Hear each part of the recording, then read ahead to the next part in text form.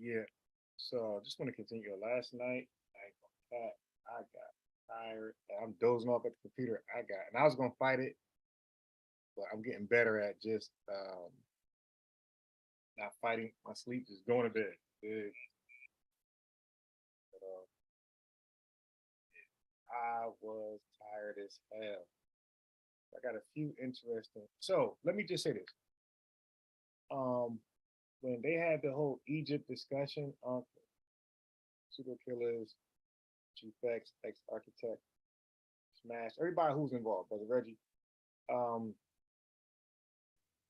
Unc used to grab me by the hand and pretty much educate me on this subject, right? And what is being said. I mean, literally by the hand, grab me by the hand and really just walking down, then telling me his argument that he's trying to propose to the chat and his opposition. So I'm literally like I got training wheels on because I'm not really interested in the topic like that. It's beyond my education and comprehension, for that matter. He's trying to guide me to what's going on, and I'm catching on. He's holding me by the hand, and then on the other side, ex the architect is literally grabbing me by my hand. Literally, when I say they really called me and spent about an hour or less or more educating me on the topic, like gaining my interest, basically. Somebody who's not naturally interested in those things, they were gaining my interest. Okay, that's what I'm doing with you guys. I know some of you guys don't really care about the Bible like that, care about religion, Christianity, Hebrew, Israelitism. So, but what I understood is that Unc and X, they are arguing in academic debate. They're dealing with textual criticism. So that's why can appreciate and try to follow their argument. Okay, because they're sourcing up, they're showing articles. I'm reading the articles. Nobody's really forcing their opinion on me, and that's what I'm doing here. We're actually reading the articles, and in this case, the articles are is the Bible. We're reading the literature from the Bible.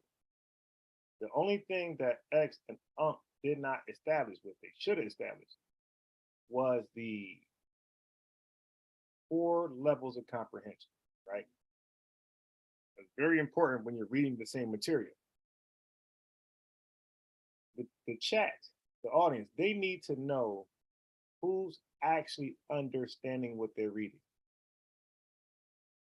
Because every time X called me up, he gave a counter argument or opposing argument to Unc, and it sounded like he was actual factual. Hold on. Oh.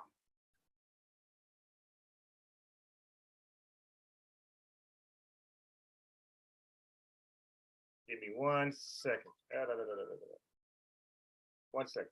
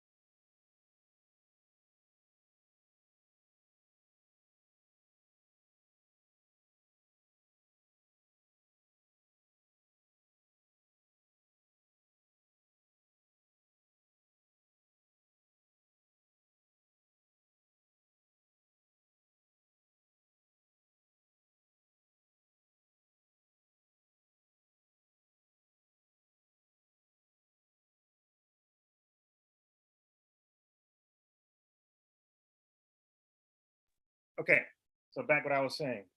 So it's about properly understanding what you are reading. Okay, so that rule is applied to even the debate with Inky and Q Butter.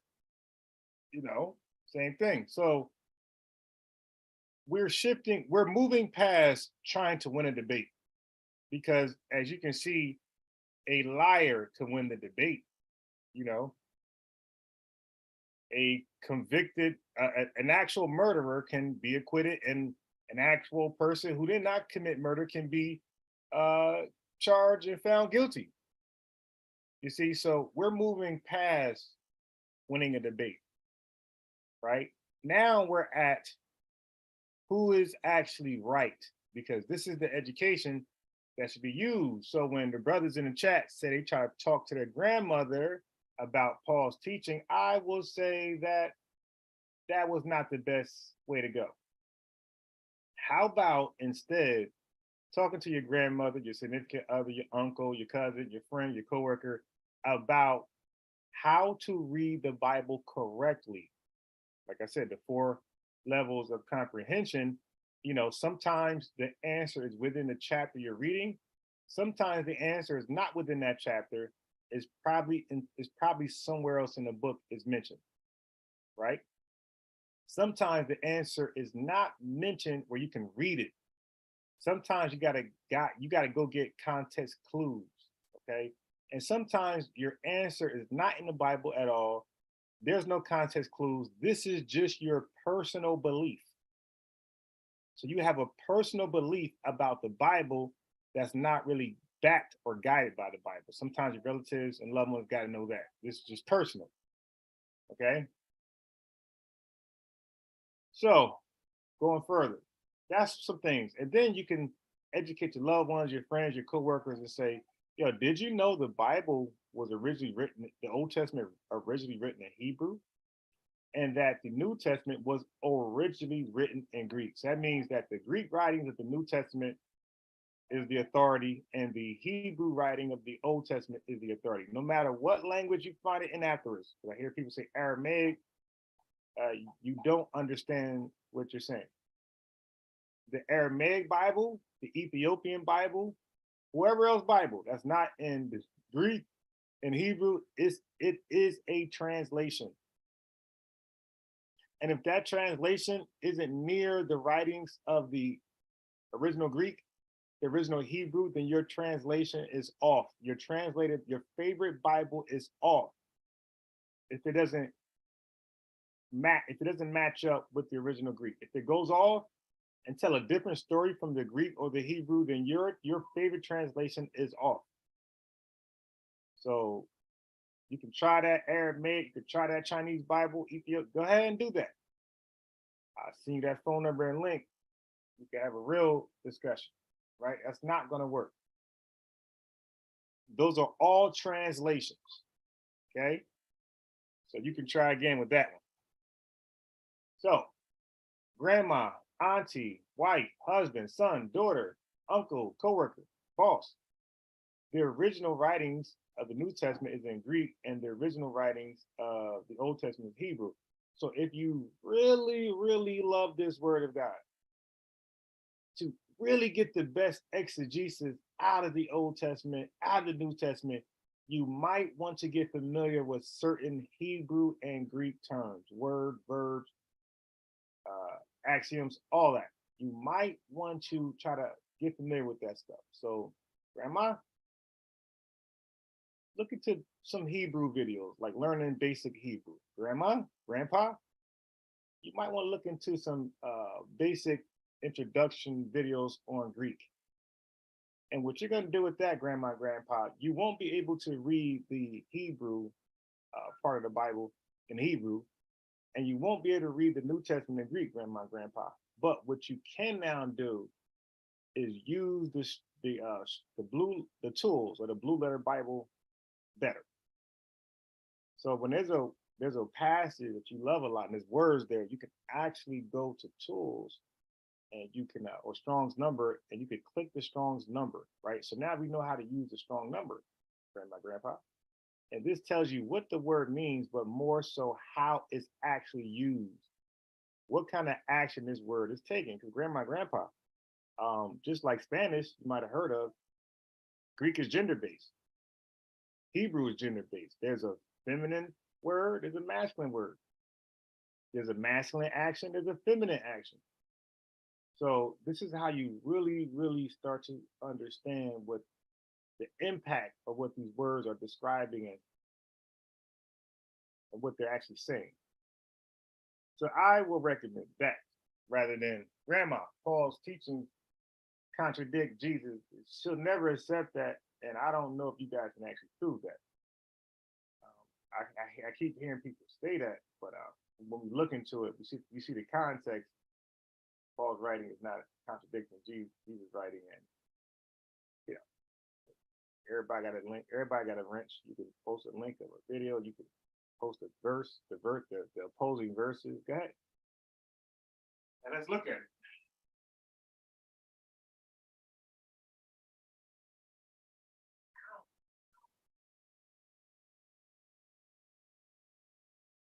Yeah, so we can look at it together. All right. Tone G, peace. Troy Ropes, peace. Yeah.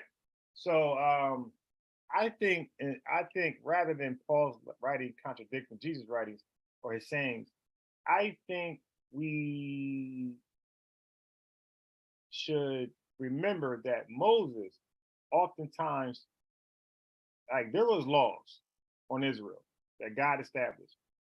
And when Moses felt like his people, the Israelites, the laws didn't represent them the best way and they were being prosecuted and persecuted by those laws, Moses oftentimes talked with God and got those laws amended. Now, will we say, hey, Moses is doing that? Moses is doing that. His teachings, contradict the word of God. Nah, he's making an amendment.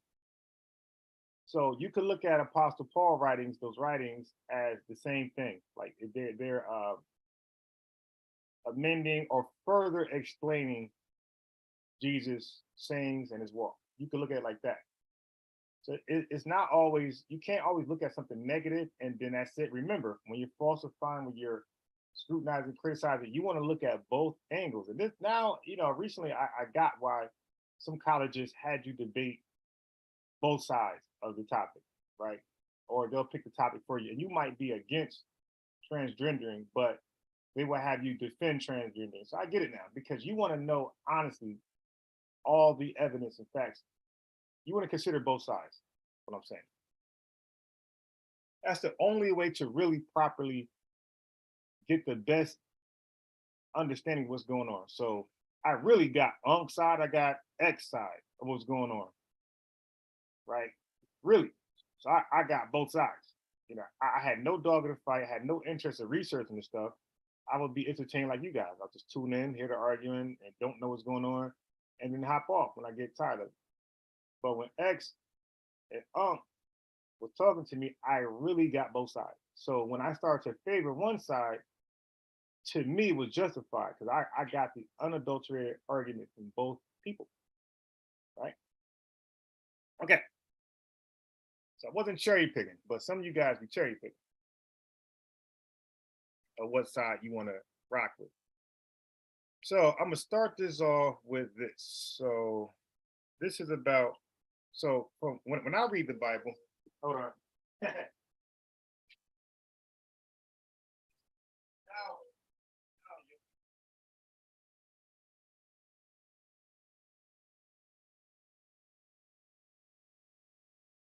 So when I read the Bible at one point, I was my first time reading the Bible. Somewhat, I was against the Bible, and then I was for the Bible when I read the Bible, and now I'm just neutral, right?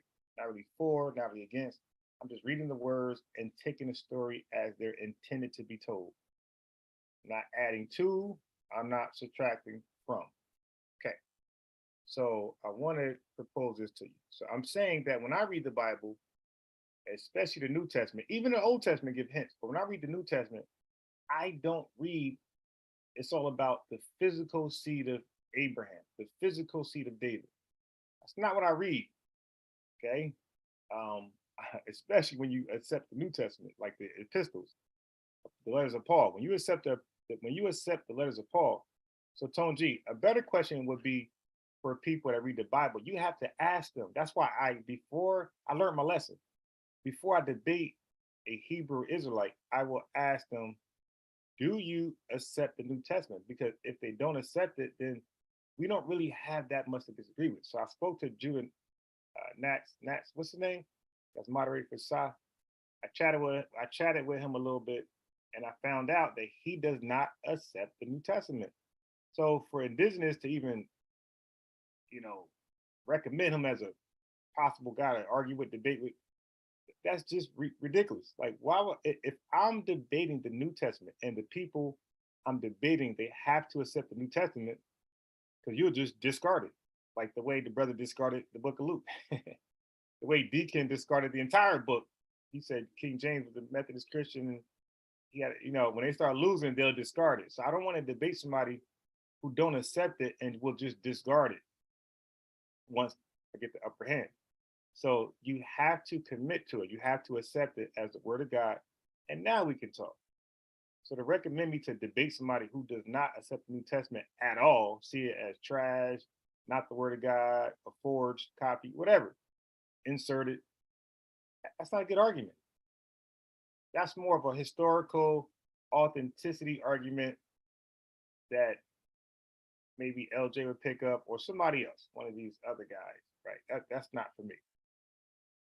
I only debate people who actually believe. So you can't just read the New Testament. I only debate people who actually believe it's the word of God, right? So you got to first believe it's the word of God to even sit across from me, like Shannon Sharp and Skip. Okay, so once you do that, so where do I want to insert this? Yeah, I might do it in front of John. Okay, so I want to introduce to you the book of Matthew, right? Chapter 3. Share my screen. 1 second.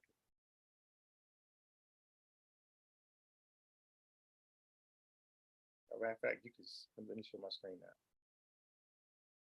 So again, when I read the Bible, I don't see it's all about the physical, about physical Israel. That's not what I see when I read the book. I see it's about spiritual Israel.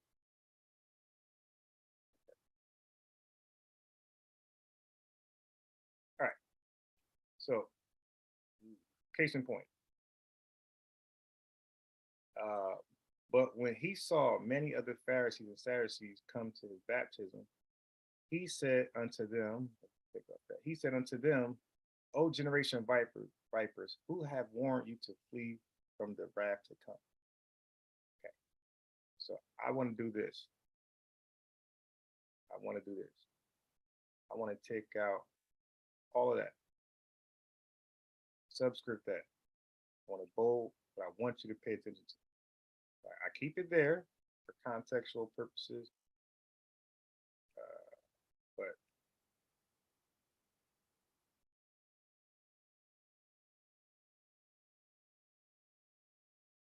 boom. So, but when he saw many, so I'll do this. When I put the brackets in, that's me, that's my insertion, because I want to bring you up to context. Okay, so I would do that. I will put it in brackets when I put that there. So this is the context. So we don't got to say, well, who's he?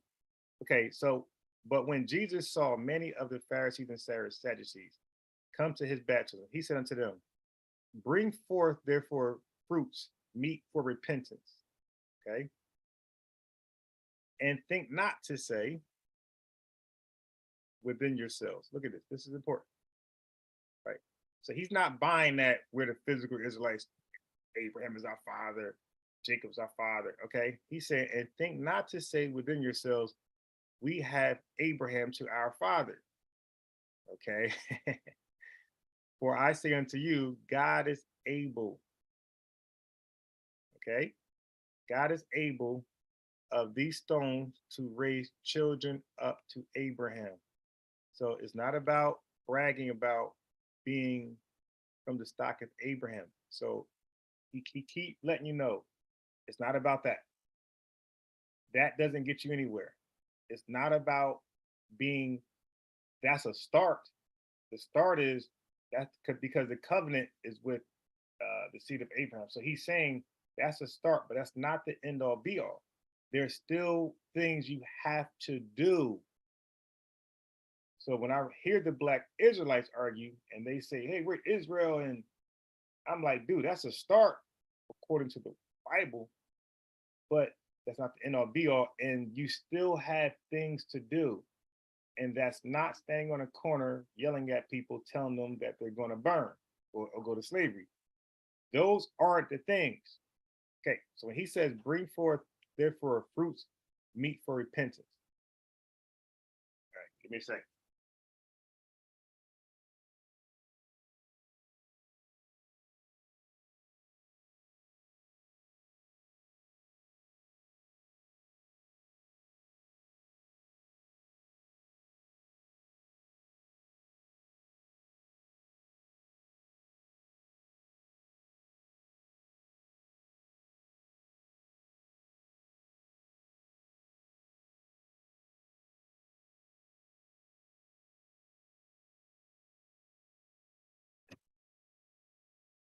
Okay, I'm back.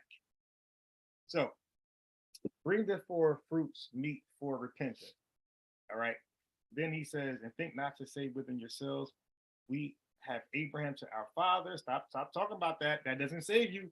So Jesus is saying, stop saying that. That does not save you. That don't do anything. That's just a token, right? It's just a sign that the covenant was with your father Abraham, and you have to do things to be included yourself. Abraham did his thing. He believed first, and then he did it. Now you guys got to believe and do it. Okay.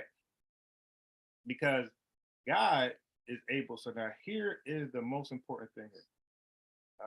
Let me do it like this. Boom. Okay, God is able of these stones to raise up children unto Abraham. So for the Israelites who keep putting limitations on their God, the Bible keeps saying that anything is possible with God. So he can grab a bunch of stones and make them human beings, right? Make them actually be the children of Abraham along with you. So he can grab a couple rocks and say, okay, these are also your cousins, your spiritual cousins. All right. So the Bible reminds the Black Israelites, stop putting limitations on your God. Your God, with him, any and everything is possible. And he gave you an example. He can make these stones be the children, the seed. I don't recall. Matter of fact, let me take that out. Let me put that there. Okay. God is able of these stones to raise up seed unto a seed. I don't recall stones having sperma. They run there. Okay. And now, so this is definitely some spiritual talk here. And now also the axe is laid unto the roots of this tree. Therefore, every tree. Okay, watch this.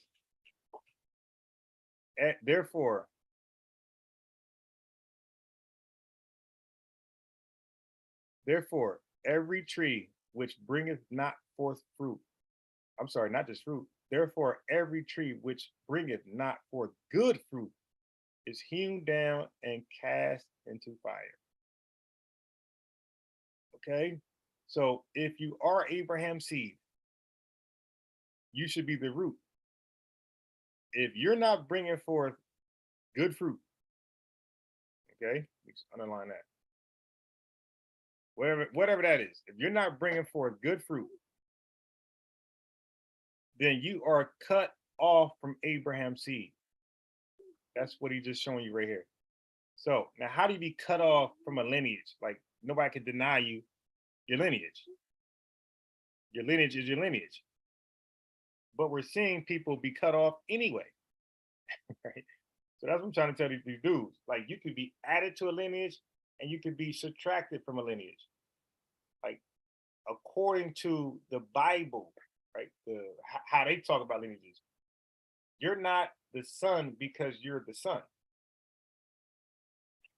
Because where is Ishmael in this? Abraham, the Jews keep bragging about Abraham's our father. Well, the Ishmaelites can say, well, he's our father too. What's up? Both our dads. What's up? People keep saying, are you greater than our father Jacob?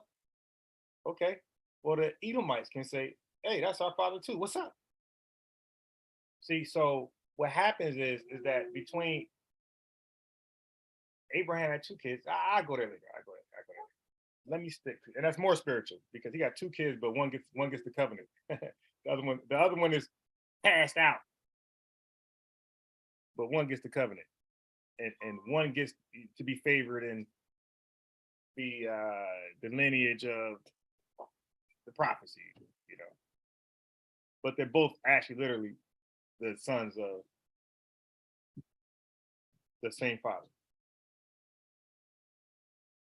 Okay, so we talked about that a little yesterday, Esau and Jacob. Right, so let me stop that right there. And let me go to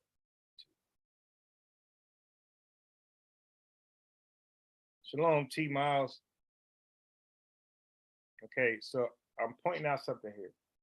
For those who keep saying about the physical seed of Abraham, the physical seed of David, the Bible seems to don't care about that.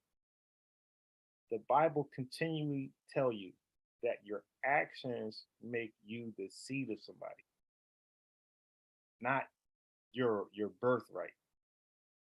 Okay, because they're doing a birthright doctrine now. We were born, God chose us. So now I'm gonna show different examples of the birthright. And this is why when I debate these guys, they become lost when I ask them questions. And it's funny, if you guys actually read just 4 books in the New Testament, if you just read Matthew, the whole book of Matthew, I think it's 28 chapters. If you read the whole book of Mark, it might be 16 chapters, something like that. If you read the book of Luke, that got hella chapters. I forgot. But if you read John, which might be around the 20 mark, you would see that when Jesus actually debated the Pharisees and Sadducees, it was always one-sided. Like he killed them in debates. Like he was like the Johnny Cochran of debates in the Bible. They'll ask him all these trick questions and he will answer them. Like the same way they ask me these trick questions and I answer them. But when I go to ask them a question, they either don't want to answer it, or when they answer it, they are horribly wrong.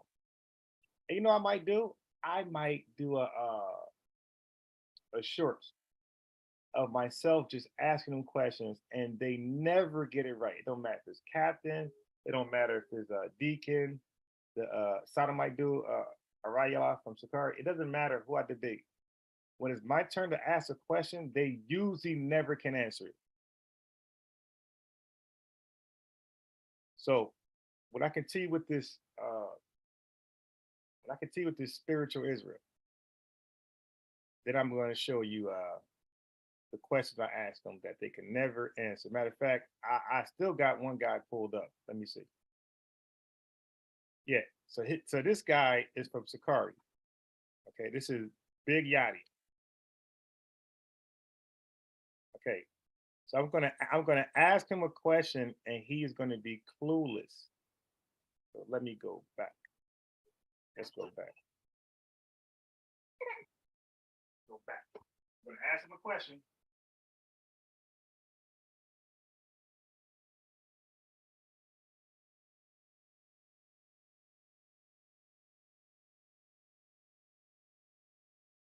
Okay, let me ask. Let me see. Okay. Comparison that he's not an angel, but he's not far. Okay, so I didn't read timestamp it. Let's see.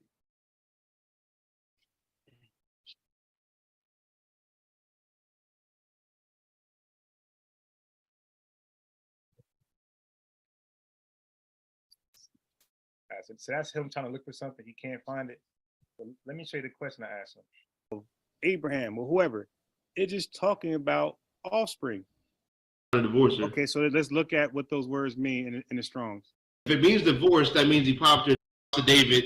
They do things a certain type of way. They're like, and what's going on in Matthew 1 is apples and oranges about this. And Judith, like the main issue, I think it's the word, the accusers, scribes, right. Pharisees. Made what? One.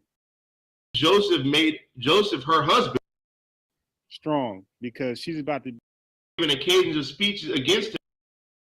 Can you prove that? As you already know, because you like a smart man. David. Joseph lineage, that is. For me so I can read it. Go ahead. I've been looking at it the whole time. Right. All right. So this right here. So he read something, and let me timestamp this one because this came back to bite him because I didn't know about this verse right here. Right. So let me not confuse you guys to believe I know everything the Bible says. Right. No, I don't. But I'm open to hear new things that I have not known previously or can recall what the Bible says. So I'm open to be reminded or to be flat out just taught what I didn't know prior. Okay. So I normally tell you guys when I debate these guys and when they bring out a passage that's supposed to support them, I always find it ironic that it really supports me. And I end up putting in my notes. So when he went to Second Ezra's, this is regular Ezra. When he went to Ezra's chapter 2, verse 59, to prove his point, I'm like, damn, thank you for that verse. I think this supports me. So this is something I would use against an Israelite if I ever get that far. I never get that far in my debates. They pretty much be one-sided. So that's why I gotta overall just do a video, maybe a two-hour video of all of my evidence supporting the virgin birth. Okay, so he went to Ezra. I gotta add this to my evidence. Ezra. He went to. Okay, so this is it right here. All right. So he went to Ezra chapter 2. So let me just prove it's chapter 2. This is chapter 3. So let's go back up. So he's going to read from 59. So what I want to do is, I just want to timestamp that. So 19 minutes, 39 seconds. So let me just timestamp that. Yeah. I want to come back to it. Big Yachty.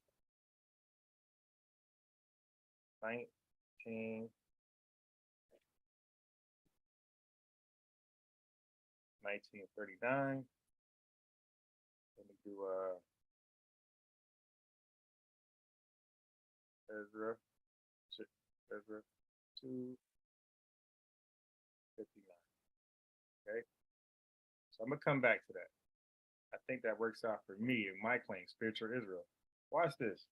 So let me go back. I forgot when I debated him. I went straight to Matthew. I went straight to the juggler. I forgot.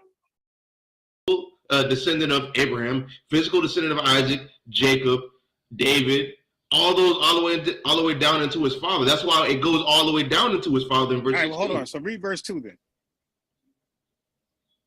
It says Abraham begat Isaac, and Isaac begat Jacob, and Jacob begat Judas and his brethren. Okay, so why was Isaac's name repeated twice and Jacob's name repeated twice? Do you know? Go ahead and elaborate. That's to avoid confusion. Otherwise, we'll think Abraham begot Isaac, Jacob, and Judas. So it has to say Abraham begot Isaac, and then the last name, we got to repeat that for the next person. So that's just to avoid confusion. Right? I don't agree with that. So let's take off Isaac's name twice. If it says Abraham begot Isaac, begot Jacob, begot Judas, wouldn't that come off as these are all Abraham's biological kids? No. He's saying that because it says Abraham, this man, was a father of this man, and then this man is a father of this man. It's following that all the way down. And this isn't, and the thing is with Christians, hold it real fast. The thing is with Christians, they'll take Matthew 1, where it talks about the generations, like from verse 1 all the way to 16, and make it be different than the way fathers are enumerated throughout the rest of the Bible. You actually agree with me just now. So what? It said Abraham begot What? Isaac, and then it used Isaac's name to say Isaac only begot Jacob. Because again, if you just say Abraham begot Isaac, begot Jacob, begot Judas, one can mistake that to mean that Abraham is begetting all these kids. So he didn't follow the pattern. He didn't follow the pattern that let me just, I gotta open up another window. Okay. Let me just share with you guys what I'm saying to this brother. All right. Okay. Abraham, subject, verb begot, Isaac, direct object. Okay. So now, in order to know who begot Jacob, Isaac has to become the subject. And that's why his name is repeated twice. If Isaac is not the subject, then he's an indirect object of Abraham's begotten, and so is Jacob. So both of these kids becomes Abraham, both of these guys becomes Abraham's kid if Isaac isn't the new subject. If Abraham stays the subject, then all these names are just direct objects of what? Of Abraham's verb, his action, which is he's having sons. So you have to take the spotlight off Abraham having kids. So once it's told that Abraham had a kid named Isaac, now Isaac needs to become the subject. And we need to talk about and focus on who is his kid. And then we're going to have another kid named Judas. And we need to take the onus, we need to take the spotlight off Isaac. Otherwise, we're going to think Isaac also begot Judas. So you need to take it off Isaac and then make Jacob the subject. So right now, Jacob is the indirect. I'm sorry, I keep saying indirect.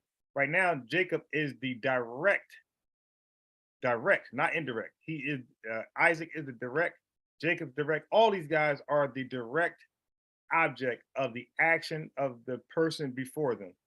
So Isaac is the noun, begot is the verb, and Jacob is the direct object of this action. Okay, so now we got to make Jacob the subject so we can prove that Judas is the direct object of this subject, of this verb. All right, so you got to mention who's the father, who's doing the action, and who's receiving the action. So direct object just means this person is receiving the action of the previously person mentioned, or the previous noun mentioned. And then we got to make, if you want to show how this direct object is doing something as well, then you got to make that direct object also a subject. And when it's mentioned twice, he becomes the subject that's the doer of this action. And now Jacob is the direct object. Now he's receiving the action from Isaac. And then we made Jacob the subject, and now he's doing an action. And now Judas is the direct object of the action of Jacob. And now Judas is going to be a doer, and this is a receiver. And, it keeps going back and forth. That's all I was trying to explain to the brother. So the last name is repeated twice to let you know that Abraham begot Isaac, and from Isaac we get Jacob, and from Jacob we get Judas, right? So when you read and that's that. Oh, go ahead. Go ahead. When you read verse 3. Go ahead. Verse 3, what does that say right there? Okay, now here's my question. Remember, this is my case in point about when I ask them a question, they really never know it. The same way Jesus asked his ops the question, they don't know. They can't answer it. Listen. And Judas begat Phares. And who else? And Zara and Thamar. Okay, well, see, so he just made the mistake. He said Judas begot Zaras, Phares, and Tamar. So he made the mistake. You see what happens if you don't change the subject, you're led to believe that, see, he did exactly what I said that people would do if they don't pay attention to the new subject. He just said that Tamar was also the offspring of Judas. Listen one more time, I'm going to correct him. He's going to admit. Who else? And that's that. Oh, go ahead. Go ahead. You read verse 3. Go ahead. Verse 3. What does that say right there? And Judas begat Phares. And who else? And Zara and Thamar. Okay. Well, he didn't beget Tamar, right? Because that's his wife. I mean, of Thamar, yeah. Right. They're just saying of this woman. Okay. And then all right. So you see what happens? So he just did exactly what I said a reader would do if they don't pay attention to who's the subject, what action he's the doer of, and who's the direct object of his action. I said, if you don't repeat that name twice, you will be fooled to believe that that subject is begetting all these children. And he just misread Judas. He did exactly what I said they would do. He just read Judas begot Farah, Zara, and Tamar. And then I said, no, he didn't beget Tamar. That's his wife. He said, oh yeah, of Tamar. This is just Fairest. So when you read verse, And that's that, oh, go ahead. Go ahead. when you Go read ahead. verse 3, Go ahead. verse 3, what does that say right there?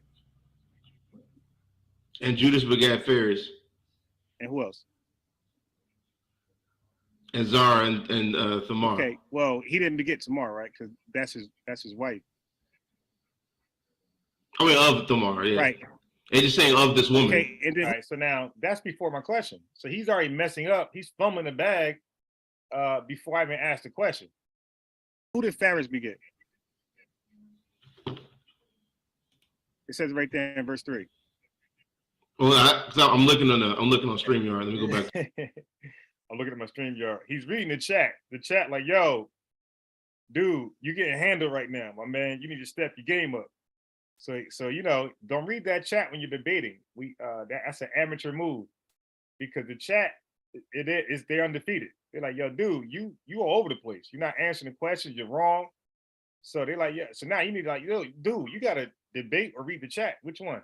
Let the chat beat you up, or let me beat you up? To Blue Letter. Okay, where we at? Verse 3. Who did Phares beget? Esrom. Okay, so let me ask you this. If you're saying that this chronological order makes sense, if Zara was Judas' oldest son, why is it continuing through Phares and not Zara? Because it's following the line of descendancy. All right. So now listen, when I do get to ask a question, they either answer it horribly wrong or they don't answer at all. Now listen to this idiotic statement. Because it's following the line of descendancy all the way up until Joseph. Can I tell you why? I mean, I just told you why. Okay. So I just told you why. Okay. You can tell me why you think it's something different. Can I get my understanding? Go ahead. So now I'm just trying to use pleasant words. So right now he's getting unbothered. He's fumbling the bag a lot. So I'm just trying to use the most pleasant words as possible, because he's looking for an emotional excuse to kick me off or rant. So I'm just trying to use the safest, most that don't draw a reaction from emotional men. Okay, because we know Judas' first son was and he did evil in the sight of the Lord and was killed. All right. So now let me just show that. So you see my screen now. So what I'm pointing out is this: Judas begot Phares and Zara, and as you can see, they're of Tamar. So he didn't beget Tamar. You see, so he's thinking because the subject didn't change that these are all his kids. And that's exactly what I was pointing out. I was saying, if you don't repeat the subject twice, right now, Abraham begot Isaac. If you don't repeat Isaac twice, then a reader will think Jacob is also Abraham's child. So now, right here, it doesn't say Judas twice. So because it didn't say Judas twice, he thinks these are all Judas' kids, as I just explained. But even though the subject is not repeated twice, this word right here lets you know that this is not a kid of Judas, because of is a possession preposition, or preposition of possession. So this is just telling you that Judas begot Phares and Zara, and Tamar owned these two. So both Tamar and Judas are both responsible of ownership of Phares and Zara. That's what the word of is preposition. So you don't got to repeat the subject twice to know that Tamar has also ownership of these two kids. All right. So, but what I'm going to do is, what is this? Oh yeah, that's second. That's Ezra chapter 2. All right. So we're here. So y'all gonna follow. So I'm gonna take your hand like and X took my hand and explain. So it says here, Judah took a wife for is Judah's firstborn.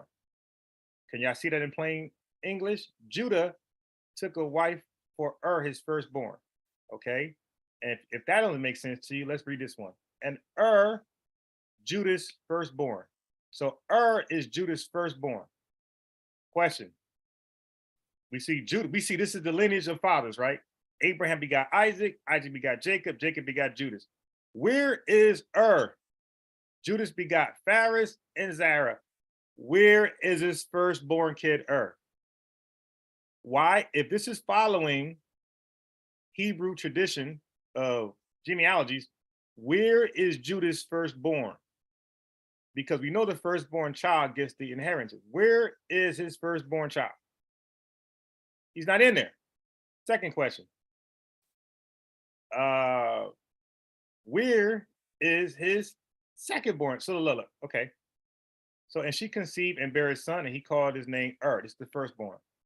And she conceived again and bare a son and called his name Onan. So this is Judah, secondborn son. Where is he in this genealogy? I don't see, we see Judas begot Phares and Zerah. Where is where's Onan? Oh, I'm not done. So Onan, I'm gonna say, oh man, we're not done. Because she yet conceived again and bare a third child and called his name Shelah. Okay, so let's go back to Matthew's genealogy. So where is Judas' first kid, his second kid, and his third kid? Why is it going to Phares and Zerah? We don't read Judas' first kid, his second kid, his third kid. Why is it saying Judas begot Phares and Zerah? Okay, so these brothers are too insecure and they don't have the integrity to answer these questions. This is why I can't ask these questions because they're gonna boot me off the show. Okay, so he's already looking bad, so he don't want to look dumb bad. Okay, so why is Phares and Zerah here and not Judas' first three kids? Now this is the question they can't answer. It's like one of those Jesus questions. Okay, so from there,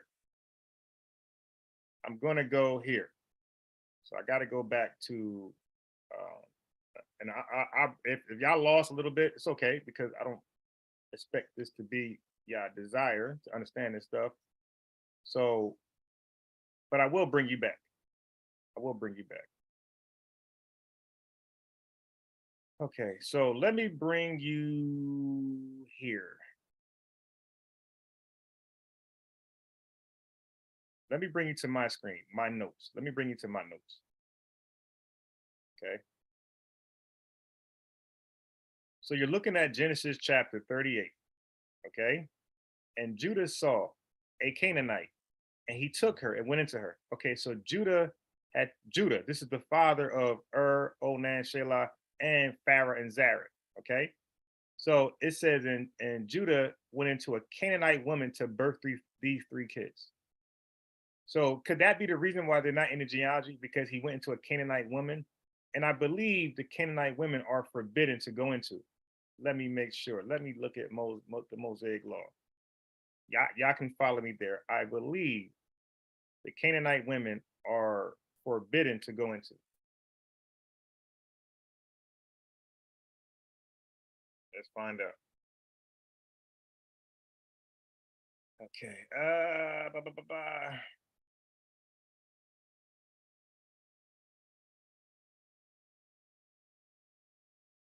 So let me just first point out this. And I come down to deliver them out of the hand of the Egyptians, right? So this is the Lord talking to us. And the Lord said, I have surely seen the affliction of my people which are in Egypt and have heard their cry by reason of their taskmasters. For I know, so you see, it doesn't say slave masters here. So these translators are very slick. Taskmasters. For I know their sorrows. And I come down to deliver them out of the hand of the Egyptians and to bring them out of the land unto a good land and a large unto a land flowing with milk and honey unto the place of the Canaanites and the Hittites and the Amorites and the Perizzites and the Hivites and the Jebusites. Okay, watch this. And I have said, I will bring you out of the affliction of Egypt unto the land of the Canaanites. He said it. Did I read that twice? I read that twice. Okay. I know, maybe I did. And it shall be when the Lord shall bring thee into the land of Canaanites and the Hittites and all those names again. Okay. Then let's go again. So you said it one more time. Okay, so now look at this, verse 23. What chapter is this? Let's just be clear here. Let's be clear here. This is Exodus chapter 23. For my angel shall go before thee and bring thee in unto the Amorites, the Hittites, the Perizzites, and the Canaanites, and the Hivites, and I will cut them off. Right? So now he's going to cut these people off. All the ites, and the Canaanites is among the people. He said, do not bow down to the Canaanites' God. Okay, there is everybody mentioned, but I'm going to focus on Canaanites. He said, do not bow down to the Canaanite God, do not serve the Canaanites, and do not go after the Canaanites' works, but thou shalt utterly overthrow them and quite break down their images. Okay. There shall nothing cast their young, nor be barren in thy land the number of days. Okay. So let me go to. So I will send hornets before thee, which shall drive out the Hivite, the Canaanite, and the Hittite. So he has a problem with these Canaanites. We clearly see. Drive them out again. And again. So I want to see where he says they're daughters. Okay, so here we go. And thou take of their daughters unto thy sons, and their daughters go whoring after the gods, blah, blah, blah. So I believe this is it right here. Yeah, this is it. Because he just said, I will drive out he said, so the context here, I will drive out before the Amorite, the Canaanite, the Hittite, and all these ites. Okay. And then he said, destroy their altars, break their images, and cut down their groves. Don't worship their gods, for the Lord, whose name is jealous God, lest you make a covenant with these people. Okay. And he said, do not go whoring after their gods, and do not sacrifice unto their gods, and don't eat the sacrifice of their gods, and don't take their daughters unto thy sons, and their daughters go a whoring after their gods, and make thy sons go a whoring after their gods. So in other words, don't go into these women, these people, because these people will bring you to their gods. So he was against Israel. This was a law you're seeing here. This was against Israel going into Canaanite women. So I'm proposing maybe Judah's first 3 kids were not in the lineage because Judah took on a Canaanite woman right here. And Judah saw there a daughter of a certain Canaanite whose name was Shua, and he took her and went into her. And she conceived she conceived Onan, she conceived Shelah. Okay, so I believe that's the reason why they were cast out the genealogy. But they are physical seeds, right? So why? So now you see, because he went into a Canaanite woman, these physical seeds are not counted as the actual seed that matters the most in the lineage in Matthew. The actual seed that counts the most is the spiritual seed I keep talking about. So none of them are here. But there's more. There's more. There's more. So let me go to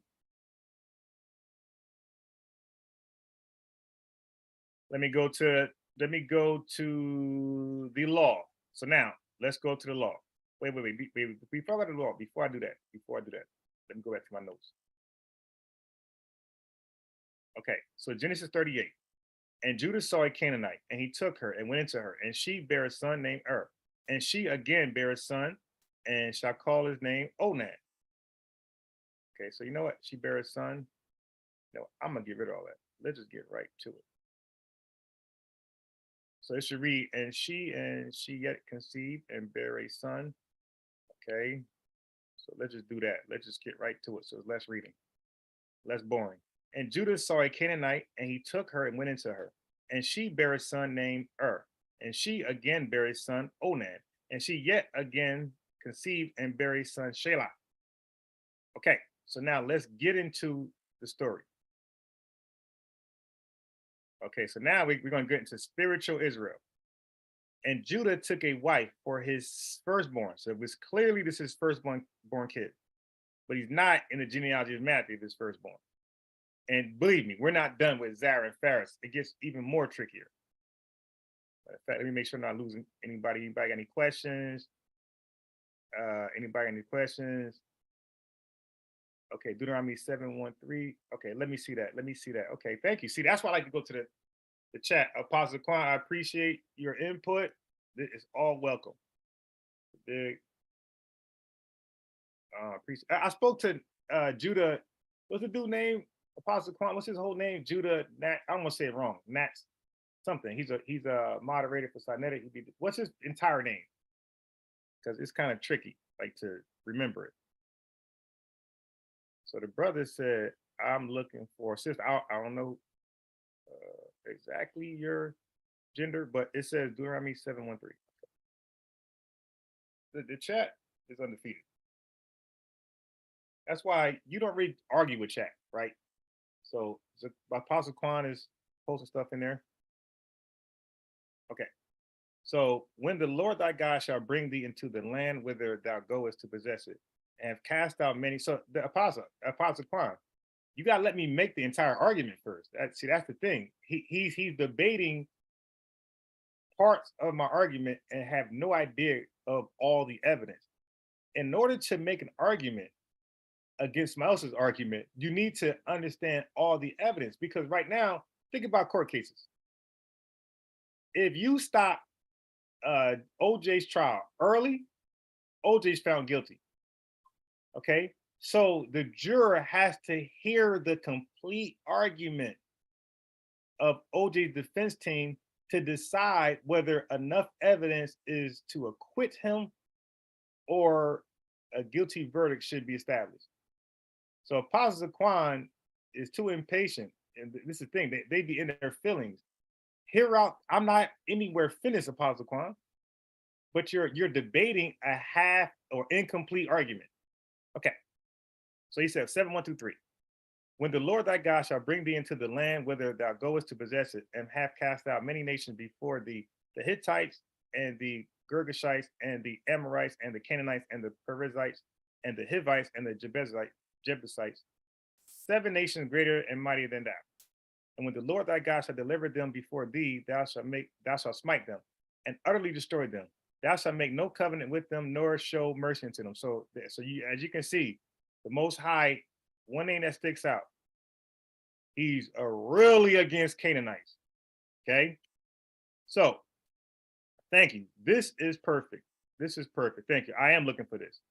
Neither shalt thou make marriages with them. Thy daughter thou shalt not give unto the son, nor his daughter shalt thou make to take unto their sons. All this King James language. I need this. Oh, dang, I ain't sharing my screen. I hate when I do that. See, I'm not used to sharing my notes. So when you guys see me share my Microsoft Word, that's me showing you my personal notes. You know, nobody debates and show their personal notes. So I'm showing you guys my personal notes when I go to Microsoft Word. And I forget to I'm not used to doing that. So I forget to share my screen back to the browser. Okay, so you're looking at personal notes. Some stuff you're not supposed to see because it's for debate. And some things you can see, but sometimes you'll see stuff that you're not supposed to see because I don't want to show my whole hand. Like why play spades with your cards facing up on the table facing up? You know, sometimes your opponent can't do anything with it anyway. But believe me, if you're going to sneak any books, you're not going to sneak them at that point. So sometimes you could sneak a book where you shouldn't have won, but you won because your opponent incorrectly anticipated what card is in your hand. But if they can actually see the card in your hand, you're probably not going to win extra books. You're probably just going to win the books you're supposed to win. So I don't want to show my entire hand. I want to win books I'm not supposed to win. Okay, so let me just go one more time. So when the Lord thy God shall bring thee into the land, okay, so, and when the Lord thy God shall bring thee into the land, so all this right here. So I'm going to copy this And without doing all this reading, I'm going to subscript most of it, and I'm going to bold, darkly bold the things that stand out that I want you to focus on. I always keep the entire chapter though. So I want to start. Okay, so I can insert that here because I want to show that how Judah saw a Canaanite woman and had 3 kids with her. Matter of fact, let me just put that there.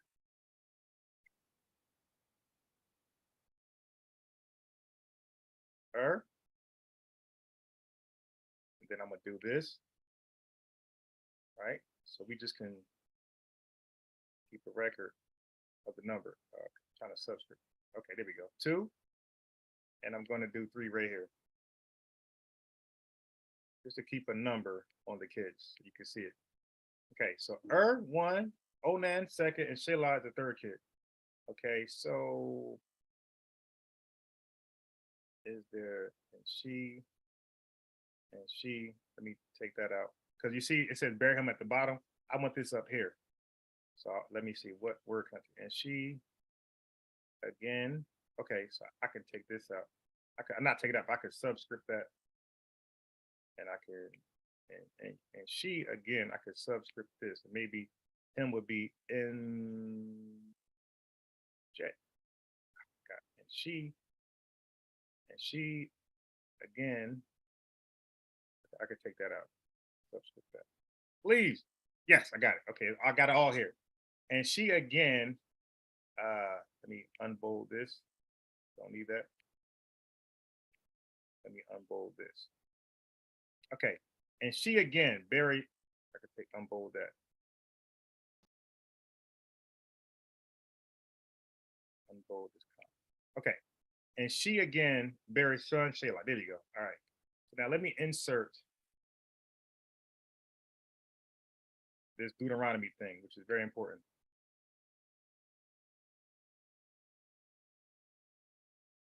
Just to show you how this is probably the main reason why they're not in the genealogy. All right, so I think that makes sense to some of you guys. It is what it is. All right, boom.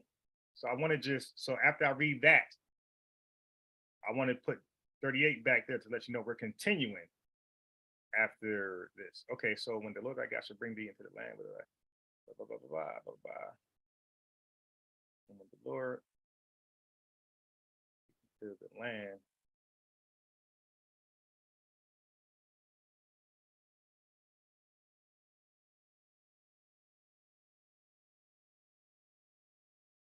so I don't need verse 1 at all. I wanted it because it says Canaanite. I need it for Canaanite. So how am I going to do this? Okay, I'll do this. And when the Lord thy God, let me go here, cast out many nations before thee. And then I'm going to go right to Canaanites. Canaanites.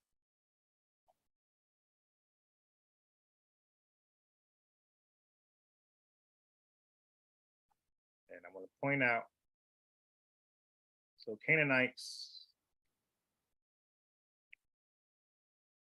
this is how I would normally do this with my notes. I keep the context here. And I want to focus on Canaanites.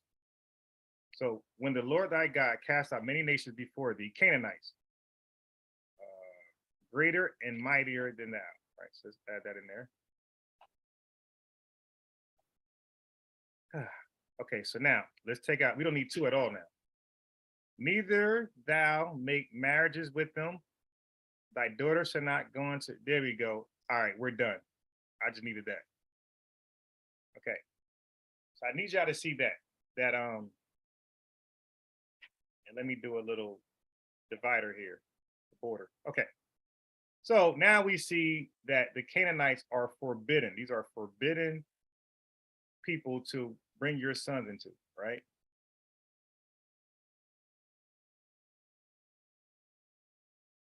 That got to be highlighted.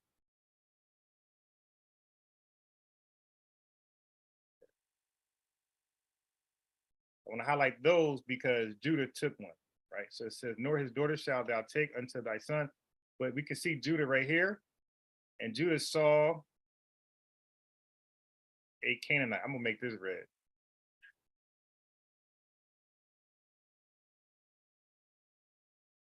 Okay.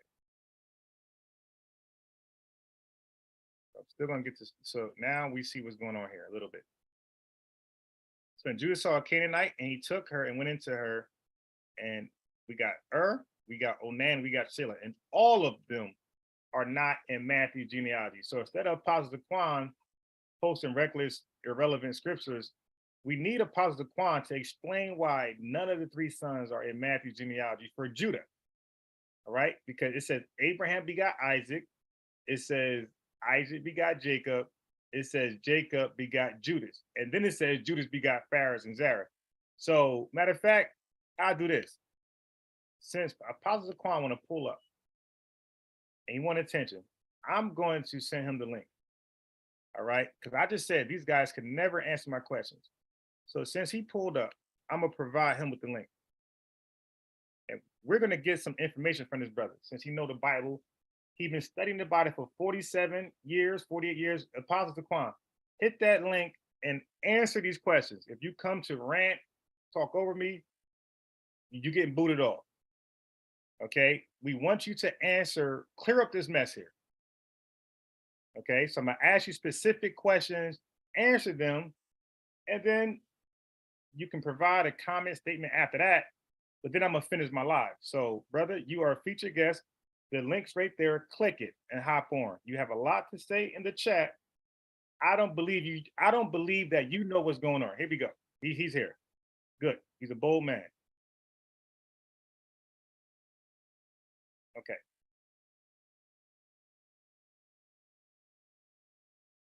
This is gonna be great.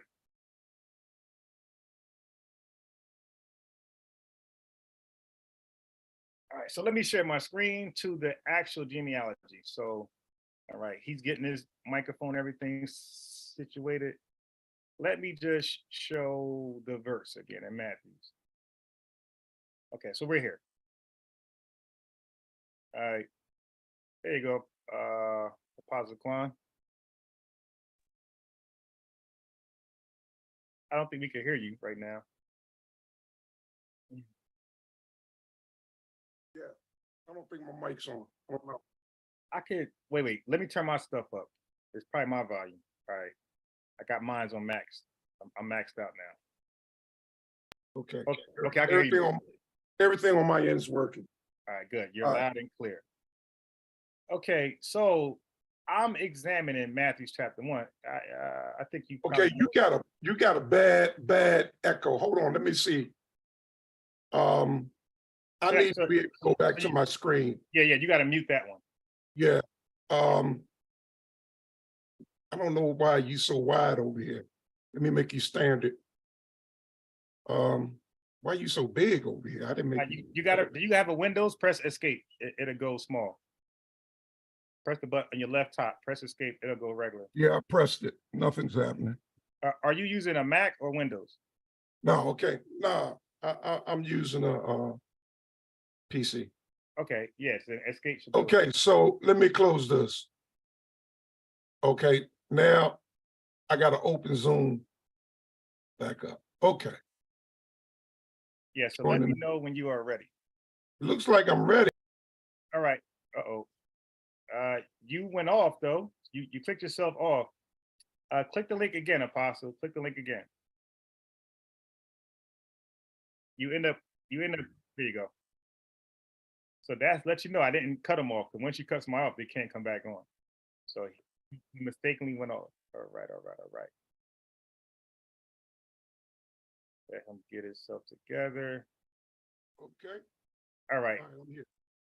You were sounding better earlier. I was sounding better. Oh yeah, there you go. Yeah. No, I just looked away from the mic. Okay, cool. I got a condensed mic, not a Right. So you got to be right. I got a dynamic, but I'm not using. Right. You got the mic where you got to speak into. All right. So you understand I'm breaking down Matthew's genealogy, right? Yeah.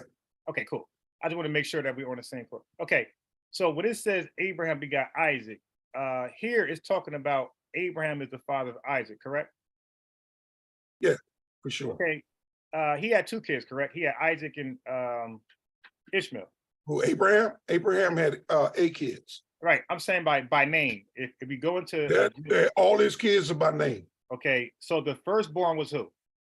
Firstborn is Ishmael. So what's the rule on firstborn kids? Do they usually get the inheritance of the father? Under normal circumstances, yes. Okay, so Ishmael did not get the inheritance of Abraham, right? Of the covenant. No, because he wasn't born by the free. Right. Okay, cool. And Isaac got the covenant, correct? The blessing, yes. Yep. So the blessing, and he was a part of the covenant, not because it clearly said it says verbatim that Isaac only got the blessing and the covenant went through Isaac. Got it. And then Isaac had 2 kids, right? He had Jacob and Esau by name. Right. And who was the firstborn that time? Esau. Right. And again, the tradition broke. So Esau didn't get the birthright blessing or anything else. It was awarded to who? It was awarded to Jacob. Right. So 2 instances where a child was born, the youngest child got the blessing and not the older child. Most High's prerogative. Right. No problem. I'm not arguing that. So can you just briefly explain why it went to Jacob and not Esau, just for clarity? Well, because foreknowledge of the Most High, he knew what was in their heart. Even though the scripture said neither had done any wrong, right, he chose Jacob in the womb. Okay. So just briefly going back to Isaac and Ishmael. So aren't they're both the seed of Abraham, correct? Yes. Okay. But and Hagar wasn't an Egyptian, right? Right. And the rule that I'm told by Israelites is that you are of your father. According to Numbers, yes. Okay, so Isaac and Ishmael would be, so Abraham at that point, what is he, a Hebrew? Abraham was Hebrew. Right, so that means Isaac and Ishmael would be Hebrew. We're all Hebrews, but you can be a Hebrew and not be an Israelite. Yeah, of course. If you are an Israelite, you are also a Hebrew. Okay. You'll get it later. Don't worry about it. No, you're not talking to me. I'm actually I'm talking to your chat. Okay, I got Just it. trying to explain Okay. that you can be a Hebrew and not be an Israelite. Esau was a Hebrew. Esau was not an Israelite. Right. So I was gonna go to that. So then you got Isaac had 2 kids, Jacob and is Jacob an Israelite? Jacob is an Israelite. How? The Most High changed his name. Right, but wouldn't he be the father of him? He wouldn't be it himself. No, he himself is Israel. Right, but We're known by him. He himself is Israel. I got it. But is he an Israelite? Because that just means, well, you want to get technical. He's the father of the Israelites. Right. So is Abraham. So is Isaac. I mean, Isaac is the brother of Isaac. Yeah. So is Isaac. And okay. If you want to get technical like that, I'm not. Look. Apostle, just slow down. Apostle, I'm not fast. Okay. This is how I am, brother. Okay, I got it. So hold on. Yeah, for me. So this is my nature. So we just and I am what I am. All right, cool. So we just but you're going off the script. So now no, you're actually going on. You're playing with words. Brother, you're getting into I'm getting specific. Whether Jacob is an Israelite, Apostle, relax. See, what happens is when they get to deep waters, they start flipping out for no reason. We're just getting. Go ahead, man. Say what you got. We gotta get technical. The chat does not know. Is Israel? You're adding in that Jacob is an Israelite. You can't read that. I'm not adding it in. Okay, he is who he is. Right, but you can't read to us anywhere in the Bible where it says Jacob or Israel's. Look, Israel's an Israelite. You're not gonna read that. Okay, Ishmael. So forget about that. Ishmael. Is Ishmael? You will read that Jacob is an Israelite. Okay, all right, then you read that for us. Ishmael, is he an Ishmaelite? If you want to call him an Ishmaelite, I don't know. I don't know anybody if there were Ishmaelites, the way I figured and the way I see it in scripture, Ishmael became the parent of the Arabs. So I don't know if there ever were a people that descended exactly from Ishmael. They would be Ishmaelites, his sons. But I'm not sure if it ever was a people that went into 3, 4, 5, 6, 7, 8 generations of being known as Ishmaelites. The Bible doesn't discuss that. Okay, fine. But if you can find it and show it to me, then we can perhaps agree on it. Okay, fine. So, but it did say that he'll make Ishmael a mighty nation, right? Yeah, he did. 12 dukes. They came out of Great Britain. For the most part, that's where you get your dukes from. Right, right. But I'm just speaking about like, so what I do is I really just try to keep everything within the container of the Bible, right? Everything, all discussions. Oh, excuse me. No, I'm sorry. I misstated. That's Esau's seed, not Ishmael's seed. Mostly right. Ishmael is Arabs. But go ahead. Yeah.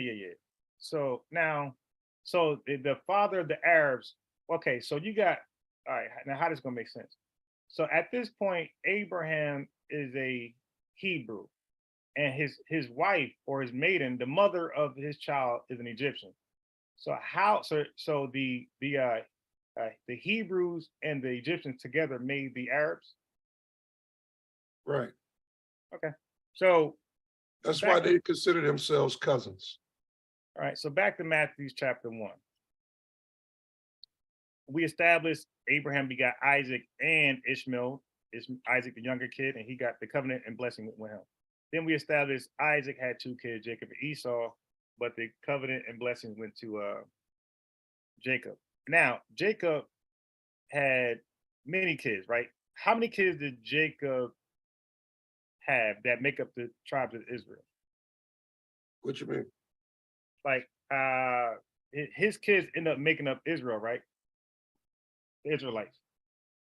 Yeah, you could say now because Jacob had 2 sons through Tamar. Right. Yeah, I'm not getting there yet. I'm talking about Israelites, okay. Like the tribes.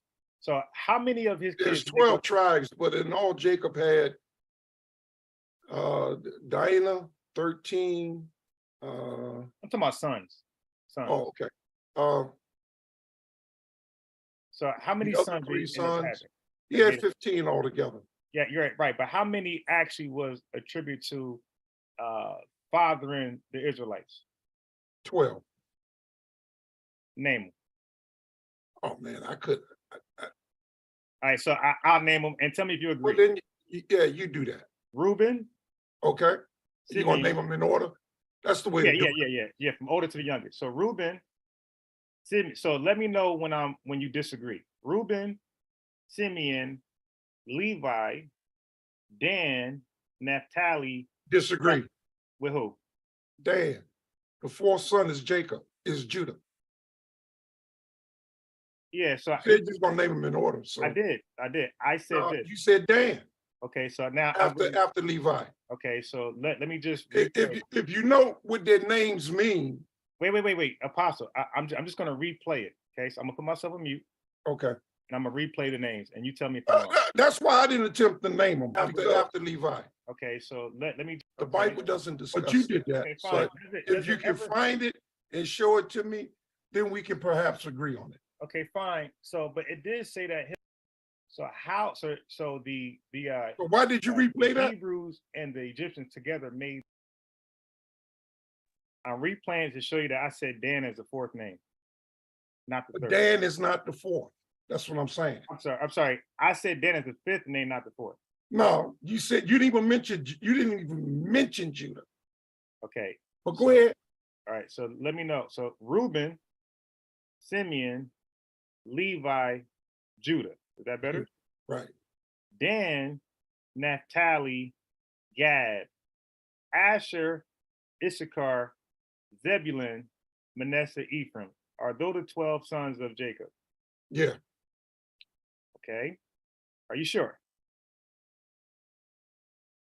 Are those the 12 Yeah, as in the tribes? yeah, of Jacob. Are these Jacob's kids?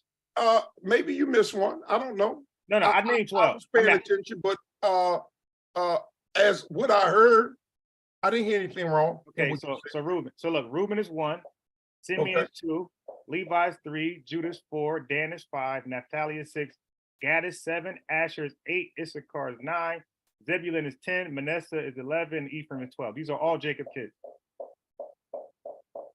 Are you Googling? Unless you're leaving out one that I can't think of, yes. Okay, so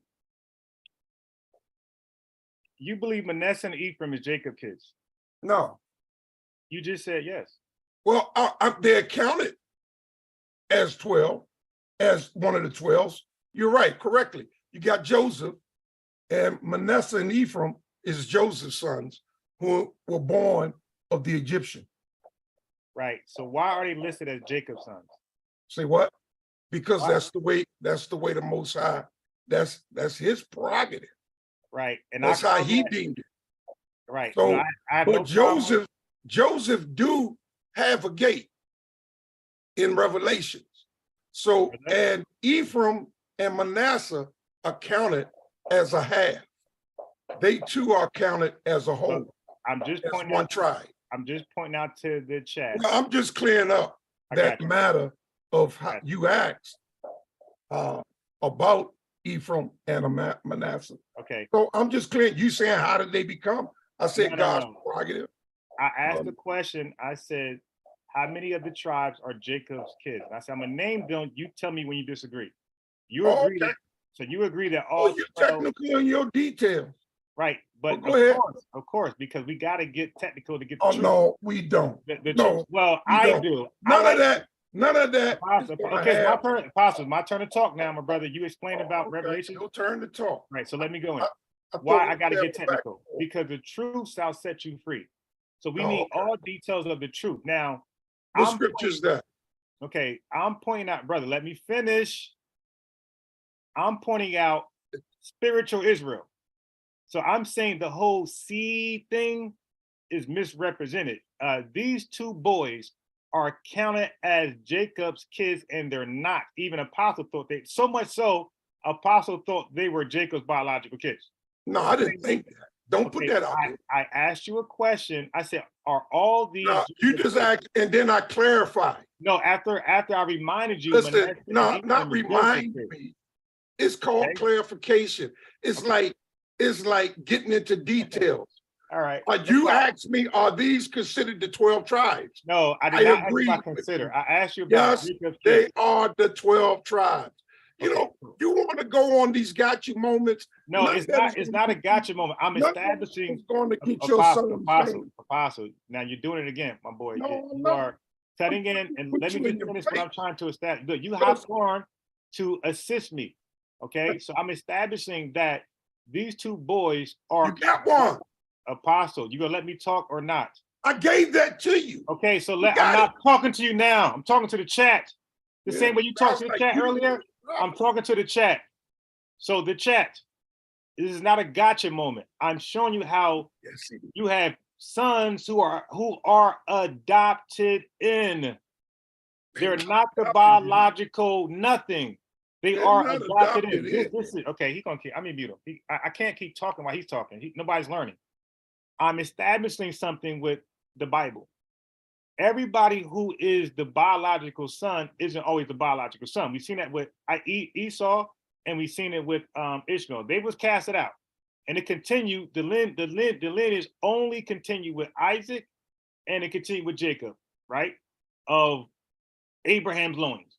They disregard Ishmael from that point on. He got casted out, and then when it comes to Jacob, Esau got casted out, and we only focused on Jacob and his kids. Esau was never mentioned as a descendant of Jacob. He was casted out. So Apostle, relax. I'm established. So now you can see physical kids being established, kicked out, and you can see non-biological kids directly, biological kids added in. So here we have Joseph, two kids, Manasseh and Ephraim, who Jacob adopted as two more kids of his own, And by him adopting these kids, they were now given the blessings. Okay? And they became known as the 12 tribes of Israel along with his biological kids. They were grafted in. They were adopted in. Okay, I'll let the apostle respond. I said enough, and then I will continue what I'm doing. All right, concerning Manasseh, since you want to get technical in your little details, I'm a man, so I don't play around with scriptures. I speak direct. I don't try to seek out gotcha moments. I've forgotten more about these scriptures than you probably would ever realize or know. So let's just go ahead, cut it right to the great. There's no mention of adoption concerning Manasseh and Ephraim. Now you can use these legal terminologies all you want as if we're in a court of ethics and law, but we are not. The Bible does not consider Manasseh or Ephraim adopted by Jacob, period. They are among the 12 tribes of Israel, period. If God say that they are Jacob's sons, then they are Jacob's sons. Jacob can't override that, and unbiased sport cannot override that. Now make sure you're writing everything down so that you can quote me correctly in my statement. Esau was never in to be kicked out of nothing. Ishmael was never in to be kicked out of nothing. Ishmael was blessed, highly blessed. In fact, all nations of the earth were blessed because of Isaac. The blessing extends to all nations who will receive it. But that does not equal then to salvation. A blessing or being blessed has nothing to do with salvation in the condition of one's soul. Not even being Israel, because 2/3 of Israel will be lost. But if there is an adoption, as the Bible speaks of in Romans, it clearly speaks that it's to the natural seed. The adoption, the blessing is all to the natural seed. Period. The promises, all of it. The Bible is a collection of books written by holy men as they interpreted through the Spirit what Yah said. No one added to the scriptures but Israelites. All right, now, brother, let me just finish the program. I understand you want to finish, you want to stop me, but go ahead. Yeah, because I had a brother, you apostle, weak game you got. Apostle, So go ahead. You got to maintain some type of composure in this one. You I hopped. didn't interrupt you. Okay, bro, you understand you hopped on an actual demonstration? You hopped on. Okay, so now here's the question. So we established some things, and you went over your rant. Church. Okay, so verse 3, it says, Judas begot Phares and Zerah. Can you explain to the chat why Judas' first 3 sons that I mentioned here, and it went from Phares to Zerah? Why? Yeah. Because God willed it so. Yeah, but do you understand why he willed it so? Do I understand? Yeah. Yeah. Go ahead. In terms of and Onad was highly wicked, and Onad cast his seed on the ground. Right. So God slew both Now, of them. in terms of Salah, Yeah. the reason why was he was too young. Actually, the Bible says he grew older, and Tamar realized he wouldn't be given to her to marry, so she went on to play the harlot. So he actually Well, got we older. don't know that. It didn't say he grew old. It did say Okay, okay, as he rode older, okay. but we don't know if right. he ever. All right, so let me prove it. Let me prove it then. Let me prove it. Okay. Prove what? Dude, relax. I'm gonna prove it now. We disagree. Let me read the goddamn Bible. Well, Okay. I haven't even established what I disagreed on. Okay, brother. You Was he older? Was he older or not? Was he older or not? He got older, but he never got old enough. Okay, cool. So let's read. All right. Let's read. So this is Er's first. So right here, Er's, just to catch the chat up. Er's firstborn Judah was wicked, like the apostle said, and the Lord slew him. And then Onan knew that his seed shall not be his. So, apostle, what that mean? That he knew his seed. He knew his seed wouldn't be his. That's dealing with the Levitical right marriage. Right, but explain to the chat that's not Bible savvy. Explain what Onan mean by. Why don't you explain it to him? I just gave you the law. Okay, so you explain. Got it. So chat, it's not about physical nothing, because this brother knew how his seed not gonna be his. I thought you are of your seed. So it says that Onan knew that his seed should not be his, and it came to pass when he went into his brother's wife. So Onan, if he go into his brother's wife with his seed, he understood that the baby won't be his, even though it's his seed. So you are not of your father's seed. Yes, you are. I said other than bro. Let me no. I'm gonna beat you. You let me go. You had your chance. You didn't want to do it. So forget about apostle. Forget about unbiased sports. What did Onan believe? Onan believed that this seed will not be his. And it came to pass when he went into his brother's wife that he spilled it on the ground, lest that he should give seed to his brother. Yeah. So he understood, dude. I didn't cut you off in your long ass rant. Stop cutting me off. Yeah, you did cut me off. But you okay? All right, mute this guy. And then next you go in the waiting room. See, he's perfectly getting chopped up here. This is why I said they can't answer questions. So Onan, so this debunks the whole. This is what I'm saying. It's a spiritual seed. This debunks the whole you are of your father. Onan would be the father of his brother's wife's kid if he go into her and they have a kid. Onan knew that that's not the case. There's a spiritual seed here. He knew that if he went to his brother's wife and had a kid, that boy, that girl would have been given to his brother as his brother's seed lineage, not his own. So that's why he spilled it on the ground. He didn't want his brother's seed to continue from his son, Onan's son. So that boy that would have been born from Onan and his brother's wife would not have been Jewish law Onan's son. It would have been Er's seed line, not Onan's, even though this seed is physically, biologically Onan's. So this would have been a spiritual son, a spiritual seed lineage or an adoptive seed lineage for This would not be his physical seed lineage. It would be Onan's. And he understood that, if I give my brother wife a kid, the firstborn would not be counted as my own kid. So whatever that kid does great, I will not be credited as the father. Would be, even though this is my biological son.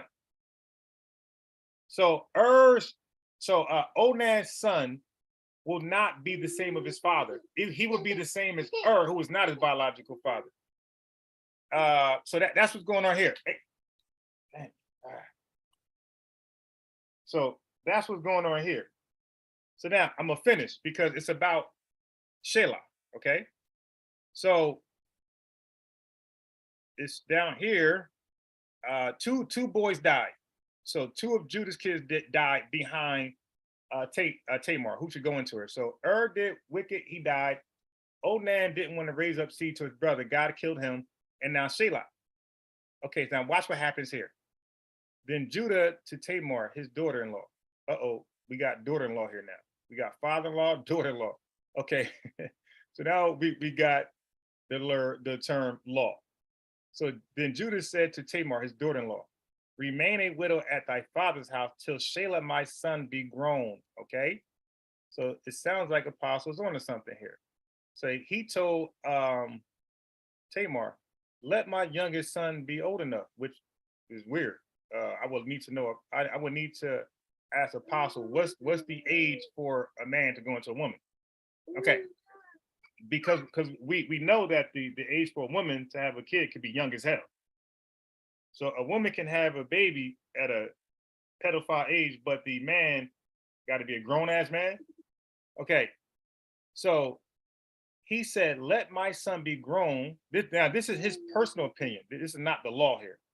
Okay, this is Judah saying, let my son be grown, where he said, lest peradventure he die also. So Judah was more concerned about all of his kids dying behind Tamar. All right. So Tamar agreed and she went and dwelt at her father's house. Okay, now watch this. Watch this. Watch this. Try to do two things at once here. Okay, Let me make sure I don't skip. So let me just read verse 12. And in the process of time, the daughter of Shua, Judah's wife, died. So now Judah's wife died. So two or three Judah's kids died, and now Judah's wife died also.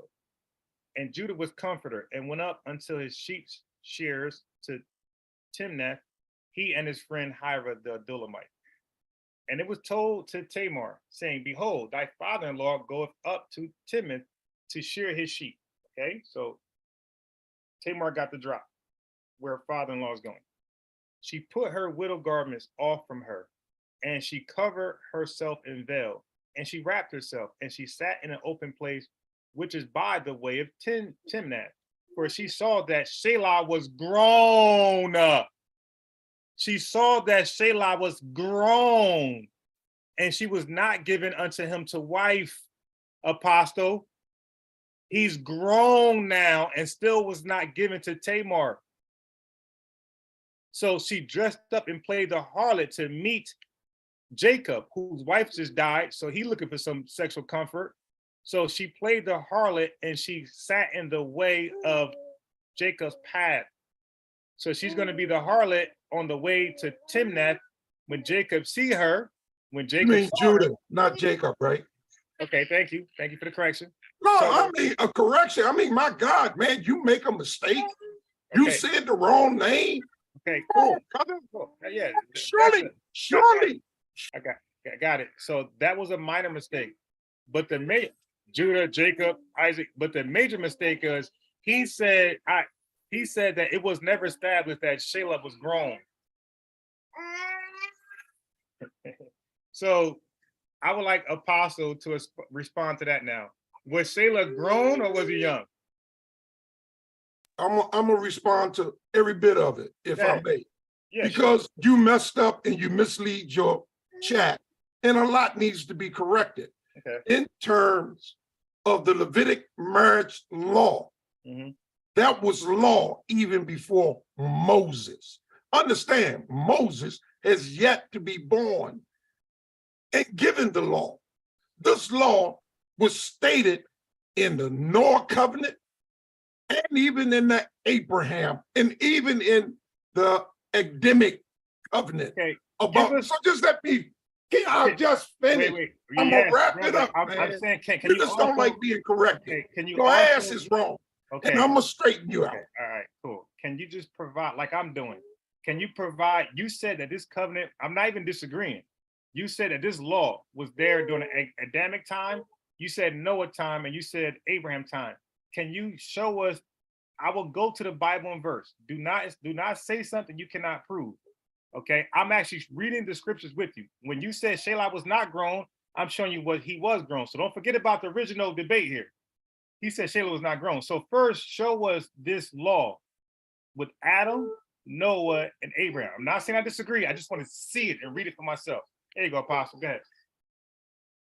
Look it up. Look it up. No. Okay, so what we don't do here, Sabio tried that with LJ. What we don't do here is put the burden on proof of the chat or the No, I'm telling the chat where they can find it. Apostle, but I'm asking you, do not make a claim. here. I can make claims if I want. Well, not on this channel, you can't. It's in. Okay, so dude, stop admitting yourself. I put you in the waiting room, all right? And I don't want to do that. I want to have this dialogue with you. But what I'm saying is, do not make claims that we cannot read right now. You don't got to pull it up. Just Google it real fast. Google it. Just Google it and let me see that this thing was established during Adam's time, Noah's time, and Abraham's time. Otherwise, we got to dismiss. You can continue, but we got to strike that from the record. If you can't, I will look it up for you. Just give me the chapter and verse of each three occasions, and it's solidified. You got it. I never debated it, but that'll be news to me, and you'll be teaching me something openly, admitting you'll be teaching me something. Let me teach you something. Okay, but first, you got to start with that, or we got to dismiss it, and we got to go back. You're going to start with that. I'm telling you right now. You can look it up right now. Pull it. Okay. If you can't, I don't have it. I'm not disposed to it. It's in the book of Jubilees. First of all, I was just simply telling you that the law of Moses is yet nigh. There is no law of Moses. The only law which we have at this time is the same law that was given down to when Adam was created. Okay. When God blew in his nostrils the breath of life, giving him the commandments and everything that goes with that in order that he might share with his spouse and the generations preceding him. Okay. Adam was given a covenant, and that covenant is lasting, is what is taking place up to this point. That's what Abraham abide by. That's what everybody, right? Everybody up to the lawgiver came. So, Apostle, are you just? So that's why the Levitic law, marriage law, was already in place. So, Apostle, if you look in the book of Jubilee, Apostle, are you just simply saying, Apostle, are you just simply saying that this was already established? Moses is just reading it to the Israelites. No, I'm talking about this particular law at this time. Even the law of sacrifice. Wait. It was all. No, I don't want to go to sacrifice. I'm talking about the brother. I'm talking about whatever law. Right? No. We're sticking to the script here. We're sticking to Judah. Listen, sir. Okay. I'm trying to explain it. No. Dude, I don't want to about. That's why I want to do this on a neutral channel. Okay, all right, bro, you cut me out. You can, dude. You're not going to come here. You was wrong about Sheila, right? So admit that you were wrong about Sheila being grown. Can you admit that part? Yeah, you're on mute. Go off mute. Can you admit you was wrong about Sheila being grown? Yeah, I misspoke. Okay, no problem. Sheila, in her eyes, was grown. No problem. So in her eyes, right? In her eyes. Okay, I got it. Not in Jacob's eyes. So let me just move on. Let me finish. No, because that's all rabbit holes. You made a statement that Sheila was never grown. So conversation with me. Okay. Come over to the lion's den. Okay, yeah, you're gonna run. All right. Come over to the lion's den, and I will entreat you. No. I want to be fair. Dude, you can't even be respectful. It's not going to be. No. Cut me off. No. You're going to. No. Cut me off. No. You're not gonna win with the unmute thing. I'm gonna win with that because I have the controls. So he simply said Sheila wasn't grown. We're seeing that no, it's not gonna work because my controls override yours. So my mute button is stronger than your unmute button. I'm showing that right now. So nobody can hear you, Apostle. Nobody can hear you. So Sheila was not given to Tamar not because he was not grown. It was because Judah didn't want his last son to die. He thought there was some type of hex, some type of spook stuff working with Tamar. So he didn't want to give his last, because so far 2 sons died behind, in Judah's mind, 2 sons died behind Tamar. So he didn't want so he didn't want this last son to die behind Tamar. And it says it right here. It says it right here. He said, then Judah to Tamar, his daughter-in-law, remain a widow at thy father's house. Till he's telling her, till Shelah, my son, be grown. For he said, lest he die also. So he clearly thought all of his sons were dying behind Tamar. And he had no intention to give Shelah to Tamar. And that's why Tamar went to dress up like a harlot. And then Tamar said that Shelah was grown now. So time passed. And so Tamar seeing Shelah is grown and he's still not given to her because Judah believed that she's cursed. So he's grown and he was not given to her so she can be the wife of Shelah. So now she played the harlot. Okay, so now we're past all that. We don't got to go into that. Apostle, I want you back on Matthews, right? I want you back on Matthews. Right, don't run from Matthews because this is the rabbit hole they do. So, Apostle, so can you give us a reason, and then we can move on from this, because we have Onan, and Shelah, 3 sons of Judah that should have been here. All of them are omitted, and we have Phares and Zerah. So just for the last, because we're over the place, why do you believe Phares and Zerah has replaced Judah's first 3 sons in his genealogy? You can go off mute. Wait, you're on mute still. You're on mute. You're on mute. Yeah, can you fix the screen? Remember, Apostle, I don't touch your screen. I'm just sharing my screen. All I see is my face. When you put me out, I'm out. I never You gotta put you bring me out. back in. I just muted you. I never put you out. You put me in the back chat. No, I did not. Apostle, okay. Apostle, I never removed you. Look, it don't matter. First of all, you got to show me a scripture that says that she was cursed. Judah thought she was cursed because you said that.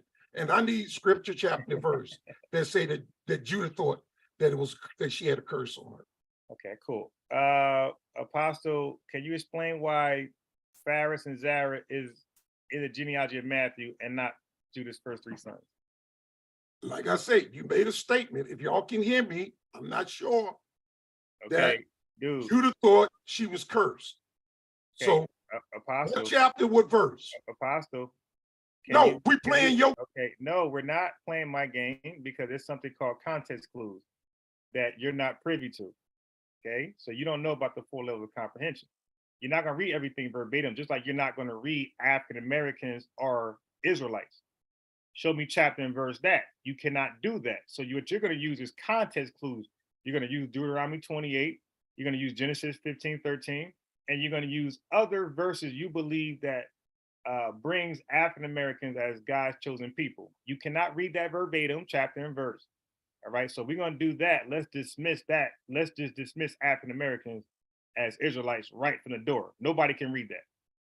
So we are allowed, based on basic elementary comprehension, to use context clues to show something. So context clues I just showed was that Judas was supposed to give his 3rd son, according to Mosaic law.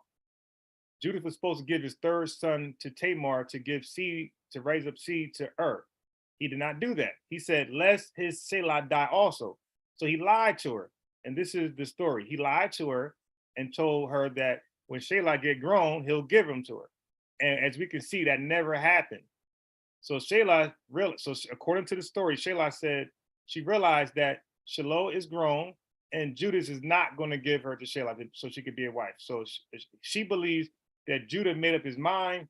She ain't getting his 3rd son. And he's not going to allow her to raise up son to earth. So she decided to play the harlot. Okay, then I'm going to have sex with Judah, the father, my father-in-law. And I'm going to trick him like I'm a harlot because it just said Judah's wife died. So he don't have a woman. She don't got a man. So I'm going to trick him to giving me a child to raise up in my first husband's name, his seed lineage. Okay? So that brings us back to verse 3. Apostle, if you don't know, or you want to skip it, just say skip 3, or I don't know. We can move on to something else because remember, I'm the one presenting here. So, and you were supposed to be assisting into the dialogue, not taking over. And this is not a debate. So Apostle, do you want to skip verse 3 or respond to why is Phares and Zerah in the lineage of Judas in replace of his first 3 sons? Do you want to skip that or answer it? You come off mute. You're on mute still. You're on mute. I don't Okay, know. you're off mute. And my pictures is on the screen. So but that's okay. I'll leave it like it is. You misspoke. You said that she was cursed. Judah said she was cursed, and that's not in scripture. Now, dealing with your last statement, I'm not even sure if y'all hear me because I can't even see anything. They can hear you. But I just go ahead. I done challenge you over the Lions Den, and we can clear all this up. That way you won't be. Okay, so why are you on tonight? I mean, this morning. This early afternoon. Why are you on mute? Why are you on now then? Why are you on now? I thought you were going to assist and answer questions. The chat is confused now. They're confused to why you even hopped on. At this point, you're just clout chasing. Like you just want to be seen and heard. We thought you was going to contribute to what I'm doing here. Answer questions. So I made a claim to the chat, a bold one. I said most of these Israelites cannot answer these questions. You was typing in the chat. I called your bluff. I said, okay, let me throw the link in the chat. Maybe he will attempt to answer these questions. You hopped on. You said Sheila was never grown. We see that he was grown, and you got out of that. Then you said the Mosaic law about the brother going to his older brother's wife to raise seed up his name was around during the Adamic time, the Noah time, the Noahic time, and the Abraham time, right? But you cannot show us the verse. You said the book of Jubilee, fine, go in that and find it. You can't find it, right? I'm accepting all books now. All books. Give me a book that says, I don't care. I'm accepting. Give me the Quran. Give me any Book of Mormons. Give me a book that says Abraham was instructed that if one of his sons passed, the next son needs to go into the wife. If one of his sons passed and had no kids with his wife, that the next son was going to the wife and raise a seed until the first kid's lineage. Any book, the book of Satan, the book of Kemet, the book of the life and dead, the book of dead, whatever they call it, the book of living and dead, any book. That's all. We can't hear you. So if you're not going to do that, I allowed you to say skip it and we'll move on. But what you're not going to do is promote a fake debate that's not even happening. So you're either going to contribute with the discussion or you should just leave so I could finish. All right, and we cannot hear you. And if you're not going to skip 3, then you must answer 3. All right, so you can unmute yourself. So either you're going once again, I can answer 3. It's God's will. But more than that, it doesn't say anything about a curse. Okay, all right, you're out of here. You're out of here. You're out of here. Okay. So he's not going to speak to that because he doesn't know. As I made the bold claim, I said they do not know. And this is why they get in trouble with debate with me, because like Jesus, his ox cannot answer questions. And these are legit questions. These are not just random questions. These are legit questions. Okay. So now let me catch up in the chat. Let me just see what's going on before I continue. Okay, so yeah, Rasta man already knew it. The light suffix applied to descendants. Yeah, exactly. I agree with that. It's to the descendants. We got ILCCK, apostles all talk. They're right. It's ridiculous. We got Troy Rose Peace. The art of conversation has been lost. Exactly. Special needs got it in for me. Come ye blessed of my Father and inherit the kingdom. Jesus, Matthew 25. A blessing and is an inheritance of the kingdom of heaven. There you go. Apostle lied and said blessing is not salvation, yet Christ said a blessing is inheritance of the kingdom. And then T challenged that. He said, no, a blessing is not salvation. Even Esau got a blessing, but not salvation. Keenan said, here we go. Source of exactly. Apostles making claims he's not willing to show you in the Bible. Again, let me tell you my position. My position is I'm only interested in the Bible. Okay. If you want to bring the Apocrypha, you could throw that in the container too. So I am only discussing what's in the container. And the container, what's in the container is the Bible. Okay. And you can throw the Apocrypha in there, you can throw the book of Jubilee in there, throw those books in the container. Fine, whatever. Throw the Quran here as well. Okay? Throw the book of the living dead from the Kemet, throw it in the container. Okay, so we're dealing with books. And if you say it's in the books, we got to show it. Either you can read it directly, or you can show some context clues to why you believe that these passages, these words are concluding that your answer is true. Like I just did with Tamar. Judah clearly did not trust Tamar. He clearly said, I don't want to give my youngest son to Tamar unless he died. So he lied to her and said he'll give her his son as he get older. Now, what is the age of consent for men, from boys in the Bible? Because apparently do we have an age of consent for the woman? I don't even know, but she could be young as hell. Okay. So to me, it appeared that Judah lied, and he see that Tamar is cursed. She's vexed. She's hexed. Something is going on with her that all of his sons are dying behind her. So he's reluctant to give his youngest son Shelah to Tamar. And he clearly said no. He clearly said unless he dies. Okay, cool.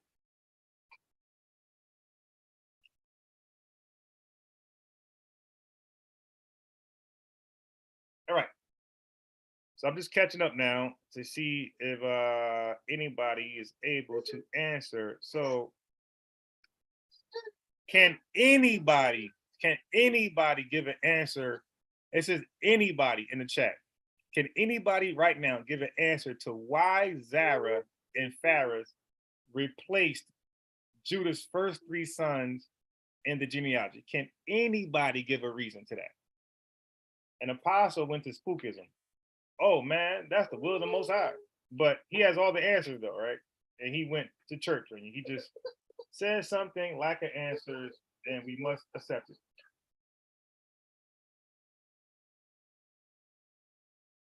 Can anybody stop arguing and let's stick to the text? Can anybody give an argument as to why Zara and Phares replaced Judah's first three kids in the lineage of Judas? Please, anybody.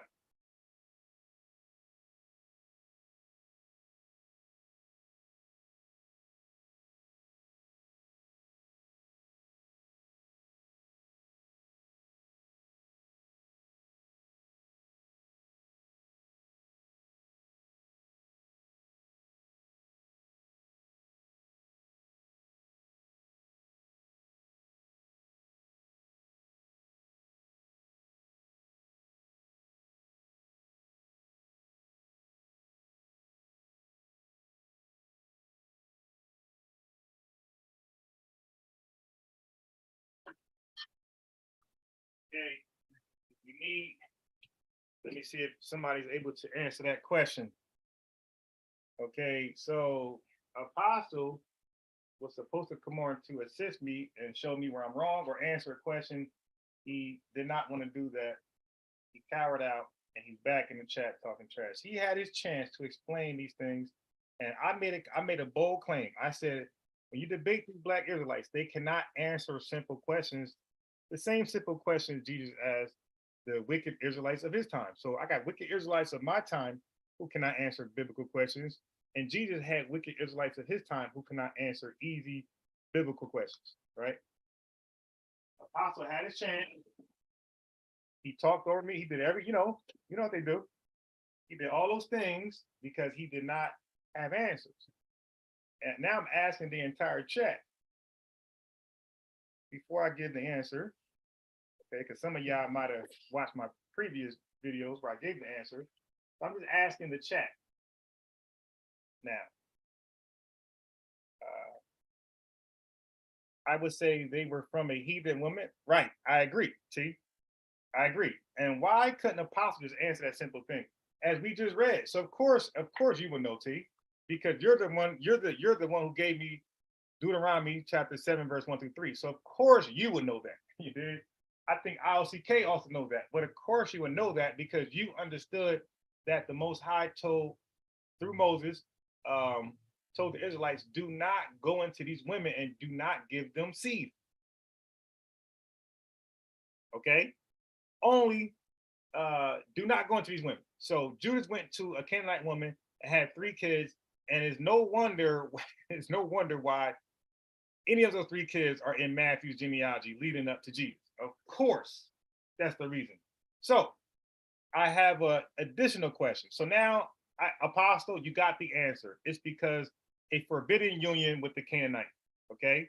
So let me go back to that law, since you pick and choose laws. So now, Apostle, you've been educated, and there's a date. There's a date you've been educated. You've been educated 12/15. That's my birthday. That's the time right now. And you've been educated January 11, 12/15. Right? On what just happened. So now let me share my screen and let's give you the law. Okay, that you would claim that was here in the beginning. It's funny because the bill of divorcement, Apostle, was that also in the beginning with Adam, since everything was already there? Was the bill of divorcement in the beginning with Adam and Eve? All right, now Deuteronomy chapter 7, we got the law. It says, when the Lord thy God cast out many nations before thee, and one nation that sticks out was the Canaanites. And he said, because the Canaanites are greater and mightier than you, Israelites. And then next is, he says, neither thou shalt make marriages with them, the Canaanites. Judah, don't marry the Canaanites, Judah. Thy daughters shall not give into your son, nor his daughters. So the Canaanite daughters should not be given into you to make a son, Judah. But look what Judah did. And Judah saw a Canaanite, and he took her and went to her, and he had 3 kids. The first one is the second one is Onan, and the third one is Shelah. So Judah did exactly what God said don't do. And he had 3 kids by a Canaanite woman, so it's no surprise that they are not in the genealogy of Matthew. All right? Hold on. Let me.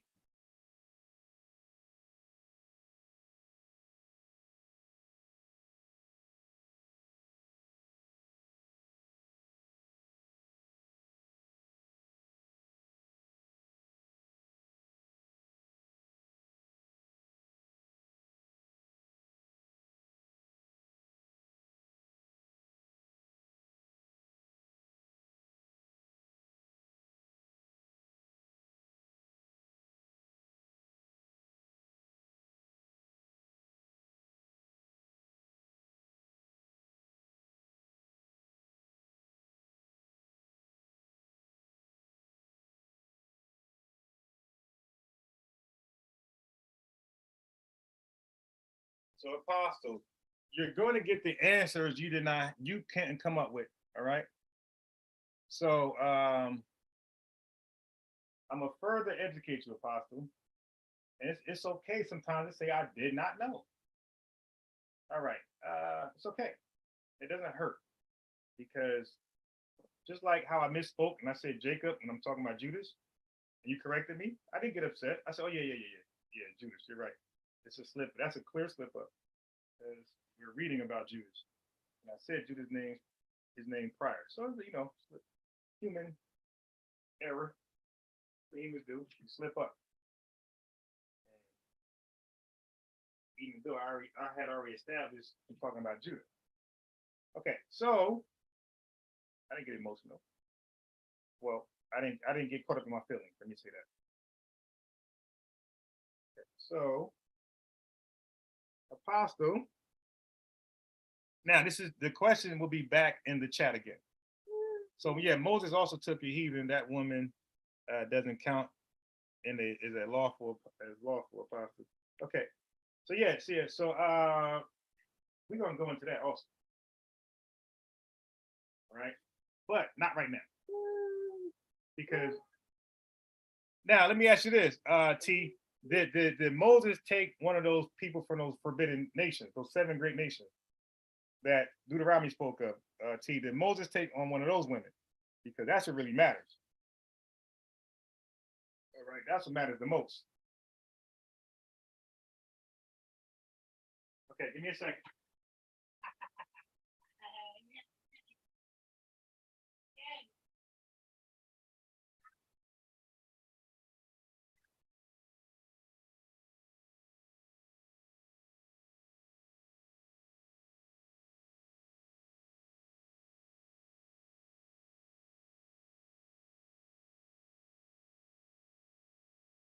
Okay, so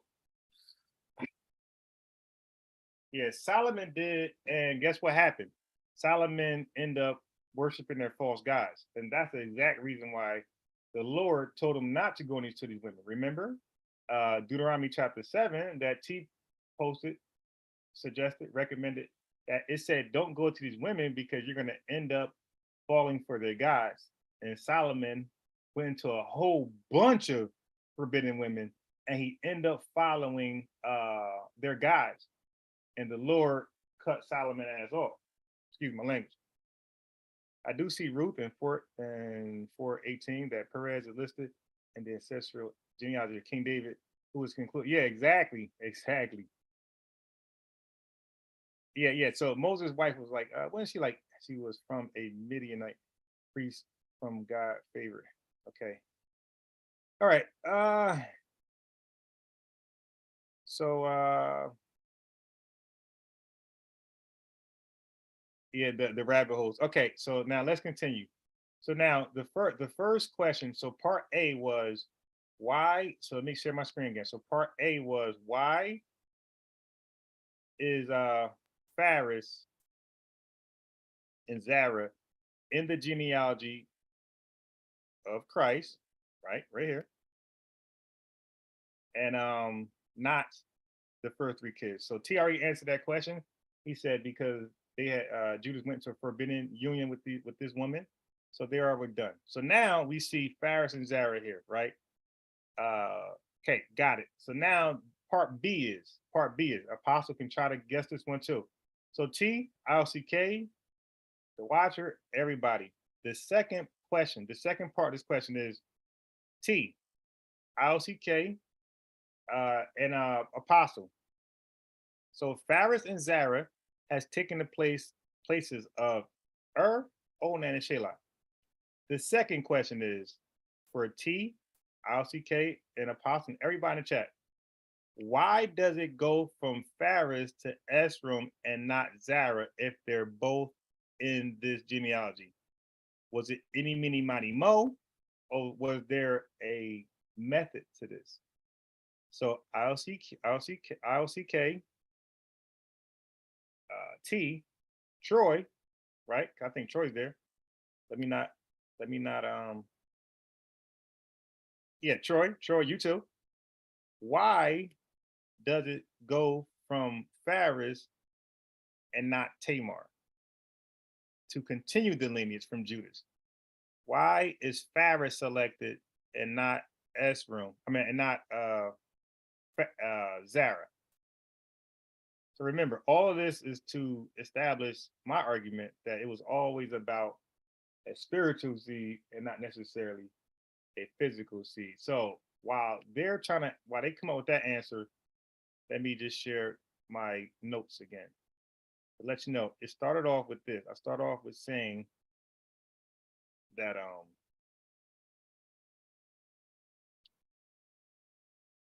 you know what? I can actually get rid of all this.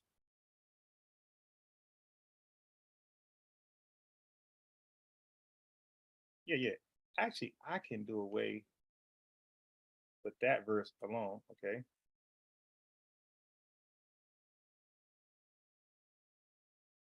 Okay, so in Matthew 3, but when Jesus saw many of the Pharisees and Sadducees come to his baptism, he said unto them, let me get rid of that.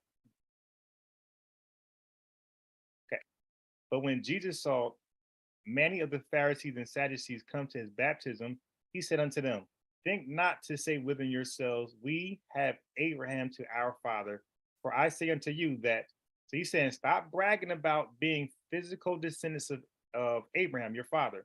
For I say unto you that God is able of these stones to raise up seed unto Abraham.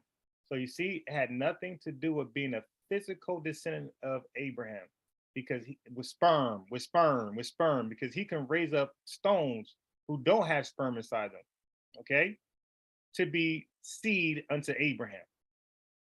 So God is saying he could raise up kids unto Abraham who's not from the seed of Abraham. So that's clearly here in this message. And I can just get rid of 10, right? And just show you that God is able of these stones to raise up seed unto Abraham. So he doesn't need you to be a seed line of Abraham. Stones don't have DNA of Abraham. They don't have his sperm that you guys talk about, the sperma. That's not there.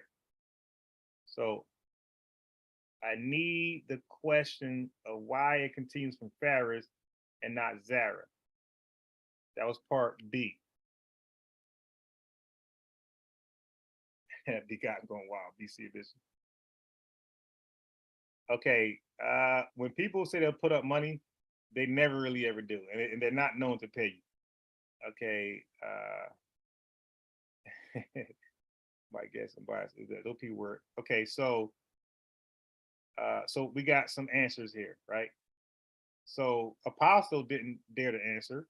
He's dodging that one. Apostle, just answer the question, my boy. You sitting there arguing, trolling. Why was it continued from Phares and not Zara? And I give you what I believe, right? And notice I said what I believe. I'm not saying I have the absolute end all be all answer. So T said this: the kingdom split under Solomon, which is true because of transgression. That's a fact. So T know this word. So ILCK says my guess and bias is those people were God, they were people of God, and he was dealing with them. I guess. Well, that would be some truth to that. So yeah, nobody is afraid to. What's wrong with this guy? I've been on Cross the Line Radio. I've been on the Deacon move. I've been on their platform. Why would I be afraid of you? And you're here getting beat up.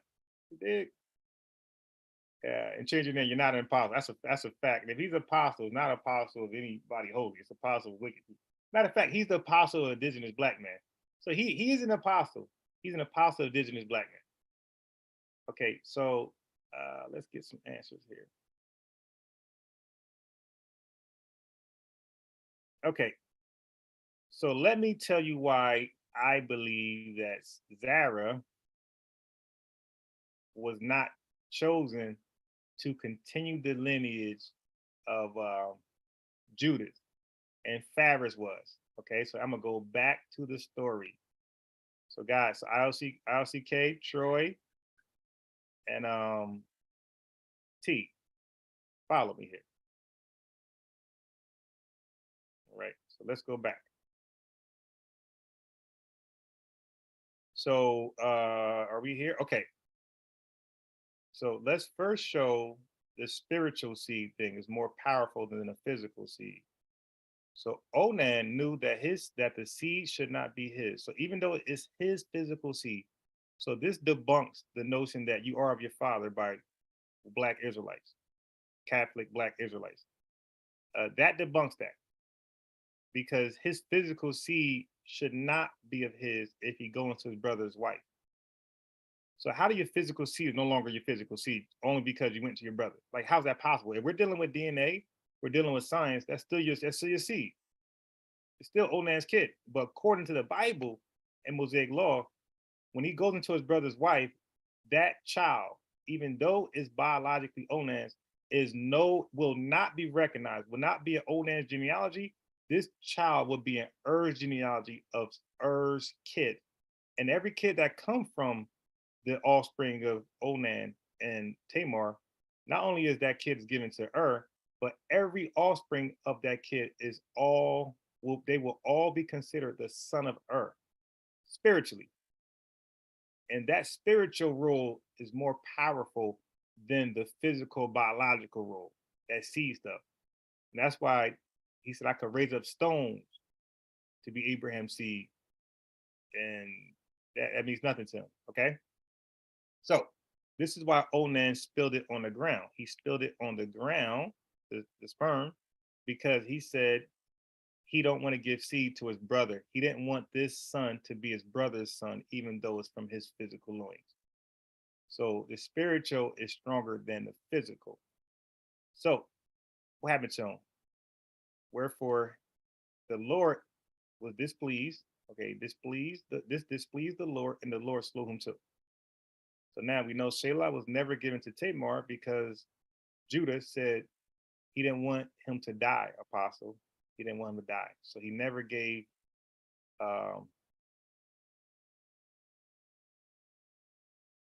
wait until my son Shelah be grown, for he said, lest he die also. So he didn't want Shelah to die also. So he was he was reluctant to give Tamar that son, the last son, and he never did. Okay.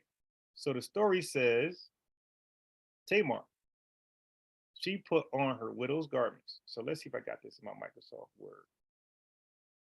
I might already got this for you.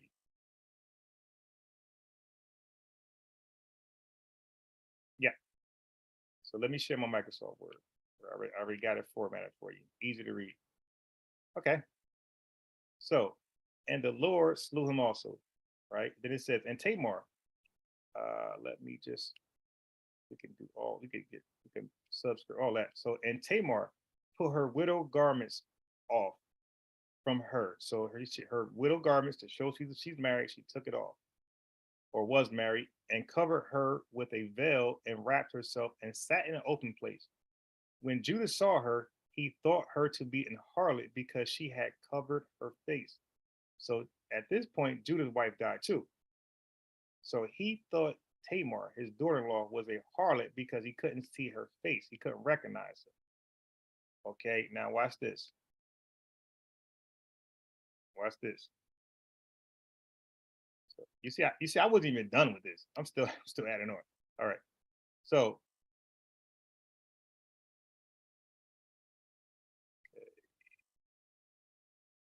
let me just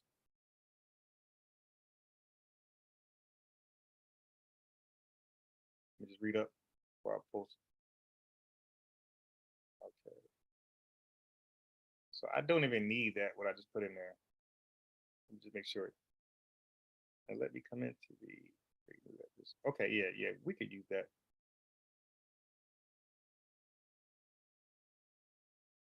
Okay. So verse 16, he turned unto her by the way and said, go to, I pray thee. We don't go. And he turned to her. Okay, so we don't need, he turned unto her, so we don't need that. And said, we don't need this right here either. Less reading is possible. Let's get straight to it. So he turned to her and said, let me come in unto thee. For he knew not that she was his daughter-in-law. Okay, so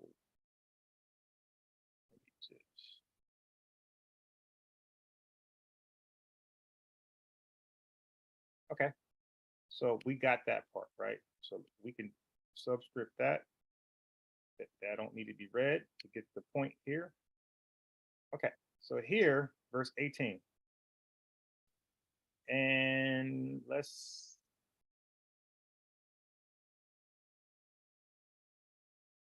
so we can subscript all of this. And watch how it still reads. Teach our little something about comprehension. Okay, and he turned into her. Okay, so let's just start from the tippy top. So, and the Lord slew him also. Who did he slew? So, and Onan knew that the seed should not be his. He went into his brother's wife, that he spilled it on the ground, lest that he should give seed to his brother. So we missed one part. This is important. Boom. Boom. Okay. And Onan knew that the seed should not be his. When he went into when he went into his brother's wife, that he spilled it on the ground, lest that he should give seed to his brother. So he didn't want to continue his brother's lineage. He wanted that kid to be his. And the Lord slew him also. And Tamar put her widow's garments off from her and covered her with a veil and wrapped herself and sat in an open place. When Judah saw her, he thought her to be an harlot because she had covered her face. And he turned unto her and said, let me come unto thee. Okay, so we don't got to even put that there because we know he don't know who the hell she is. And we know who she is. So we can get rid of that too. You can subscript that. Okay. And he turned to her and said, let me come into thee. In verse 18, and came in unto her, and she conceived by him. That's the part we want to know. Okay, so Tamar was never given another son to give up seed to her, the first son, Okay, two died, did not give her seed, and Shelah, the last one, Judas never gave her that one to raise seed up in name. Okay, cool. So now let's skip down to the point. Okay, let's skip down to the point. Okay, so remember what Apostle said. Okay, and let's see what the Bible says.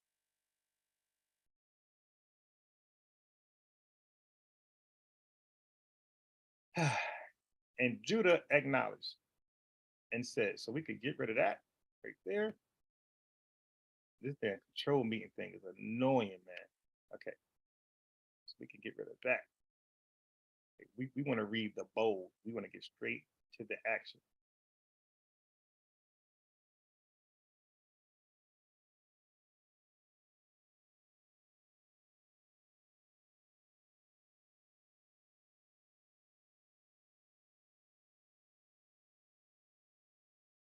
Okay.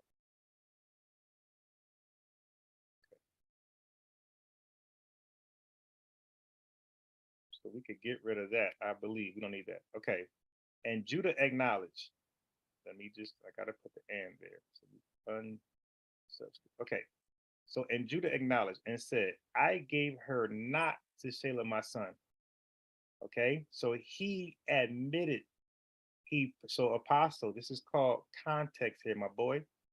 Context clues. And Judah acknowledged and said, I gave her not to Shelah my son. So now it said, in fact, let's unsubscript all this.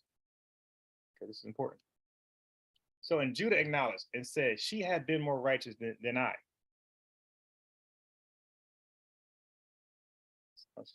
Unsubscript that. Okay.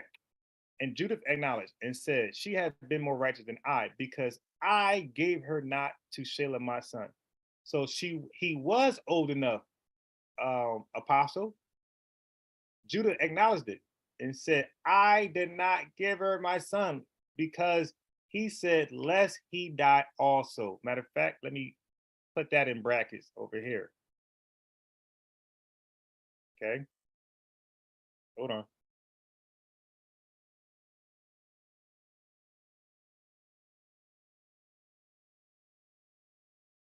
So that was verse 11. So let's do this. Let's get that. And let's throw in the brackets, right? Wait, take that off. So let's throw in the brackets. Verse 11. So this is a reminder. Verse I could just do 11. 11. And then okay. So verse 11, check this out.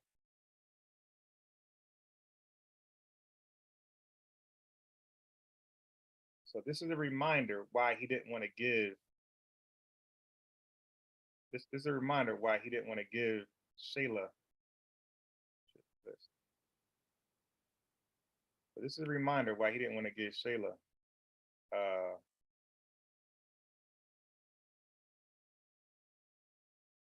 Okay, so and Judah acknowledged and said, she had been more righteous than I, because I gave her not to Shelah my son. And the reason why he didn't give her to Shelah his son, because lest Shelah die also. That was the reason. Okay, moving on.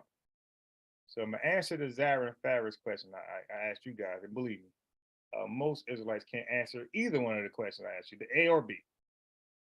Okay. Let me go back down where I left off at. So I left off at verse 26. Let's continue from there. And your memory, Troy, T, and ILCK might start coming into play at this point about what happened here. So it came to pass, right? came to pass. It came. So now we could just get it came to pass. Get rid of that. Okay, we just want to stick to what we need to drive the point across. We don't need all those words. Okay, we want to make this a short reading. So when I ever go through this again, I make it quick. Okay, it came to pass that behold, twins were in her womb. So she was having twins. This is why they're both mentioned in Matthew's. Okay, well, I didn't click that button. We need more space here. Okay, so she has twins. Now, check out, check it out, check it out. Check it out, check it out. Now this is going to start coming to remembrance. Why? It goes through Pharis and not Zara. Okay. And it came to pass. So we don't need the travail. And it came to pass. So she had twins in her room. Matter of fact, we ain't got to do the all this stuff. We could get rid of all that. So we're just continuing twins in room. One of the twins put out his hand, and the midwife took and bound his hand with the scarlet. Okay, this is what's most important. And it came to pass that, behold, twins were in her womb. One put out his hand, and the midwife took and bound upon his hand a scarlet thread, saying, this came out first. Now, the law is the son that comes out first get the inheritance. Okay, so let's see what son got the scarlet and ILCK put me on the scarlet. Okay, so this is why I know he had to notice. He probably just looked over it, because I wouldn't know about the scarlet thing without ILCK. So he put me on that the scarlet thread was on the first one, but was on the one who came out first. Okay, so let me just highlight that. So a scarlet thread, the scarlet thread represents who came out first. Okay, so who came out first? So if you go to verse 29, verse 30, the scarlet thread, the scarlet thread, the scarlet thread upon his hand, and his name was called Zara. Zara came out first, even though you're going to see Pharaoh's name first, but look what happens with him. So a scarlet thread saying this came out first. The scarlet thread upon his hand, and his name was called Zara. So what is the rule? What was supposed to happen with Tamar giving seed to her first husband, So Zara doesn't, so the lineage in Matthews does not continue through Zara, because Zara is supposed to continue through Er's lineage. So this first kid was donated to That's Jewish law.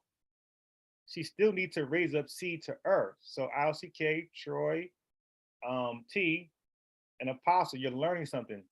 Apostle, you're learning something. So Zara is the kid who needs to give seed to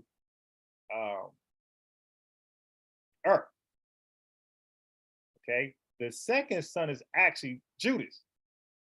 So the first three kids was from a forbidden woman, so they can't be in Matthew's lineage. And then Zara was given to so to continue the lineage from Judah according to the law, Judah's son would be the second born, not the firstborn. So it goes from Judah to Pharis to Esrom. All right.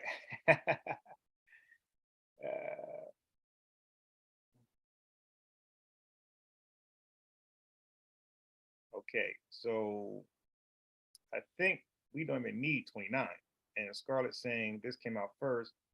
The Scarlet thread. Okay, yeah. So we don't even need 29, which shows Pharis, because Pharis came out afterward.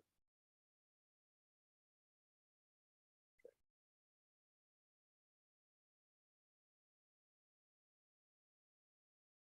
So no. So we definitely need this. We definitely need to know who came out afterwards. Okay. Let's put an underline there. Okay, so now let's read 28 and 30 together. Matter of fact, 27. And it came to pass that, behold, twins were in her womb. One put out his hand, and the midwife took and bound upon his hand a scarlet thread, saying, this came out first. And afterward came out his brother. So the one came out first with the scarlet thread on his hand, and then afterward came out his brother. The scarlet thread was upon his hand, and his name was called Zara. So the afterward brother, of course, is Phares. Right? So are we following here? Are we following? So it's not about being wrong. It's about just shouting out some answers, because it's just fun time, right? The only person who takes this stuff serious is Apostle, because he's the one that's supposed to know everything. So no, Apostle's not trying to debate anything, bro. Believe me, the guy can't stick to a subject for anything. Matter of fact, since he keeps talking, let me show you what he's about. Okay, let me show you what Apostle's about. Since he's here running his mouth, let me show you what he's really about.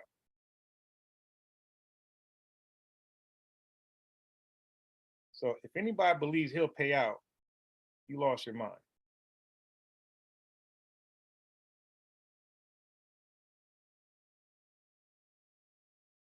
All right, let me go here. Let me show you if anybody thinks that he will ever admit he'll admit that he's wrong. Let me show you that he has a track record of being wrong and not fessing up to it. We're not gonna do that. Okay, so now let me stop that screen share and bring you to this screen share. Now, this is who you're listening to right now. This is who's entertaining you.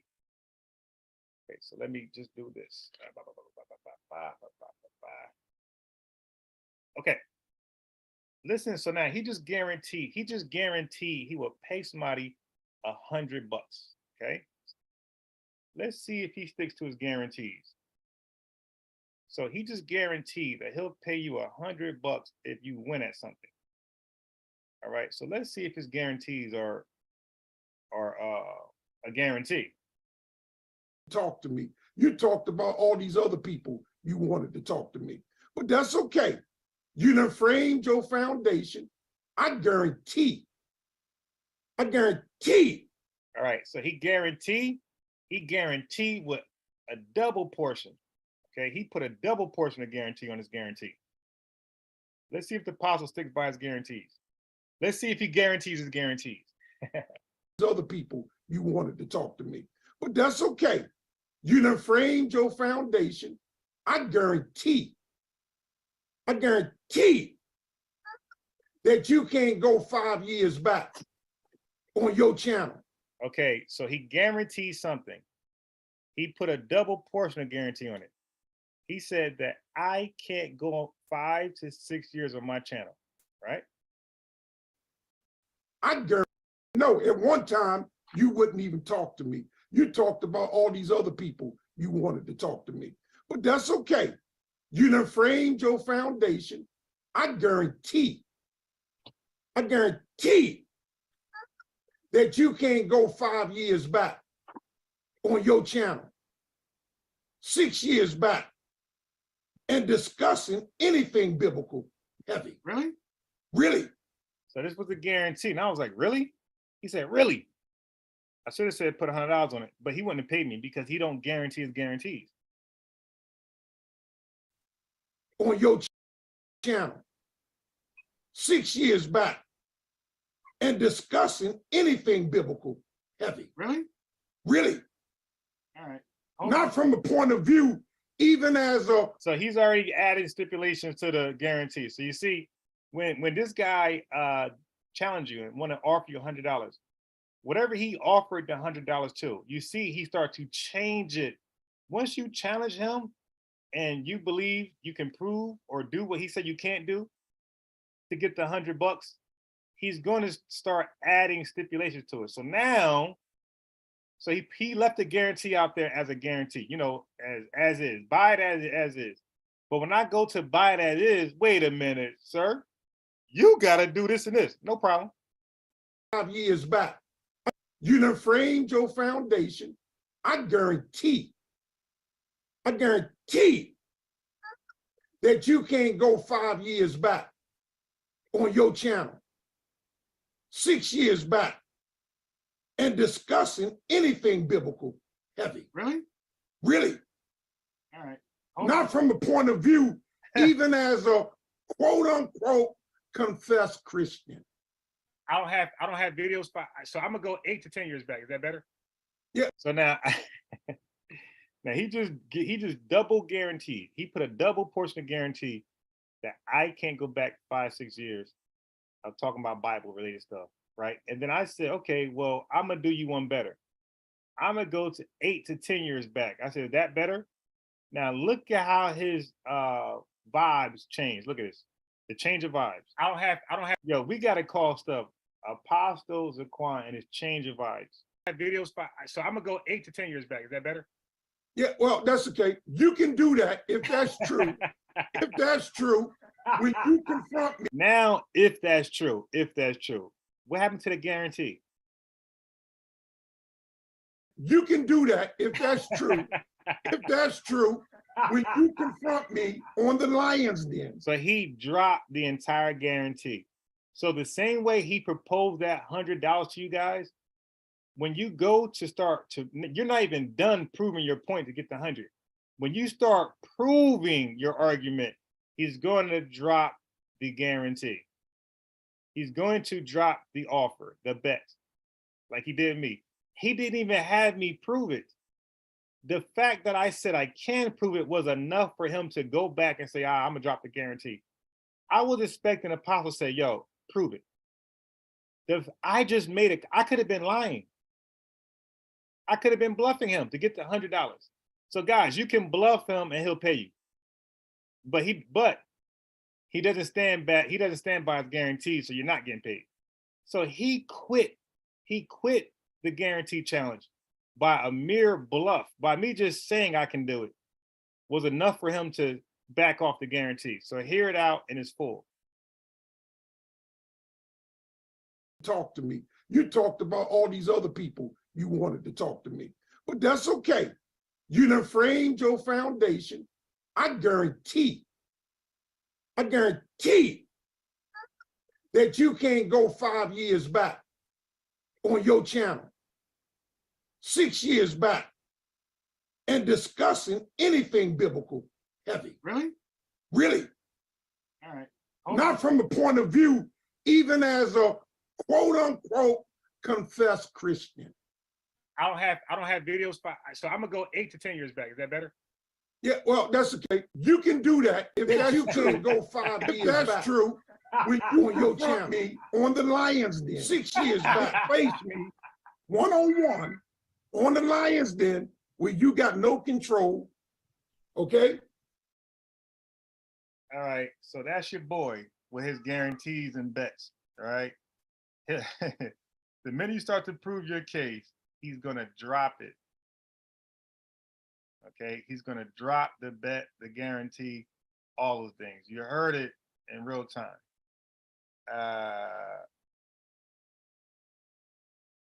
Yeah. So 2 Chronicles 14:9. It's funny you mentioned that because I go into that a little bit. Okay, so let me make sure I'm done with the Faris and Zara thing. Let me make sure. Because I want to go back to my Israel, my spiritual Israel. Okay. So I'm going to put the link out and the phone number. But remember, when you join the panel, if you want to, right? It's not really open discussion because I'm still proving that it's about spiritual Israel and not physical Israel. The emphasis is on spiritual Israel, not physical Israel. So if you join the panel, if you call in, I'm gonna put the link to join the panel. I'm gonna put the phone number to call in. Remember, you're just allowing me to finish my demonstration, my illustration, and you can add to it. Or if I'm saying something you think is off or you need to do a correction, you can do that. But don't forget, the storyline is I'm still presenting something here. This is not really open discussion. So you're adding to the bill by either correcting me, adding more information, or those type of things, right? So let me put the link in the chat.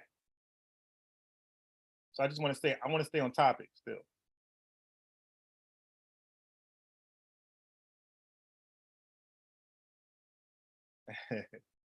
Now he's not gonna find that, LJ. So that is the link to hop on. Again, you are hopping on while I still present my case about the Bible in the New Testament, even some spots of the Old Testament. It's telling you that it was always, yeah, Old Testament too. It's telling you that it was always about a spiritual thing. It was never about a physical thing. Okay, so it was never about physical people, really. It was always a spiritual thing, and you had to hold on your end of the bargain. It wasn't just something you just can be born into. You had to hold your end of the bargain. All right, so let me put this in the chat. Hey, peace, Blue Devil. So I put the Zoom link in the chat, and I'm gonna throw the phone number in there. So Apostle hopped on a link, and he was supposed to do what I'm saying you guys should do if you're gonna come on. But he decided to take over it, and he was a poor sport. So LJ, following truth, LJ, T, IOCK. You guys can, if you want to, click the link, ask questions, and you can add to what I'm doing, right? Whether it's critiquing me, criticizing me, correcting me, or even helping me out. All those things are, and Troy, you too. So all those things are, you're welcome to do those following, right? Or you can hop on, and I'm definitely going to ask you a question. And it's not a trick question, not a gotcha question. It's to let the chat know I'm being honest. So I will say something about what I'm reading and ask you, is that what it's saying? So I'm not just forcing stuff on you. I'm not adding to the text. And then you guys would just be on record to bear witness with me and say, yeah, because the Bible says to establish things to be true, you need 2 or 3 witnesses. So I'm just trying to get a witness. So the link is in the chat because I'm trying to get a witness. Okay. I'm trying to establish my words to be true or false. So let me go back to spiritual Israel. Okay. So as I was speaking on this yesterday, right before I got super sleepy. Let me share my screen. Let me go here. Okay. So John chapter 8. They answered, again, let me take this him out, because for those who don't know the story, they're not going to know who is him. You dig? So let me just take that out. And I put brackets to let you know this is my insertion. Okay, this is not part of the actual writing. Okay, but it's just for clarity's sake, right? So they answered Jesus, we be Abraham's seed. Okay.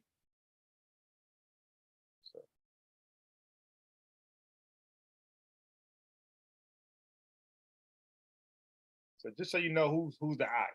Okay. So they answered Jesus, we be Abraham's seed. Jesus said, I know that you are Abraham's seed, but ye do that which you, let me just put this another line so we can find it. Okay. So Jesus said, I know that ye are Abraham's seed, but ye do that which you have seen with your father. And when he said father, he's not talking about Abraham. So Jesus, again, he's dismissing this physicality thing, this sperma thing.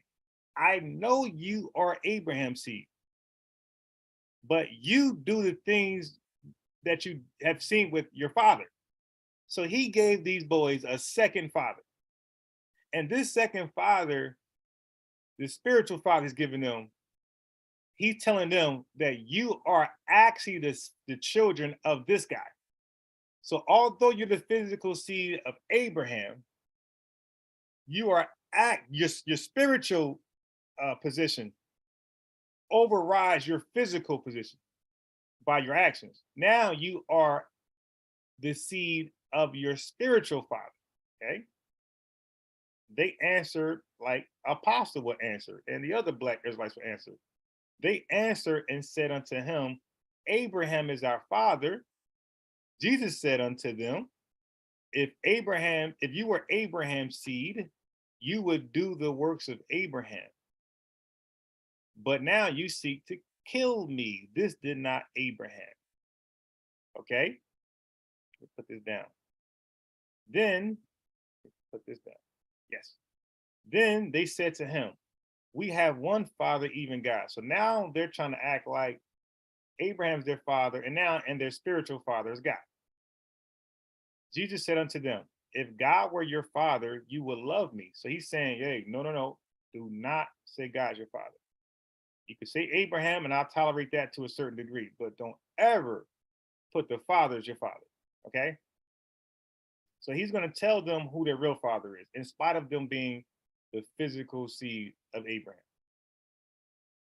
You are of your father, the devil. Okay? That's what happened here. He said, your actual father, the devil. So this is the spiritual father, right? So then he said, then answered the Jews. They called Jesus a Samaritan. So LJ, I went into that yesterday. It's funny because a Samaritan is a slur, because Samaritans are known to be fake Jews, imposter Jews. So they called Jesus a fake Jew at this point. So they like, okay, if you don't acknowledge us as being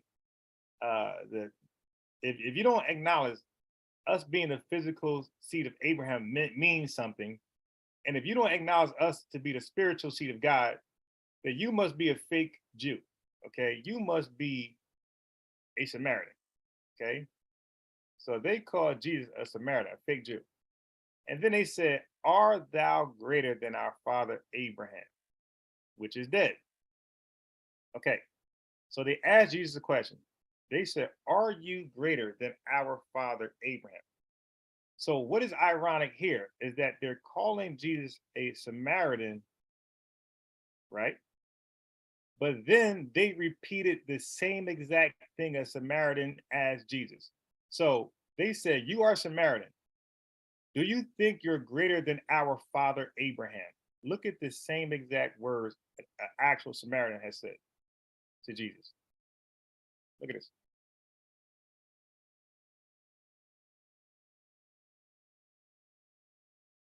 Okay, so it's funny. It's really ironic. They charge him with being a Samaritan, fake Jew, but then they take the position of a fake Jew, the Samaritans. So just for context purposes, Jesus, he must go through Samaria. Okay. Now they call Jesus a Samaritan just now. So Jesus must go through Samaria. Okay. Then he actually comes to a city of Samaria. Okay. And then a woman of Samaria drew water. Right. And Jesus asked that Samaritan woman very simply, hey, can you give me a drink? So the Samaritan woman said unto him, how is it that you, being a Jew, so a Samaritan woman does not recognize Jesus as being a Samaritan. She recognized him as a Jew. You dig? So that's why the Jews were slandering Jesus. So she said, how is it that thou, being a Jew, askest drink of me, which am a Samaritan woman? For the Jews have no dealings with Samaritans. So I'm telling you, so the Jews in John was condemning Jesus as Samaritan and saying, not only are you a fake Jew, but we shouldn't even be dealing with you, and you shouldn't be dealing with us. Okay, so Jesus corrected her, and then look what she said. When he started correcting her and asking her questions, she said, are thou greater than our father Jacob? So in other words, you think you're so smart, you think you so important, but are you more important than our father Jacob? So she asked that, and look at the Jews. This is unbelievable. And they charged him with being a Samaritan, and they said the same exact thing a Samaritan actually said to him. Let me just see what verse it is. 50, blah, blah, blah, blah, 53. Okay, watch this. This is an interesting connection. All right. So they asked Jesus, okay?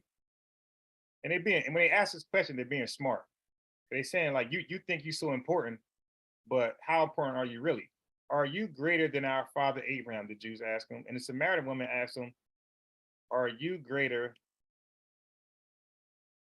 than our father Jacob? So they called Jesus a Samaritan, a wannabe Jew, a fake Jew, but they actually repeated the exact question that the Samaritans asked Jesus. Are you greater than our father? They believe their father is Jacob, and the Jews believe their father is Abraham.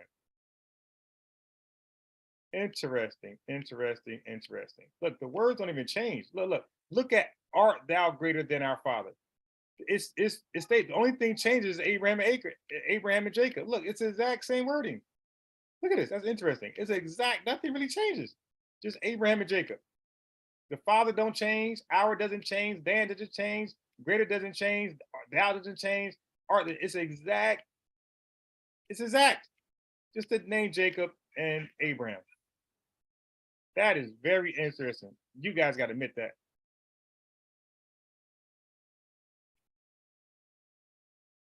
All right, so let me just see what's going on in that room. So I will entertain you with more. Oh,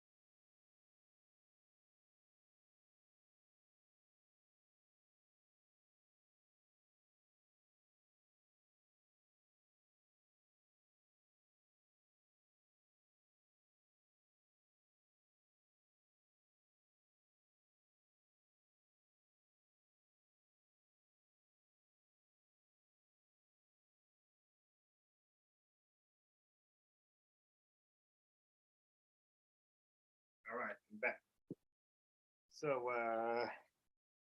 let me just finish up with this. Can I get a witness?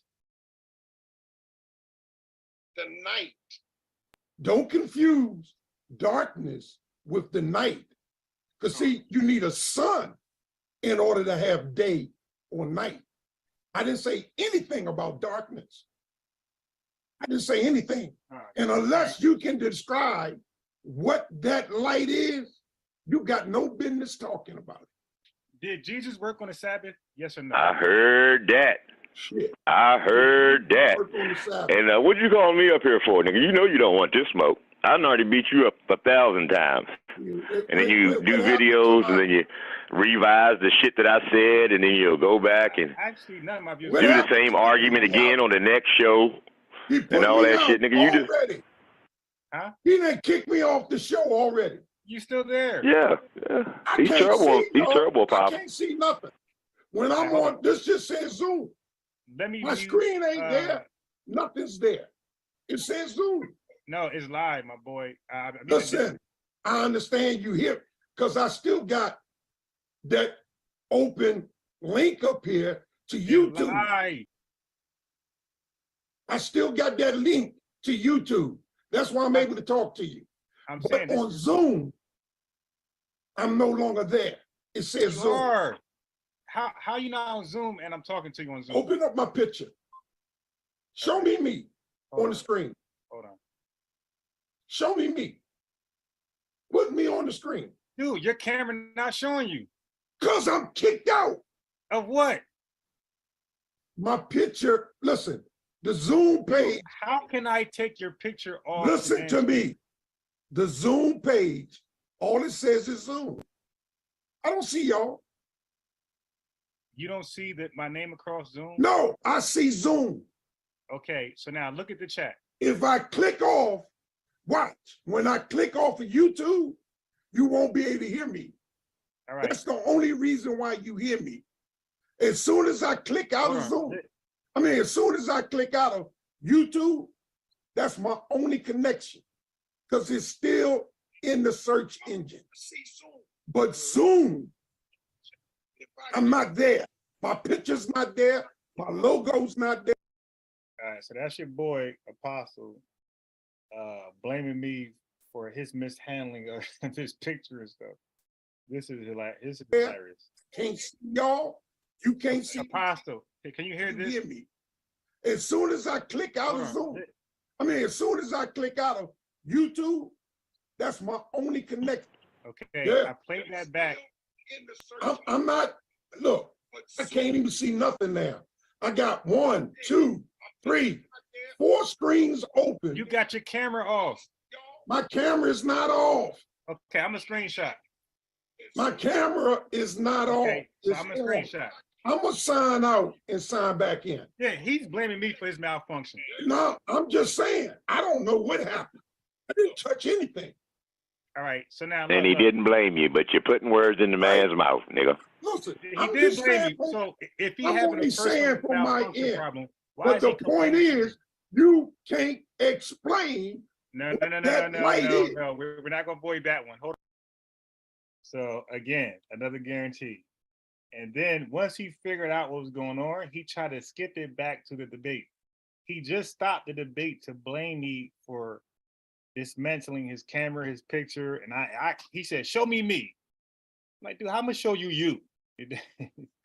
So now when he figured it out, or at least he understands that it was him and not me, he tried to very slickly go into our previous discussion.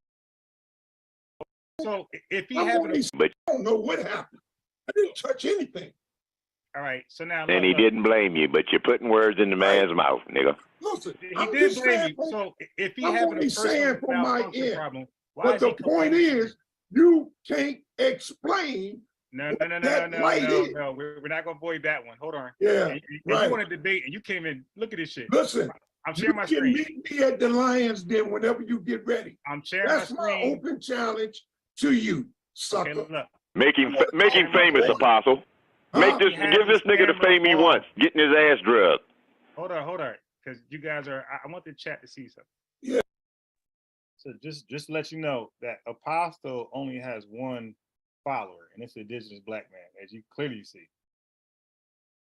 Yeah, I'm gonna tell you something. Wait. Isaiah 46. Wait. Isaiah 46, 9. Can you apologize for slandering me just now? Well, how did I slander you? You got your camera off. My camera is not off. I can't turn I'm it. sharing the screen. Look, Can't even open the screen. look. Okay, listen to what I'm saying now. I heard you. Now hear me. I'm sharing this. I screenshot the Zoom screen. I'm sharing it. My camera is off because it's off, and yours is off because you turned it off. It's not on. It's off. But you see that page? What page? Unbiased, Stanford, and then the phone. Yeah. I'm watching that on TV. I see Okay. that on TV, Huh? but it's not on my camera. So what does that got to do with us? What I'm showing you is I didn't touch anything, but for some reason, It's getting spooky in here. listen, okay. Help the brother out. Help the brother out, Unbiased. I don't know what the hell he's talking What's he doing? about. What's he doing wrong? I don't know. Cut the camera back on. I can't. I need at least to see the screen that you got in order to cut the I camera. don't have a screen sharing. I took the share off. Look. So I want you to see how incompetent and crazy this fool is. Okay. This is what he does. This is why he should not be allowed to debate anybody. Look what he is. These guys are comedians. I keep saying that. You can't take these guys serious. Look at this guy. Listen, brother, I don't have that on I don't have my connection. And he's dead serious. He's not, even though he's a comedian, sometimes he's joking, sometimes but here he's dead serious. I don't know how many times I can say it, but what I do is open up a new channel. I'll open up a new channel, man. I'll come in and try to do this thing again. Hold on. Yeah. But see, I have no reason. I'm not coming on here to have a discussion. I'm telling you where the discussion is going to take place. You just blame me for cutting your camera off. Listen, I don't know what happened. My camera went off. So I'm trying to hit it. Drop the link again. Let me see if I can scroll up and get the link. All right. And then can you apologize? Okay, I see the link. Hold on. Can you I'll come in and I'll clear my chat. Now I'm here. So now I can sit here and cut my camera off. I'm back. That's all I need. Why you blame me? Brother, I didn't know what happened. I didn't touch the TV. I didn't touch the screen.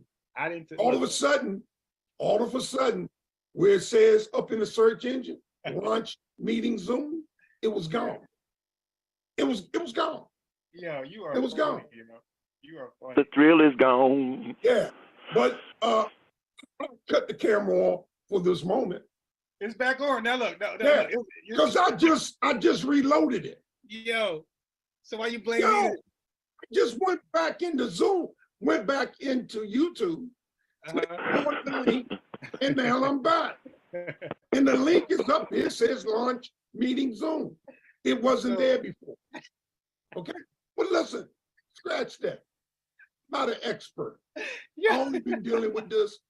What forced me to deal with the internet when I went to college. That was funny. Because I took all courses on the internet. The Holy Spirit cut his camera off. He gonna blame me. The Holy Spirit did it. Yeah, you're a jokester. Try that, man. Come over to the Lions Den and you can act out as a comedian. If that's what you choose to do. Since you're a man of everything, unbiased sports. I noticed that. A man of means ain't no means. But you king of the road. All right. I'm gonna go on. That's how you go back and talk. It's known. I'm gonna go on mute. Unbiased sports. So do you accept my challenge over at the Lions Den? So we got to get a topic. That's one. Secondly, let's talk about when was the first man created. Okay. So he doesn't apologize. My fault. I did something wrong. It's just next subject. Yeah, you can't talk to people that incompetent and that delusional. You just can't. right? You just can't. And as you can see, he can't even come on the panel today and let's talk about what the verses I'm reading. And he knew what he was coming on for. I said, dude, I'm gonna send you the link. I said, a lot of you Black Israelites cannot answer these questions, just like a lot of you Black Catholic Israelites can't answer the questions, like a lot of those Catholic Israelites in the Bible cannot answer Jesus' question. So I put the link out there as a challenge. He clicked the link, he came on, so he knew what he was coming on for. He tried to answer a question. Well, he answered it very vaguely. He said, because God wanted it to be. So now all of a sudden he don't have the answer. Now he can't explain why God does these things all of a sudden. Because he doesn't want to say the wrong thing. So now he want to vaguely just give an answer for God. So I said, brother, do you know why God would make that decision? He didn't know. So I brought him back to the story of Judah and Tamar. Okay, so I went over what was happening. I said, okay, so why didn't Judah and his first wife, they had 3 kids, why are none of the kids in the genealogy in Matthew coming from Judah? He didn't know. So I went on to explain why. I said possibly because the woman that Judah chose to have kids by and marry was a forbidden woman according to Mosaic law. So maybe all of the 3 kids were now actually. I got one. I it just came to mind. Oh my God. Yo, watch this right here. So let me get rid of this clown. I just remember. Let me see the chat real fast. Who's in the chat? He need a throat fly. Mega Man peace. Descent peace. So now, here is the new. He's kicked out his own reality. Hey, yeah, so now here's the new question, T. So now that you know that you provided the answer, you said that the kids most likely was omitted out of Judah's lineage in Matthew, the continuation of Judah lineage in Matthew, because he had a union with a forbidden woman. Okay, so now I got a new question for you guys. It just hit me. I gotta add it to my notes.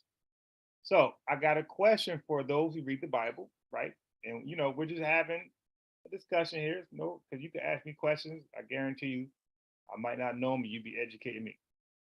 So it's not about right or wrong, knowing and not knowing, because none of us are confessing that we know all the answers. I think only Apostle is really talking about saying something like that. So we know that Judah went into a forbidden woman, right? And had kids by her. And that's possibly a reason why the kids were omitted out of the continuation of Judah's line in Matthew. But here's the next question. Here's the follow-up question. Mega Man, I don't know your Bible background, but this is for you also. Decent, I don't know yours, but you're at it. Troy, ISRAELITES, Follow the Truth, all you guys. Then you put the phone number in again. All right. So don't be shy. Don't be shy to get something wrong. Don't do Apostle. But yes, I'm asking questions today. And believe me, all you asked me questions I couldn't answer before my damn self. So don't be shy. Okay, that's the phone number and that's the Zoom link. Let me just take off the share option. So if a troll do hop on, he won't be able to share the screen to try to do something nefarious. So the new question is this, T. What happens to the Israelite man or woman? What happens to the Israelite man when he actually has gone into an Israelite, a Canaanite woman? So T, ILCK, LJ, this is Bible study. ILCK, Mega Man, Troy, what happens to a man when he goes against the Mosaic law and actually takes on a woman or man of Canaanite? If a man or woman of Israel took on a man or woman from the Canaanite family, what actually happens to that Israelite? It just dawned on me. Please, somebody at least try to throw out a guess. I know you guys probably Googling, but Google might not have the answer for you. All right. Google don't answer all, it doesn't answer all questions. It just answer the most. So Google just answer the most asked questions. It doesn't answer all questions. So I don't believe this question is being asked a lot on Google. So there's a possible chance that Google can't help. So you got to pull in from within as deep inside you, the depthness of your soul. What is said to happen to an Israelite man who defies Mosaic law and take on a Canaanite wife? What happens to him? I'll wait for a second. Matter of fact, while I'm waiting on the answer, I'll play a little more of some more stupidness of Israel of IBM and Apostle Zaquan. I'm waiting for an answer. Go ahead. I know you guys Googling, that's why I don't see an answer. So you're trying to Google, you're trying to Wikipedia. Just give me an answer, your best memory.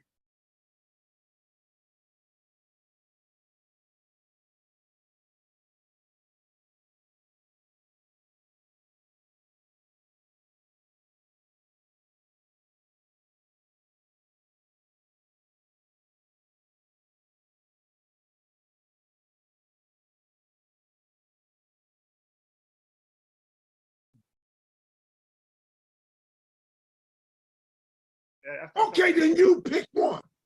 Okay.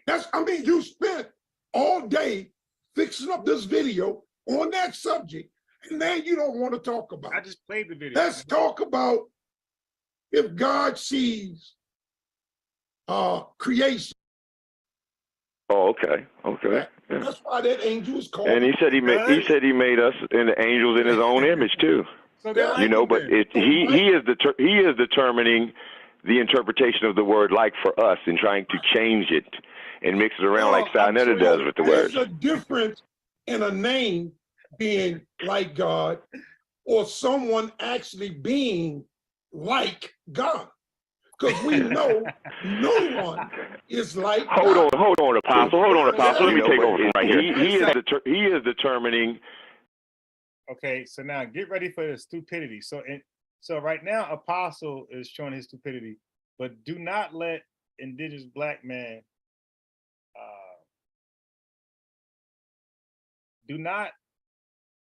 or I should say this, let's not forget about indigenous black man's stupidity. So he couldn't wait for the moment to put his stupidity on display. There you go. Hey, look, what did I tell you? What did I tell you? What did I tell you the word ish? Hold up. What did I tell you the word ish means? You lied about that. Huh? You lied about that. What does the word ish mean? Like, by definition. It does not mean like. Nigga, look it up in the dictionary. That's all you got to do, fam. Look. Don't keep on listening to unbiased because he's fucking retarded. You see, he's already trying to change God's words. And then. No. I'm going to mute you. He said ish means like.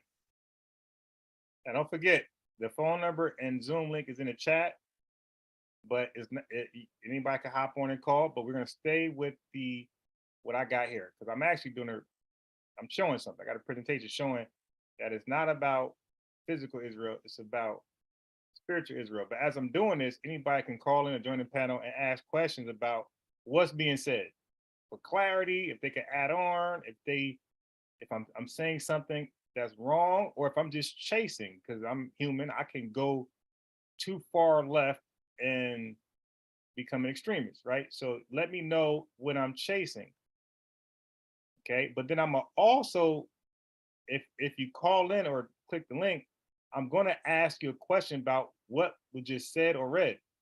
So I would know that I'm not missing something. So I want to make sure that if I play audio like I'm doing now and they say something and I took it to mean something, I want to make sure that my guest also took it to mean like that. Otherwise, it might just be me.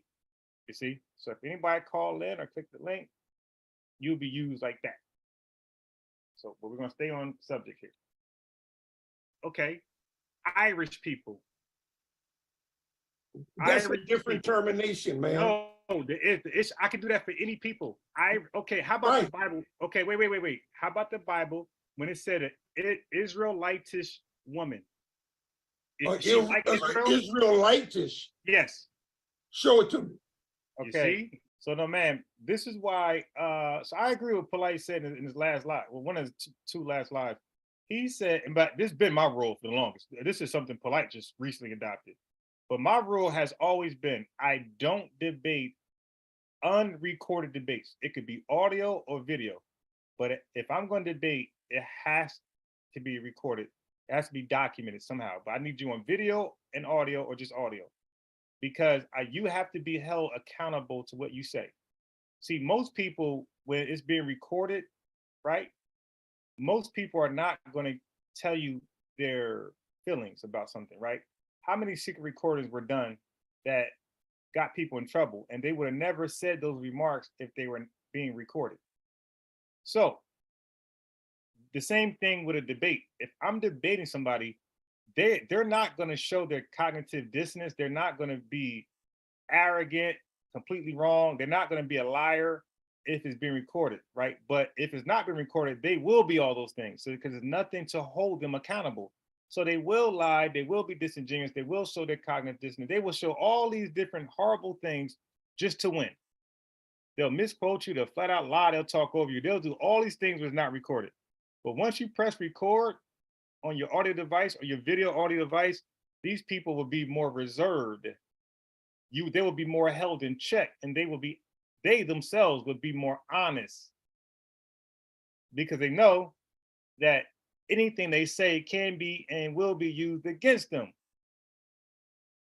Okay, but you got some people who don't consider that, and they would just say any old thing anyway. So yes, so right now you're looking at case in point of a person's stupidity being displayed right back in their face and before the world. Yes. Y'all, let me No, I just asked you to show it to me. I got you. Y'all not ready. I understand. I keep trying to say I understand. An Israelitish woman. So show it to me. All right. So he clearly doesn't believe it's there. So T attempted to answer the question about that LJ is not considering. So the question for LJ, it's just for fun. LJ, Troy, Mega Man, ILCK, and I did it for T. The question is fun. It's a fun question. What happens? So now we know the Mosaic law, Deuteronomy chapter 7, verse 1, 2, 3, but really 1 and 3. Because 1 give you the context, and then 3 tell you what the law is. It says, do not go into an Israelite woman and do not give her seed. Judas did that. Okay. So what happens to an Israelite? When I say what happens happens to them, or what are they called? What goes on afterwards if an Israelite gives seed to or go into a Canaanite woman? That's the question. Give your best guess. I will properly adjudicate. Actually, show it to me. I got you. Y'all not ready. Said an Israelitish woman. Israelitish. Yeah. Okay. Now look at his expression. Okay. And look how I repeat it. He clearly does not believe me. He's questioning that. So let's go back. Look at his eyes. Look at how he repeated back. He does not believe it's in the Bible.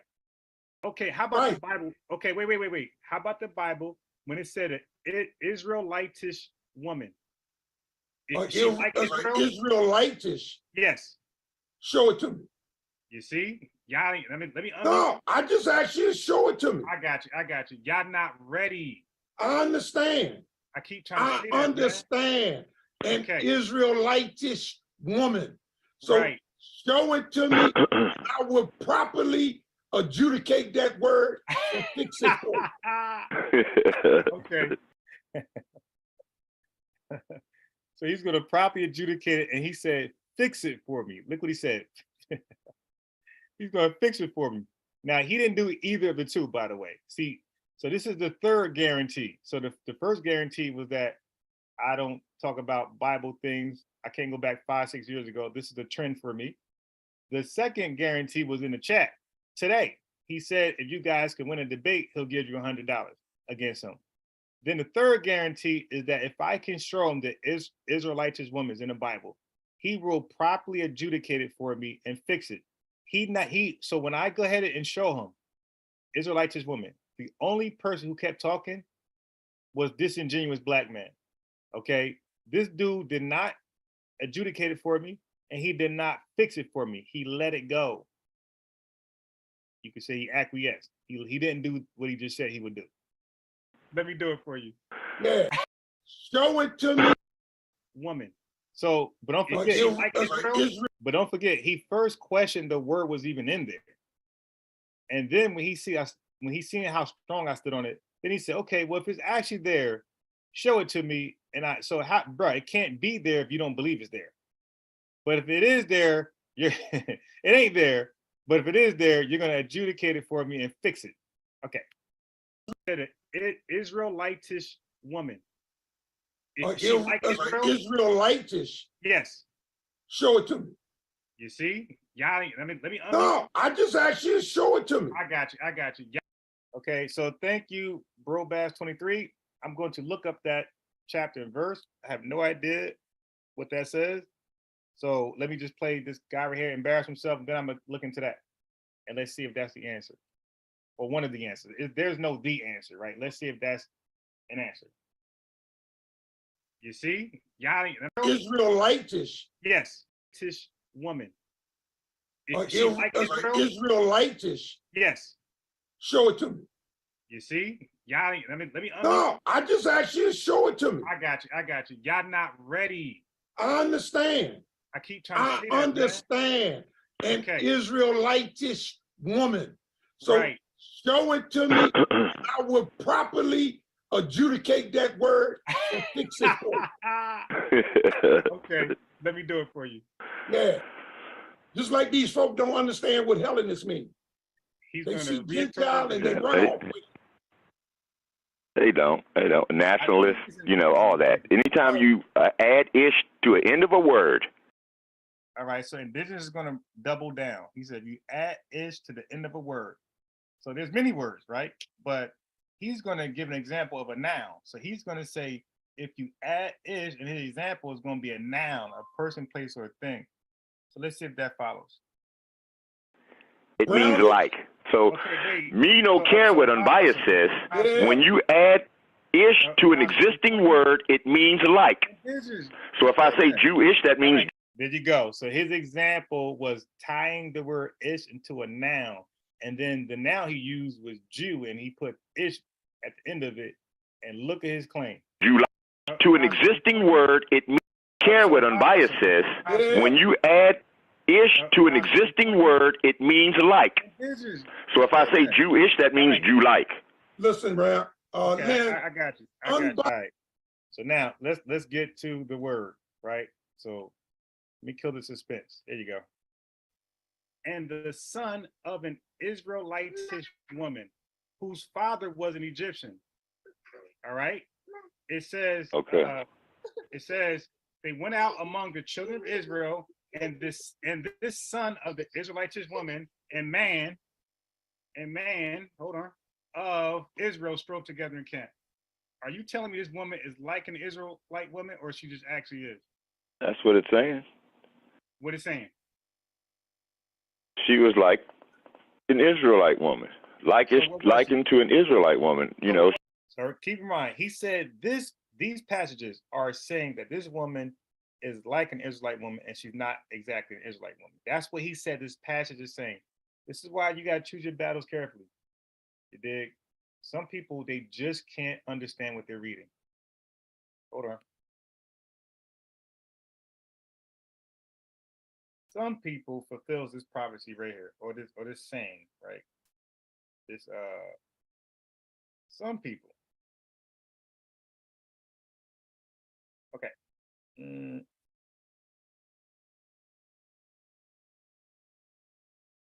I went too far. Acts. Oh, 8. Act. It's Acts 8. Dang, I went too far. Here we go. And they will not give you second chance. Okay, boom. There we go. Okay. So right there, it says, Prophet Isaiah and said, "Do you understand what you read?" Like some people just don't understand what they read. So I don't want to debate people who have proven to not to constantly, they show a pattern constantly, not one live, not two live, not for a month, but for 2 years, 3 years straight. They have constantly shown you that they read stuff and they don't properly understand it. That's not a battle for me. Yeah, y'all can have that fight. Maybe she kept the. Are you telling me this woman is like an Israelite woman, or she just actually is? That's what it's saying. What it's saying? She was like an Israelite woman, likened to an Israelite woman. You know, maybe she kept the wait. No. The laws. No, we're not gonna do that. So he said, you heard him. So he's trying to fit this woman because in his mind, right? In his mind, he believed is tied to a word. He said it. He said is tied to a word means you're not that, you are close, or you're trying to be like that. And he used Jewish to be an example. So then I said, okay, Israelite to this woman. Does that mean she's trying to be like an Israelite woman, or she just actually is an Israelite woman? He said, so he's going by his definition. You tag ish to it, it's not the real thing. All right, so you see three rectangles. They all show Israelite to this woman. Look at the fourth one. It tells you what tribe she's from. She's from the tribe of Dan. If you're from the tribe of Dan, you're not acting like an Israelite woman. You are an Israelite woman. Okay, so that's that. So we can get rid of that. All right, let me get rid of my images there. So when you have an agenda and you're reading a book and your agenda is against the book, right? The book is just, you have an agenda against the book and then you decide to read the book. So the agenda comes first and then you read the book. You're going to make the book cater to your previous agenda, to your beliefs. Okay, so things that go against your agenda, you're either going to read past that or just ignore it. And you just seen that, case in point. All right. So where was I? Okay, so I was there. Let's get rid of there. I want to come back, I believe, to here. I can get out of there too. Okay, so I can stay there. Oh, okay. So let me go into the brother Brobas. He said Joshua 23 and 13. Let's see what it says there. I'm not sure. That's why I said, like, there's no gut answer. There could be many answers, many reasons. 23. Okay. Joshua 23 said 13. Let's go down. Okay, so let's read up to it. So take good heed, therefore, unto yourselves that you love the Lord your God. Else, if you do any wise go back and cleave unto the remnant of these nations, even these that remain among you, and shall make marriages with them, and go into them, and they to you, know for certainty that the Lord your God will no more drive out any of these nations from before you. Interesting. But they shall be snares and traps unto you, and scourges in your sides, and thorns in your eyes, until you perish from off this good land which the Lord your God have given you. Yeah, okay. That sounds like what happened. His 3 kids were omitted out of the lineage. Okay, so now that's good. So the brother, you can tell that he reads the Bible with an unbiased eye, with an objective eye. So let me tell you what I think, right? Okay. Are you guys familiar with the story of Dinah? Okay. So Dinah is a daughter of Jacob. Okay. And Leah said, God have endued. Oh, I remember something else. I mean, I just keep being remembered certain things. Before I read Dina, see, because I had notes, but I didn't save the Microsoft Word document, so all my notes went in the trash. It usually recovers it automatically, but I guess they got tired of recovering my stuff automatically, and it threw it in the trash. I believe. Maybe I can find it. I hope I can find it. So let me just do. Let me call this virgin birth notes, so that don't happen again. So I believe that all my notes from before is in the trash. So I had all this already somewhere. All right. So before I read that, I'm telling you, it's all about spiritual seeds, spiritual kids. Let me just make sure.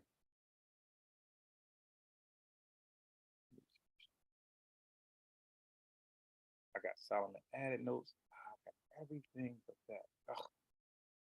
Yeah, that was a huge loss. And now I got to do it all over again. And now I'm remembering what I used to have here.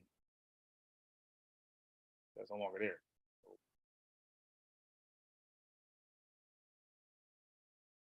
I apologize to keep pausing, but and then I'm gonna go to Ezra chapter 2, verse 59, like Big Yachty wanted to go. All right. So, and it's funny because I had Deuteronomy chapter 7 noted, but it was I only thought about verse 6. Verse 6 was my I was making a point. I read right past 1 and 3, or I didn't even look at it. See, when you have an agenda, you're going to read past certain things. I had an agenda in Deuteronomy chapter 7, and therefore I read past 1 and 3. See, those agendas ain't gonna do much for you. You're gonna just keep missing things. Okay, so let me see if I got those notes. I think I got them. All right. Okay, so so let me bring you to it. So let me bring you to it.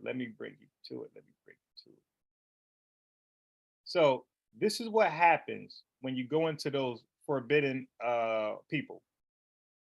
Don't forget, it was a bunch named with the Canaanites. The Hivites was also named. So now I'm gonna bring you to the story of Dinah. This is Genesis chapter 34. So I do have some of my notes. Okay.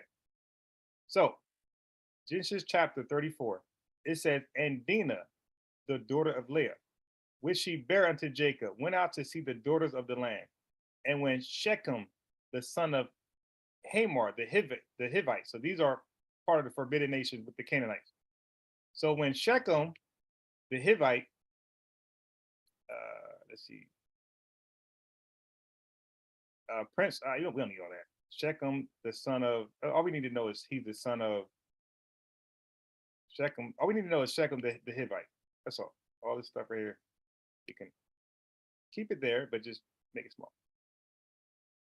Okay, so we can get rid of that right now. So we got. So we're gonna see these notes. I really ain't. You see, I really ain't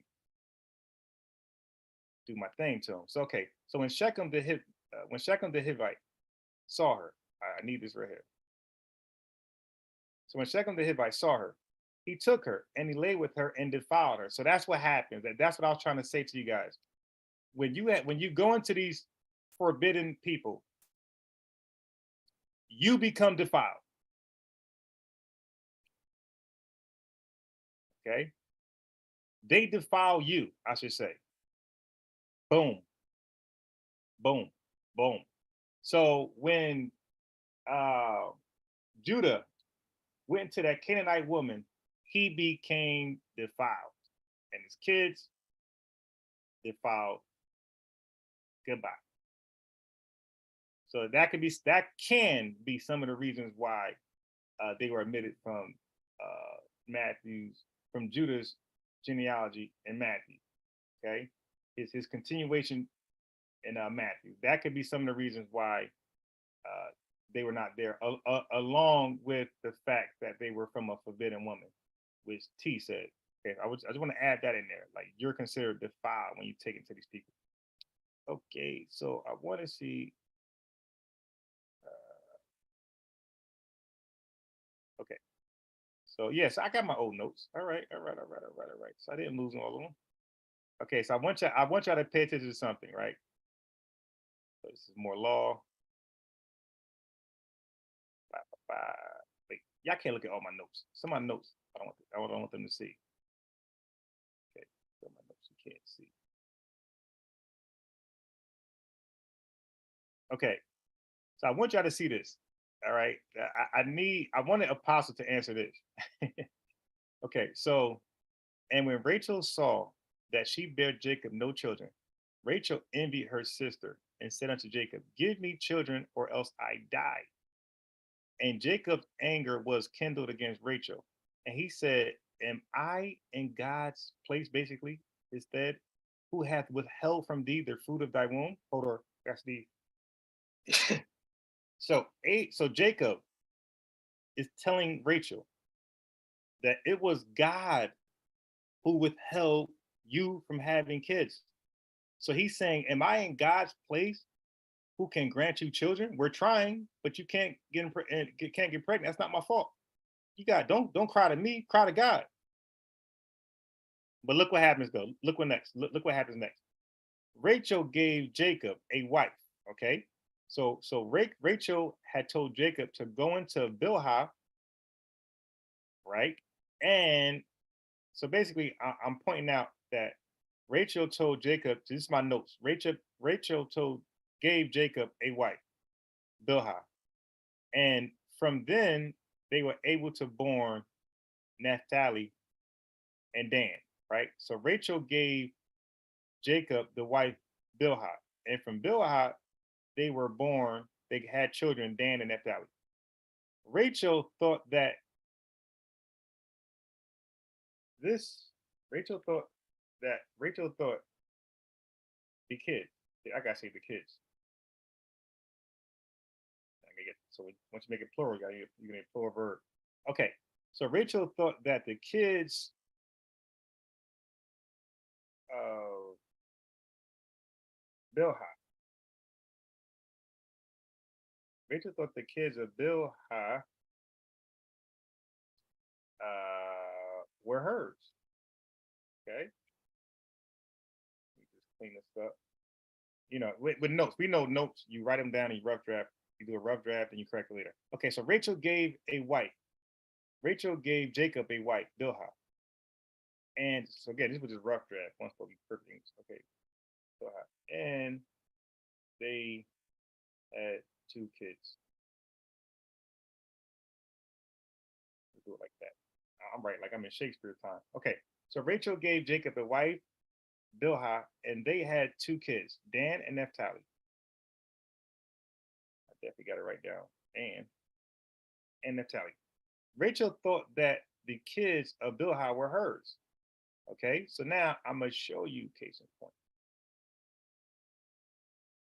where we are. So we had Genesis chapter 30. So now let me get there. Let me go to Genesis 30 so you can read it verbatim. Let me change my screen back to, watch this. It's about things. It's more spirit. These kids are more spiritual in the Bible than you think. You know, they focus on spiritual kids more than you think. All right, so let's go up. Let's go up. Blah, blah, blah, blah, blah. So this is the actual verses. Okay, so when Rachel saw that she bare Jacob no children, Rachel envied her sister and said to Jacob, "Give me children, or else I die." Then Jacob said, "I'm not God. I can't give you kids." So, and then she said, "Behold, my maid Bilhah, go in unto her, and she shall bear upon my knees, that I may also have children by her." So Rachel gave Jacob her maid to have kids, and Rachel was going to claim these kids as her own. Spiritual kids, spiritual Israel. Okay, Rachel was going to claim these kids as her own. So not just the men do that, you can see the women do that too. I'm not done. I'm not done. And she gave Bilhah her handmaid to wife, and Jacob went into her, and Bilhah conceived and bare Jacob a son. And Rachel said, look at this. Look at Rachel's response. Rachel said, God have judged me and hath also heard my voice and have given me a son. Rachel claimed the kid. Jacob is having sex with Bilhah. There's a kid between Bilhah and Rachel Rachel is claiming the kid of her own. She said, God had judged me and heard my voice, heard my prayers, and now God has given me a son through Bilhah.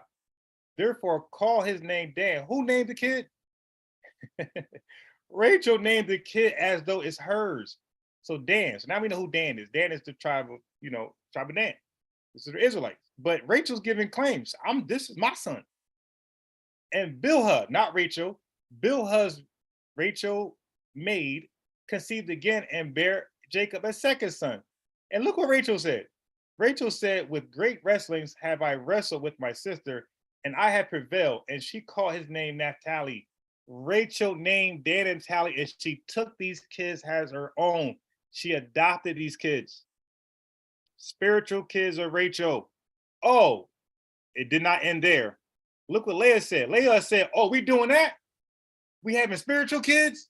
All right, so this was a spiritual kid fight. So this is some old Desperate Housewives, you dig? All these shows of women fighting. Now we're gonna fight over the spiritual kids. Look what Leah did. When Leah saw that she had left bearing, she took Zilpah, her maid, and gave her to Jacob to wife. So Leah said, are we doing that? We having spiritual kids? So Leah took her maid, Zilpah, and gave it to Jacob to wife. And Zilpah's Leah maid bare Jacob a son. So not Leah, Leah's maid Zilpah gave Jacob a son. And Leah said, a troop come, and she called his name Gad. Leah is taking claim of Gad. This is my son. Rachel, those are your spiritual kids? Well, I got spiritual kids. And now you see where the term godparents probably came from. Spiritual just means spiritual. Godmother, Godfather, Godson, Goddaughter. So these are when you say Goddaughter, that just means spiritual because God's a spirit. So it's my goddaughter, it's my spiritual daughter. It's my godmother, it's my spiritual mother. You following? So Leah said, we doing that? All right, cool. Here, you take my handmaid, Jacob, and that's my son, Gad. And Zilpah, Leah's maid, bare Jacob a second son. And Leah said, happy am I, for the daughters will call me blessed. So Leah take this as she's having cares herself.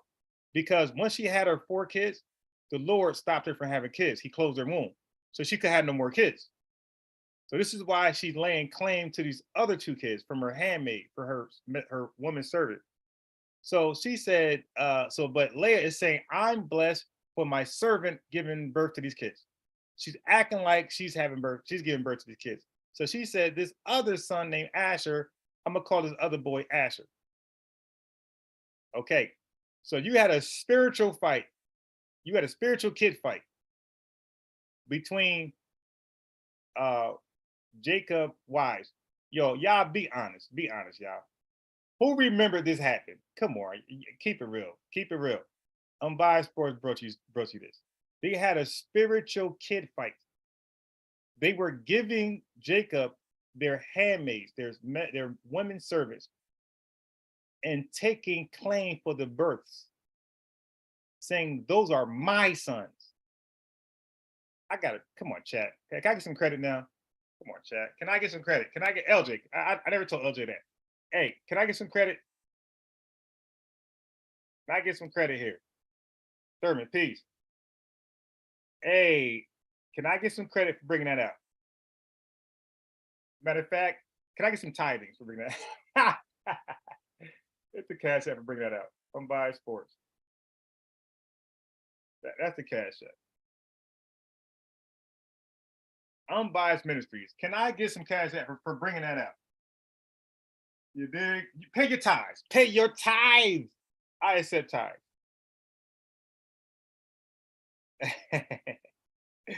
Hey, yo.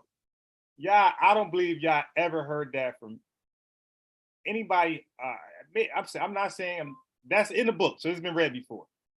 But as far as people online in your church, whoever honed in spiritual kids because we see men could take spirit from You can see if a man dies, the woman finds the second brother, the second oldest brother, have a baby, and that baby is donated to the first kid as the first father as his kid. That's his seed lineage, right?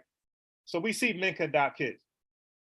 But when do y'all read the women adopting kids, saying, nah, this is my son? All right. So I got one more for you though, LJ. I got more bag of tricks for you. I would say Tobit 4:12. Okay, so let me read Tobit. Let me go to Tobit. Let's go to Tobit. Let me share my screen. Let's go 4 and 12. Let me read Tobit 4 and 12. I said I accept all these books. Y'all can bring out the book of Kemet. You dig? I just want answers. You say Tobit 4 and 12. Let's see. Okay. Oh no, you might be. No. There's no. Oh, okay. I got it. I typed it wrong. So it's short. Okay, 12. Okay, so Tobit. Let's look at 12. Because again, this more for me to document, put in my notes. Beware of all the whoredom, my son, and chiefly take a wife of the seed of thy fathers, and take not a strange woman to wife. Hey, I like this right here. Let me write. I already see where this is going. Let me write this down. Okay, let me write this down. I already see where this is going. This is going to support me with the virgin birth more than you know. Okay, yeah, I already see where this is going. Let me write this down. Tobit chapter 4. Oh, they are in trouble. I already see where this is going. That fast. I see where this is going. All right. Yeah, this is going to help my argument out. This is going to further my argument. Okay. So beware of all whoredom, my son, and chiefly take a wife of the seed of thy fathers, and take not a strange woman to wife, which is not of thy father's tribe. For we are the children of the prophets, Noah, Abraham, Isaac, and Jacob. Remember, my son, that our fathers from the beginning, even that they all married wives of their own kindred, were blessed in their children, and their seed shall inherit the land. So this is a clear instruction to not go into the Canaanites, Samaritans, none of those people, Hivites, none of them. Take on the people from your father's tribe. Very clear there. Let's be clear here. That's very clear there. All right. So let me get rid of that. And he said, hey, I gave you 1 Kings 11:2 and following. All right. No, you definitely. Okay. So now, you ready for this one? So I got one I never heard you say, LJ. Again, I'm in this book daily. All right. Everybody who's still here, I got one for you. And I said it in my last debate with the brother Zaire from Sakari. So my last debate, I spilled the beans there. So let me just take you there real fast. LJ, chat, there you go. This is why Unbiased Ministries need a tithe. You need to pay your tithe. Okay. How about this part right here? Esther. Okay. A certain Jew whose name was Mordecai, a Benjamite, who had been carried away with Jeconiah, king of Judah, whom Nebuchadnezzar, the king of Babylon, had carried away. I got to add that part. I cannot do that. I got to add that in there. You have to do that. Okay. A certain Jew whose name was Mordecai, a Benjamite, who had been carried away with Jeconiah, king of Judah, whom Nebuchadnezzar, the king of Babylon, had carried away. Okay. He, Mordecai,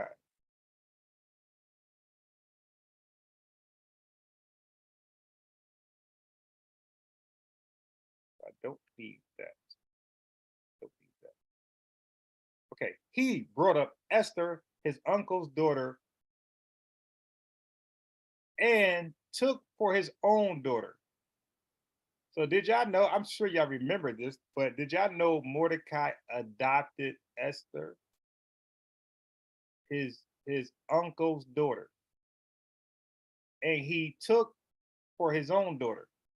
And then later, if you keep reading Esther, I read the whole chapter, I read the whole book. When you keep reading, you'll see Esther is called his daughter. Spiritual seeds, spiritual daughter. You keep seeing this adoption all the way throughout the Bible. Judas, adopted Judas, one of Judas' twins, Zara. You got, let me ask LJ this. LJ, this is for you. How many sons did Jacob have? That makes up the Israel, the tribes of Israel. LJ, let me get my charter.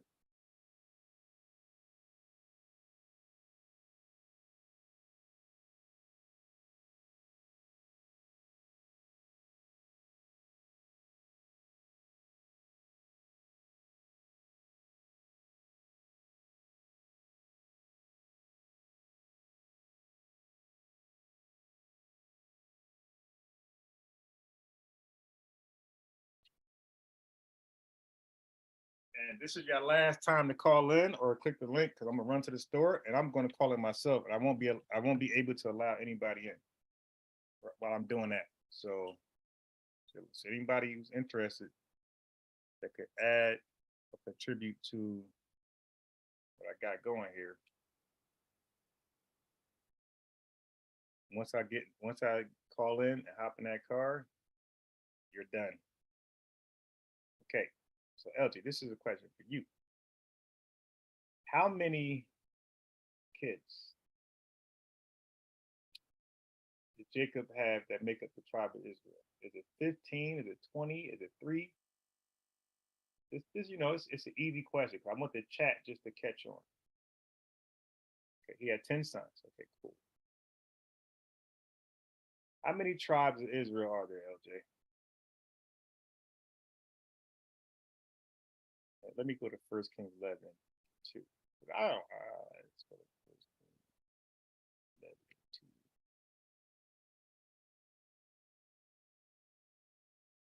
2. Yeah, I mean, I catch a lot of stuff. When I read this book, I catch a lot of interesting stuff.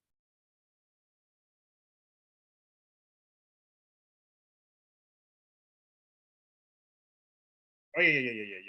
I remember this now. This is dealing with Solomon and what he did wrong. Right. So he went into all the usually a guy going to one forbidden woman. He went to all the forbidden women and followed after the guys, and as a result, he was cut off. Right. I remember that one. Yeah, you definitely gave me that. And that's crucial for these Israelites. That kills them. Okay. So why were Ephraim and Manasseh added to the 12 tribes of Israel if they're not his kids, LJ? Why are we reading about 12 tribes of Israel and not 10? Why were they added in? Let's get there. Why were they added in? Because the apostle dropped the ball on that one. And you're right, no man. He dropped the ball, and I will be replaying that, his answer to that, like I do to his other stuff. And I'm gonna make a funny little video, a thread of things he's been saying. They've been just wrong about.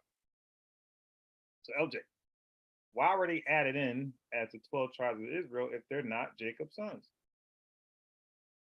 Yep, they were Joseph's kids, but why were they added in? If they're not his kids, why are they added in?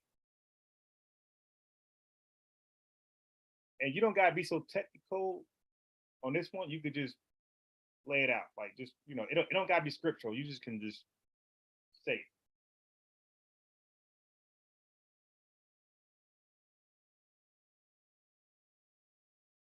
And again, there's no one way to say it. There's no one answer. Okay, so explain to us. Let me, for the last time, put the link in there. But once I get in that card, it's over.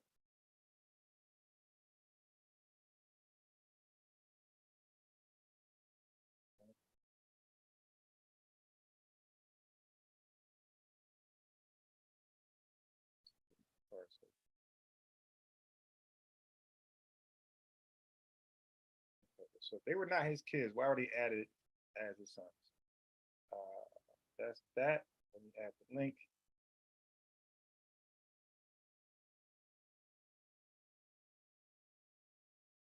Boom. The last time, the number and the link, I will not be able to let you in once I call in from my phone. Because once I call in from the phone, I will pretty much just be a guest myself, or, you know, just a caller myself. I won't have the rights to, you know, admit somebody in. All right. Again, this is just fun time. This is study time. That's all. We're just studying. All right.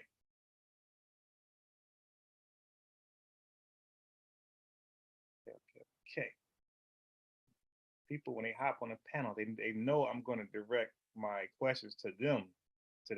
They know I would direct it toward the chat, but it would definitely be to them. People be trying to shy away. Let me see. What is this? Oh yeah, then I'm gonna go back to Ezra chapter 2 from the Israelite. So I was trying to go all the way down with Apostle from Matthew's 1, but we couldn't get past. So we couldn't even get past this with me and Apostle. Forget about everything below. So I told you that most Israelites, they can't get past Matthew's, the early part of Matthew. So me and Apostle never got this. This is one part, and this is the second part.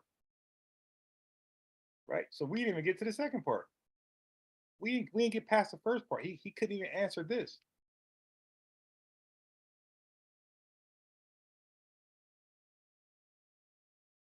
All right. So I don't see an answer for LJ just yet. So I'm going to just go back to the Israelite, Brother Yadi. And okay, so Jacob took them as kids. So yeah, so Jacob adopted them. He adopted them in, LJ. They were born of Joseph, Egypt, right? So he adopted Joseph 2 kids in that they can take on the blessings. Don't forget, the blessings only go to your kids, right? So he, like your biological kids. So he adopted Manasseh and Ephraim in, and by adopting them, they inherited. These are key words. By adopting these kids that are not his, they still had rights to the inheritance of what Jacob could give to his kids. So they also were adopted in. They were adopted in, and they would, and by being adopted in, they were received the inheritance of their adopted father. Okay, and they were known as 2 more tribes of Israel, because only Jacob kids are Israel, the fathers of the Israelites, and now Joseph kids are father of Israelites, which is way crazy because they are Israelites. You know, Jacob 12 kids are not Israelites. They're the father Israelites. I'm sorry. They are Israelites, but they are yeah, you can say that they are, I don't know. Are they Israelites? Because they're is Gad? Yeah, I don't, yeah, Gad, yeah, Gad is not an Israelite. Yeah, are they? Would they be considered Israelite? Judah. Like the actual guy Judah. Well, he because I don't know about that. Because Jacob name is, I guess, because Jacob is the father of Israel. Okay, no problem. But let's just say this. Let's just say that. Let's just say Jacob's sons. They could be Israelites, but they are the father of the clans of the Israelites, or something like that. So they are the sons of Jacob, and they were the father of the clans. But then you got Joseph kids, who are the grandkids of Jacob, but they got promoted to what the biological kids were only able to do. So Joseph's kids are the grandkids of Jacob. Jacob's kids are his sons. They're not the grandkids. So Jacob's sons inherited certain rights and certain privileges, not his grandkids, his actual direct sons. Joseph is his direct son. So Joseph's kids got promoted up to be as one of Jacob's biological kids. And by doing that, they were able to receive the rights and inheritance of everything he gave his biological 10 kids. So the whole thing, the whole message is that these guys were adopted in, and by being adopted in, they received the inheritance. So now you can play with words, adopted in, grafted in. I really don't see the difference. Grafted in and adopted in. So now the Israelites, the Black Catholic Israelites, now they will make a big deal about that because it don't fit their agenda. But I really don't see a difference in the word grafted in and adopted in. And we keep seeing people being adopted in. Okay? So I will say grafted and adopted, same thing. Okay. So let's what do you guys think? So T says yes. So I see the same thing. So this is why I say if you're adopted in and you're grafted in, you're a spiritual seed. You're not the physical. All right. So we're back at Matthews. All right. So let me see if I want to drop Matthews. Go back to what I was doing in my notes. Okay. So I showed you over and over and over of people adopting kids as their own. And I could easily see that as grafting and kids as their own. All right. So with that being said, I might not need Matthews anymore. This was just to show that, oh, no. I can't do that. Let me go to the Israelite now. The Israelite brother. But him and Tamar, he took her, Judas gave Tamar to wife.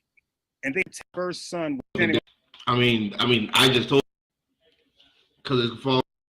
If Zara was Judas' oldest son, why? So this is the brother Yadi from Sakari DTX.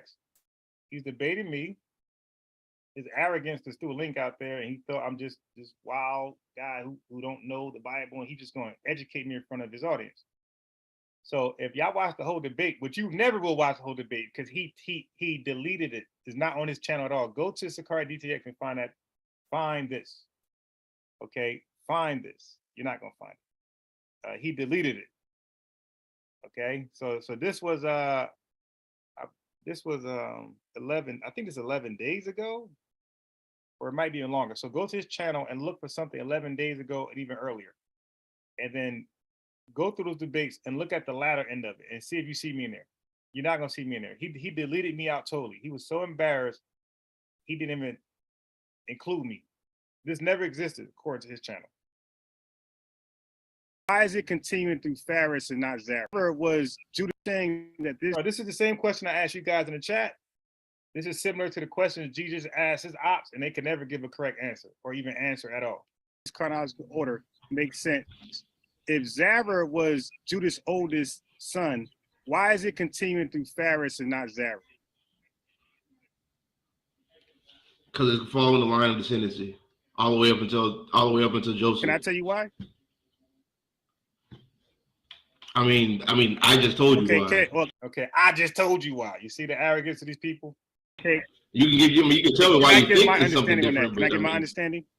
Go ahead. Okay, because we know you gotta be very careful with your wording. You cannot, if you debate these guys, do not position yourself as their equal.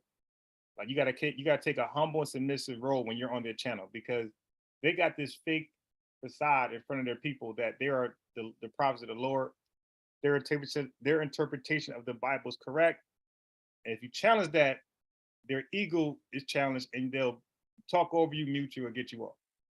And I'm gonna show you a case in point because one of those guys had a debate yesterday and it didn't go their way and they kicked them off. So you gotta always be at a submissive role, humble role if you want to talk to them and get your point across and educate their audience. So he already told me, he said, Judas' first son was My understanding? Go ahead. Okay, Go ahead. because we know Judah's first son was and he did evil in the sight of the Lord and was killed. So him and Tamar, he took her. Judas gave Tamar to wife, and they had no kids. And he died. He got killed by the Lord before he had any kids. And Mosaic law is, if a man doesn't have any kids with his wife, then the next brother has to bring him seed. Okay, so now we know Onan was also killed because he spilled the seed on the ground. He didn't want to give seed to his brother because he knew it would not be accounted for his. And then the youngest brother, I think his name is Shalom. Judas did not want to give her to Shalom because he thought that. So hold up, brother. Let's. Oh, now because he does not know the story, and he's totally lost, right? Now all of a sudden, objection, Your Honor. So he's acting like none of this stuff matters because he doesn't remember, and I'm pulling authority, right? I'm establishing authority on this particular story. He's insecure, his ego is bruised, and now, brother, this means nothing, but it actually means something. Shalom, because he thought that. So hold up, brother. Let's do this. Let's make it simple. I don't want to split hairs with the names all the way here. Look, this is important for the seed thing. So to sum it up, the Jewish law is that if your brother does not have a kid, you gotta give one up for him. So Zara is the firstborn of Judas. So Zara is from Judas' seed, but Zara is donated to his brother, even though that's not his seed, and that's accounted for child without the seed. That's his child. That's not Judas' child, even though his seed is in Zara. So now the second born would be Judas. That's Mosaic law. The first child is not yours if your brother had a wife and no kids.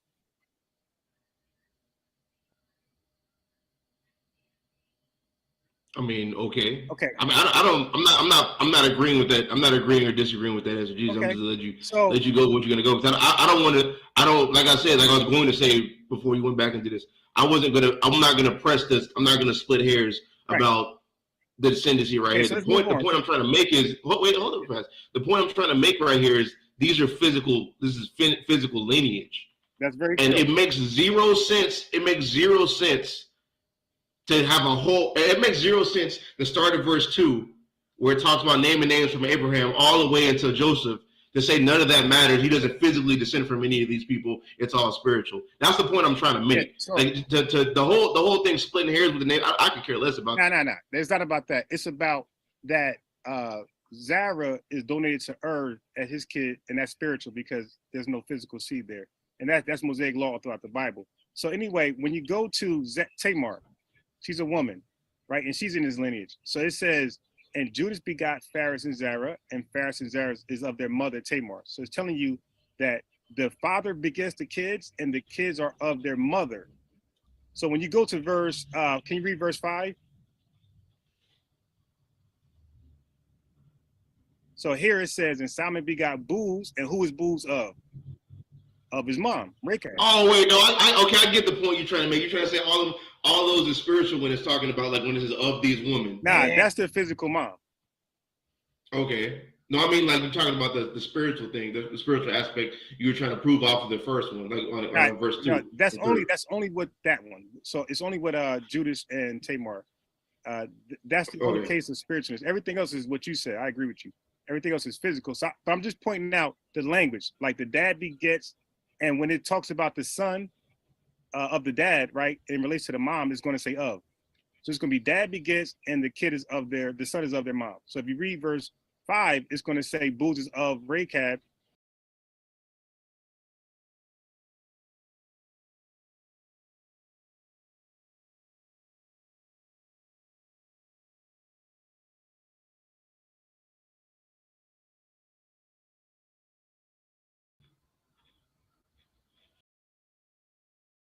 We're talking about the way, like we're talking about the way Hebrews, like Israelites, reckon their lineages.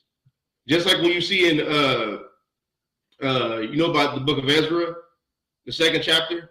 I'm not that familiar like that. Let's go to that. Yeah.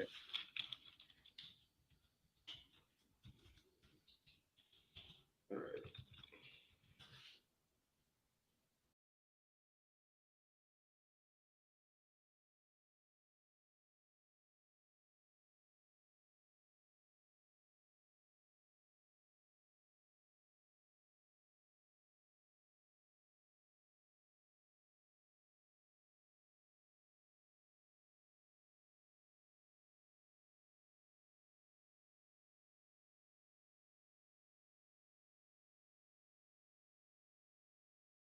talking on mute.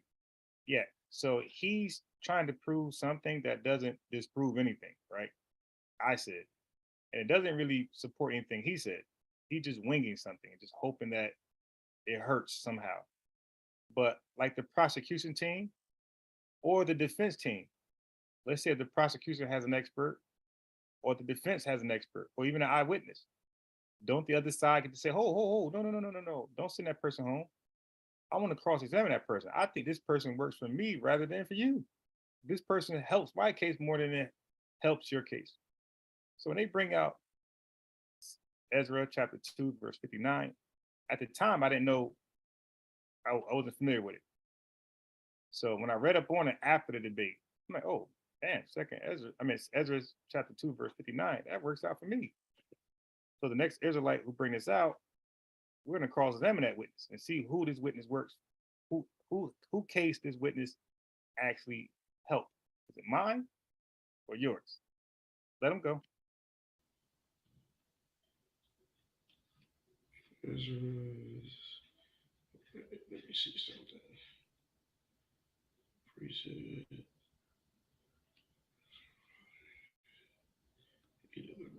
69.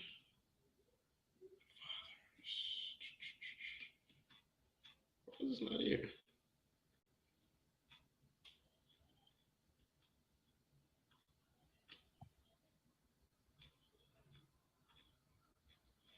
Let me see something. Bear with me real quick. Yeah.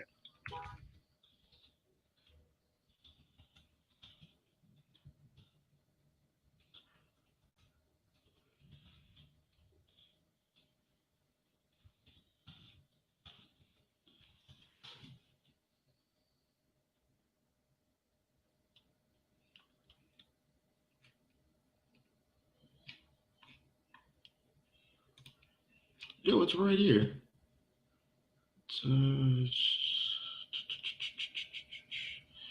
Two. Oh, that pressure is on them. You outside? Yeah, I'm in the gazebo. Oh. So anything to buy more time. But brother, you look bad in front of your audience. This was listen, it was freezing the last couple of days. So we got a decent day. I'm outside enjoying it.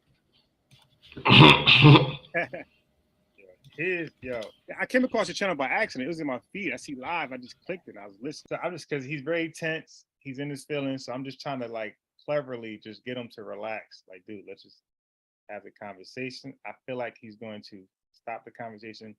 And by the way, before he deleted the entire debate, he told me, and you'll hear it, he told me that he stopped going live. Like, so the whole time we're still talking, I'm thinking we're live. So I don't even know when he cut it off. That's why I went to his channel to see at what point did he stop the live. But he deleted the whole conversation, so I would never know. But at some point, he's looking dumb and he cut the live off. And it could have been the reason why he let me speak so freely, because it wasn't live anyway. But he found out later that although you're not live, I was live from the beginning. Yeah, so Sakari not gonna like how you're representing them. It's weird how that works. Yeah, the algorithm. Yep, that's good for your channel. You know, it's pulling people in. So everybody got to like. Yeah, so this is Guerrilla Hebrew Peoples, because he's the father of Sakari. So these are his sons. This is his lineage. This is his genealogy. Brother Yadi, Sakari, BTX. Like, everybody gotta like your channel, so you like the video, so that could keep happening. You know, inviting new people. Yeah, why is this? What's up with the blue there? I've been looking at the whole time, man. I'm stupid. No, you're not stupid. You are stupid, but that's called pressure. Pressure will make you drop something. Pressure will make you get out the car without putting it in park. Pressure makes you do things you wouldn't normally do. Pressure is why you can't find that verse that's staring you in the face. I've been looking at it the whole time. Right. This is Ezra 2:59. It says, and these were they which were up from Telamah and Telarasah and Cherub, Adon and Immer, but they could not show their father's house and their seed whether they were of Israel, right? So these people, basically in this context, right, couldn't show their lineage according to their fathers if they were of the seed of Levi, right? Because that's how lineages was reckoned Hebraically. So this goes back to the point that I was trying to make in the beginning, why you see in Numbers, you see all throughout the Old Testament how Hebrews reckon their lineage, but for some reason when we get to Matthew, now Christians will try to say now it's different. It's not reckoned off of fathers. It's now reckoned this one instance off of a woman. That's the point that I was trying to make. Well, that's not the only instant, but Okay, so again, when I was able to look over this verse, he stopped reading for a reason. What he just read works for me, not himself. It deals with the physical seed doesn't, that's not the strong seed. The strong seed that I keep reading is the spiritual seed. The stronger seed is the non-biological seed. Okay, watch this. Let me share my notes. Okay, so what he failed to do is keep reading. So Ezra chapter 2, verse 58. This is what he read. All the Nethinims and the children of Solomon's servants were 390 and two. So he didn't read that part. He read 59. And these were they which could not show their father's house and their seed, whether they were of Israel. But what he did not tell you is what happens if you cannot, even though you're the biological seed of these men, your father, your lineage, although you're the biological descendant of these people, what he did not read is what happens if the biological kid of a lineage cannot prove their lineage. What happens to them? Now, what it means by can't prove, this person could easily show their father, but what I mean by prove, on a piece of paper, a scroll, whatever they're writing on a tablet, if you can't show on a tablet that you are, if you can't prove on a tablet that you are of a certain lineage, he didn't keep reading what happens to you, what happens to your physical lineage, descendantry. He didn't show you. Listen. So they could not, let me do it for them. They could not show this father's house and their seed, whether they were of Israel, and the children of the priests. So now, the children of the priests, what they do. Let's go right here to verse 62. All right. So the children of the priests, let's see what happens here. They sought their register among those. So these are the children of the priests. They are priests themselves. It says it. It says, and the children of the priests. So you know who they are. We know who they are. Right. So the children of the priests sought their register among those that were reckoned by genealogy. So register means that people are writing it down somewhere. They're documenting something somewhere. So the children of the priests sought their register among those that were reckoned by genealogy, but they were not found. Therefore, see this extra stuff that's not supposed to be there in our language. Bye-bye. Okay. Sought their register among those that were reckoned by genealogy, but they were not found. Therefore, they, I need that. I need that verb. So now I see why it's there. It's like backwards, like a Spanish verb here. That's weird. They got an English verb, but they got it positioned like a Spanish verb. Okay, but they were not found. Therefore, were they as polluted, put from the priesthood. Okay, so check this out.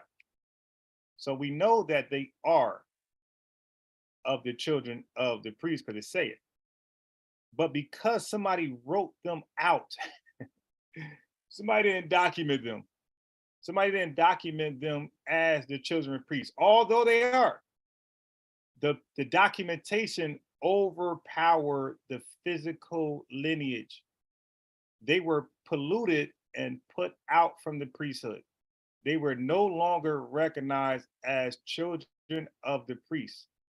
You can say they were no longer recognized as Levites. Although physically they are, but because it wasn't documented properly on a scroll, tablet, or paper, they were now wiped away from the priesthood, the Levites tribe, okay, the Levites. So again, just showing you that physical seed doesn't mean anything. The spiritual is more powerful. That's another case in point. And this is something they gave me. They just ain't finished reading.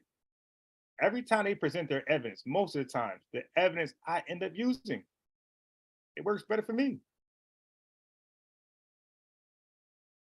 Okay, so I believe that's it on that, on the brother, Yadi. Let me see. Yeah, so that ended up working out for me. Yes, I think that's it I'm gonna do with him. Let me do this. Let me make sure. Let me make sure. And his videos. 5.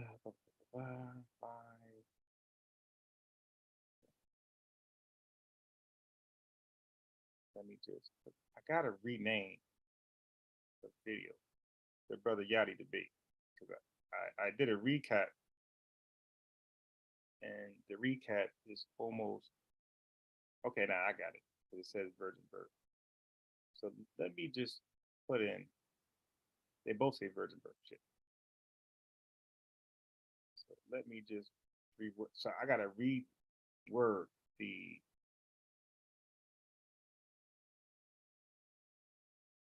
Yeah. So let me just put recap. So I won't confuse that as the action.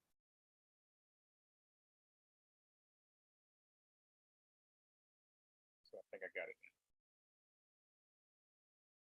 So I won't confuse the recap with the actual debate. Because sometimes I put the recap.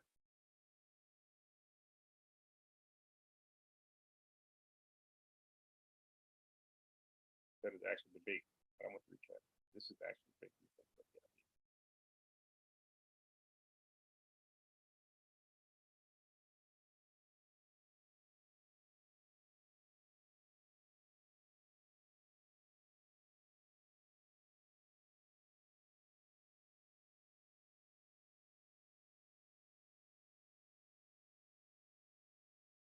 All right.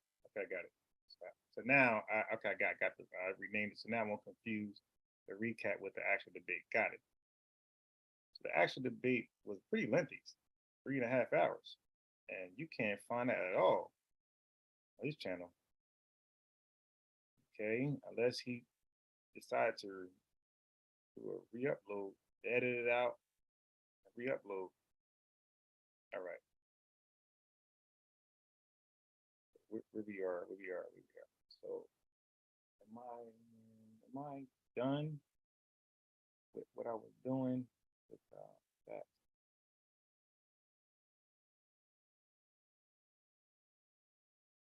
Okay, something just happened in the news that I wanted to bring up. Something happened in the news. Something happened. Something wrong in the news. I said I was going to talk about it. I didn't write it down. I thought I'd just remember it. That thing slides right up on me. Okay. So now let me see if I'm done with what is this? Yes, I read that. Okay, now let's go back to spiritual Abraham. Okay, got it. Gotta leave me alone because I really don't care. I really don't give a damn. My name is Bobby Brown, not Uncle Sam. Okay, so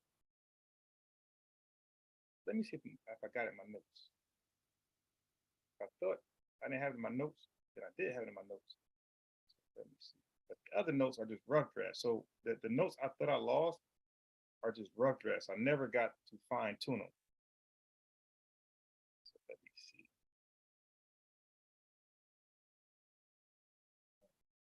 Let me just see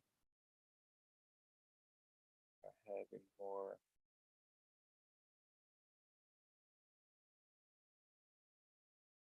spiritual.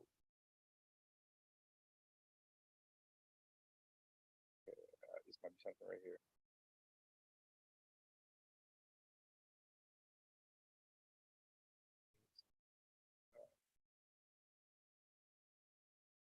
So this is something for later debate.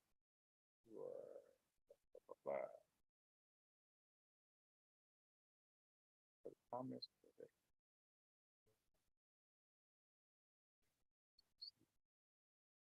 Okay, yes, that's a law debate there.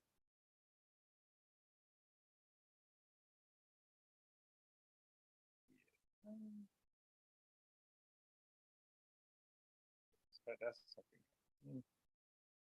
Yeah, it's something else.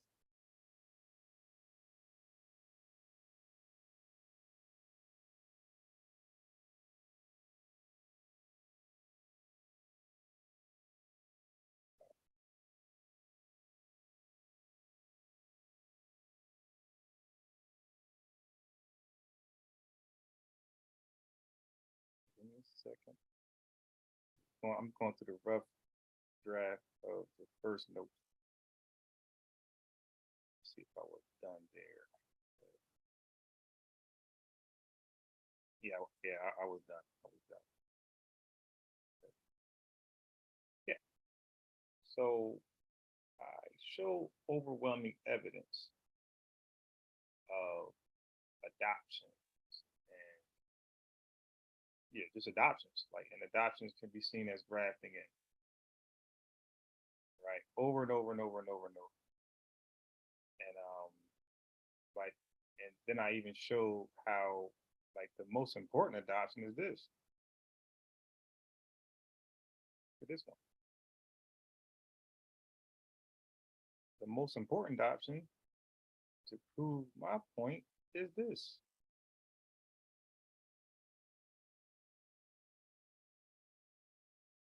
Okay. This is the most important adoption. Okay.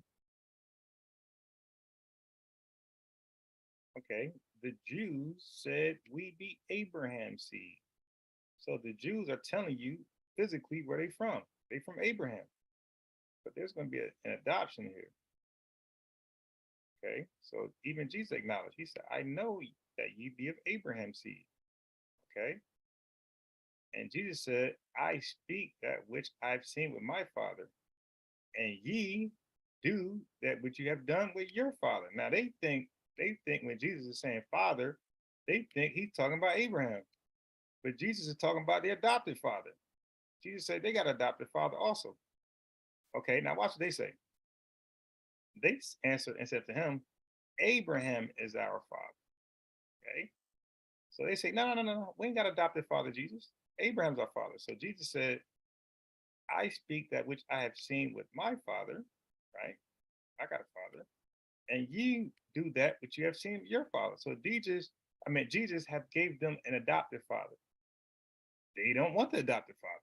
They said, Abraham's our father. Who are you talking about? What father you got for us? Okay. So the most important adoption is this. Jesus said, no, ye do the deeds of your father. Right? Again, he charged them with having another father. And then they said, yo, we're not born of fornication. We only have one father, even God. So they assigned themselves an adopted father. They said, well, if you're talking about God, yeah, that's our father. So they like, yo, we got one father. Okay. We have not been born of fornication. We have one father, which is Abraham. And then he said, even God, if you want to give it to a spiritual father or adopted father, it will be God. Jesus said, nah. Okay, let me stop playing with you guys. Let me tell you who your father is. Jesus said, your adopted father is the devil. So all through, we're dealing with adoption, grafted in, spiritual fathers, mothers, siblings, sons and daughters, spiritual. Although you're physically from the seed of Abraham, although you call him your father because of that, what matters the most is your adopted father, your spiritual father, like Er. Er was the spiritual adopted father of Zara. even though Judas is biologically responsible for Zerah. He's not seen as the father according to the Mosaic law. The father would be and any kid born from Zerah, would get the seed lineage rights of. So remember that registry we talked about that they couldn't be found in?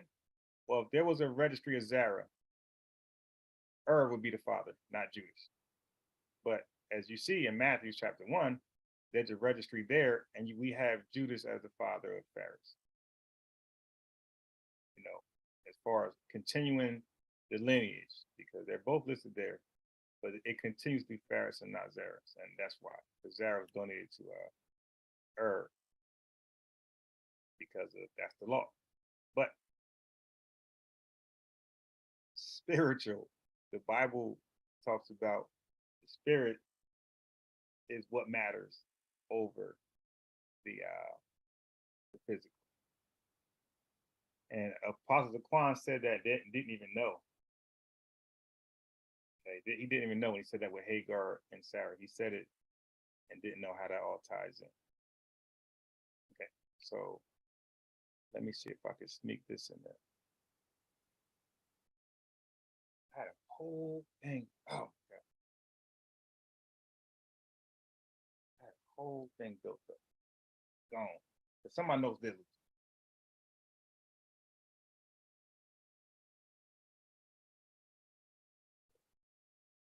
Okay. Now, here we are. Watch this.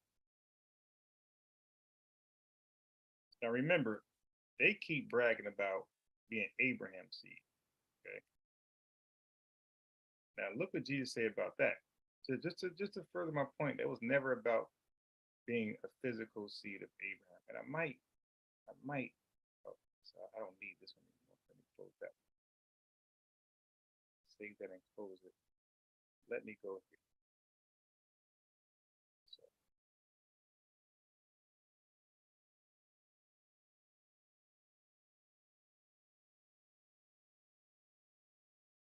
let me leave y'all with this.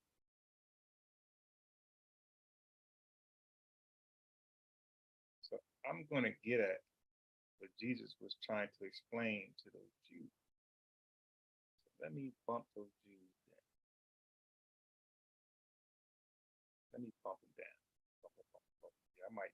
Oh, I wasn't even done. Okay, yeah, I wasn't done with the Jews. Okay. So let me just bump these Jews down. Okay. Almost done. Almost done.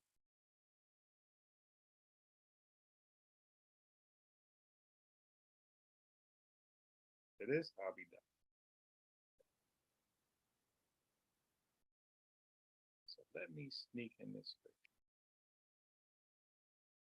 Let me sneak in this.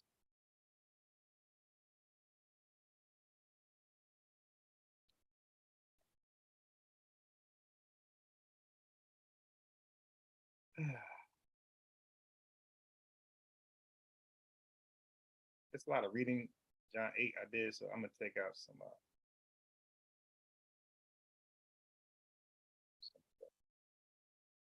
There won't be too much reading.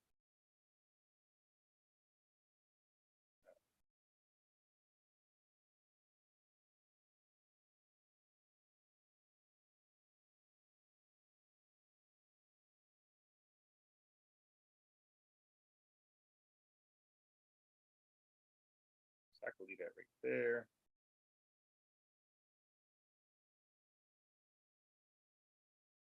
I could take that out.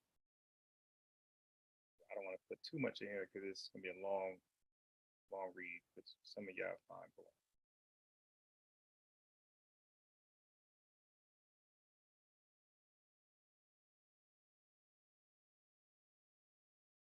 Let me turn this into a table and you'll see what I got. Table. Boom. Boom. Okay. Cool. All right. could take that out.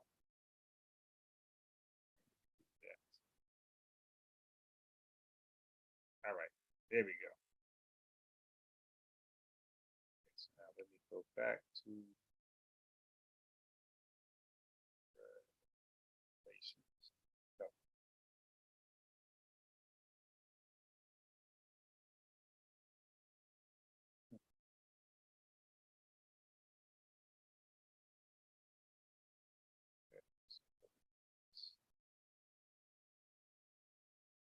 I forgot. There's one more important passage in John. I'm gonna show you what I just took, the notes I just taken. What I added out, what I put in. Note, these are notes.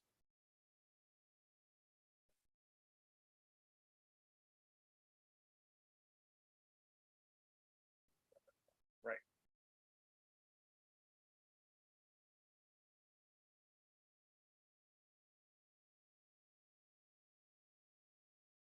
So I'll be done right here. And some of you are gonna like this. You're gonna appreciate this.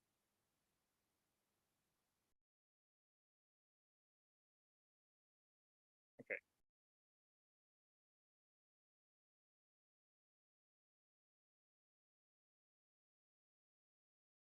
All right. So look what I had. So this is like baking a cake. Or this is like I had a bunch of ingredients, but you ain't know. I was throwing the pot, throwing the pot, throwing the pot, throwing the pot, stirring it, cooking, cooking, cooking, and now I'm about to serve you the plate. You like, what the hell? What's in that plate? Okay. Here we are. So let me bring you back to John chapter 8, just to sum this up right now. So John chapter 8, we got, here we are. Let me save this song. I got it saved. Okay. So hide the meeting. Okay. So we have John chapter 8. They answered, we be Abraham. They answered Jesus, we be Abraham's seed. Jesus said, I know that you are Abraham's seed, but wait, let me take it out. You don't need that. I don't want the but there. See how it throws me off? Okay, got to add that in my notes. Okay, take it out. Okay, so they answered Jesus, we be Abraham's seed. Jesus answered, I need this to be more, so I don't read past it, because if it's not bold black, I'm going to read past it. Okay. They answered Jesus, we be Abraham's seed. Jesus said, I know that you are Abraham's seed. So he's acknowledging it. Okay. They answered and said unto him, Abraham. They answered. So I don't need this right here, because we can still make it make sense without that. They answered, Abraham is our father. Okay.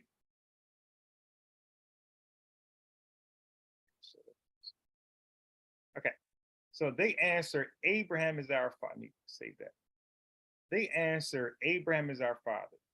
Jesus said unto them, if ye were Abraham's seed, make that red. So the brackets means I added that in there for clarity. Okay. To let you know what's going on. You can, I got the chapter and verse there for you. You can use that and see it's the same. They answered, Abraham is our father. Jesus said unto them, if ye were Abraham's seed, ye will do the works of Abraham. So what they didn't know, that they kept saying Abraham's seed, Abraham's seed, Abraham's seed. They didn't. So in this debate, this dialogue, they didn't understand where Jesus Christ was going, but you will. He was going to Galatians 3:29. If ye be Christ, if ye be Christ, then you are Abraham's seed. Spiritual. Okay. This is what matters the most. This is what makes you Abraham's seed. If ye be Christ, then you are Abraham's seed, not before. So all that loins talk, loins, sperm, boo. You are only Abraham's seed if you're of Christ. And when you're Abraham's seed, you only, not the physical people that are Abraham's seeds, but we're talking about the spiritual people after Christ. After you become a spiritual person after Christ, you only will become noted as Abraham's seed. There will be a new registry, and you will be written in that registry as Abraham's seed. Everybody before that's not of Christ won't be able to find themselves in that registry, like Ezra chapters 2, verse 59 and 60 and 61 states. You won't be able to find yourself in that registry if you're not of Christ. Therefore, you won't be heirs. So remember, they were polluted, and they were thrown out of the Levites, of the priesthood. Those people who cannot find themselves in the registry, and that's just somebody documenting. They were physical people of Levites. But because they were not added in the registry, they were thrown out of the priesthood. So these same people, if you're not added in the registry of being of Christ, you're going to be omitted from Abraham's seed, from the Abraham genealogy. You're not going to be able to find yourself in the registry. And only the people of Christ will be considered Abraham's seed. And you, because you're of Abraham's seed, the promise given to Abraham, you will be heirs according to the promise. Only you.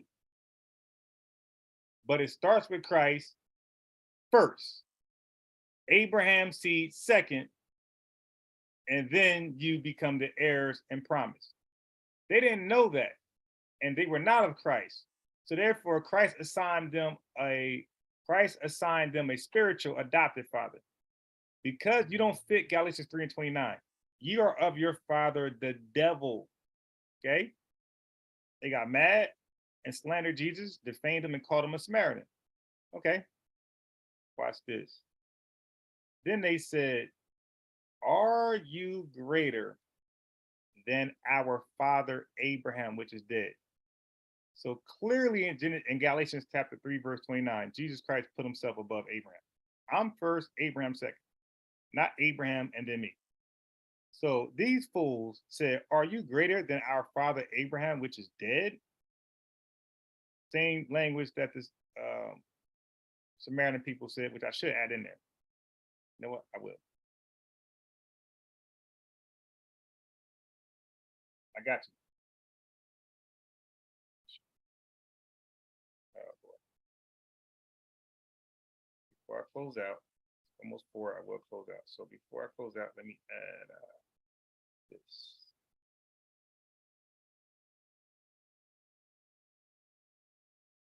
John chapter 4.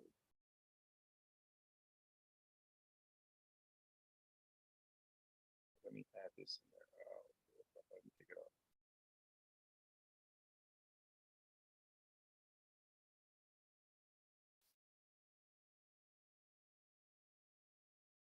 All right, go to second. So since I'm adding it in there, let me just do it like this. John 4.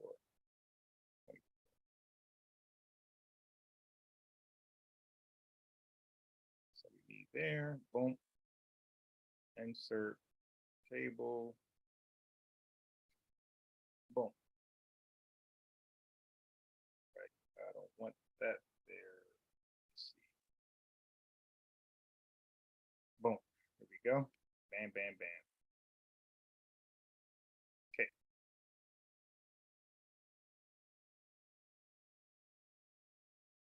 All right. Okay. So they said, are you greater than our father Jacob, which is dead? The Samaritans asked Jesus Christ the same thing. Are you greater than our father Jacob? So every time people get mad at Jesus, they want to know, are you greater than the person that they revere the most? So the Jews revere Abraham the most, and the Samaritans revere Jacob the most. So are you greater than Jacob and Abraham? Look how Jesus responded. He said, your father, let me take the highlight off this. You don't need that. Your father Abraham, let me save it. your father Abraham rejoiced to see my day. So they like, wait, hold up. If our father's dead, he's our ancestral father, how did he see your day? What you talking about? 33. So they said, then the Jews said unto him, thou art not 50 years old and has seen Abraham? Like, are you crazy? Look what happened next. Jesus said, before Abraham was I am. Okay? You see that? So Jesus said, I'm older than Abraham. I was before Abraham. That's how your father seen my day.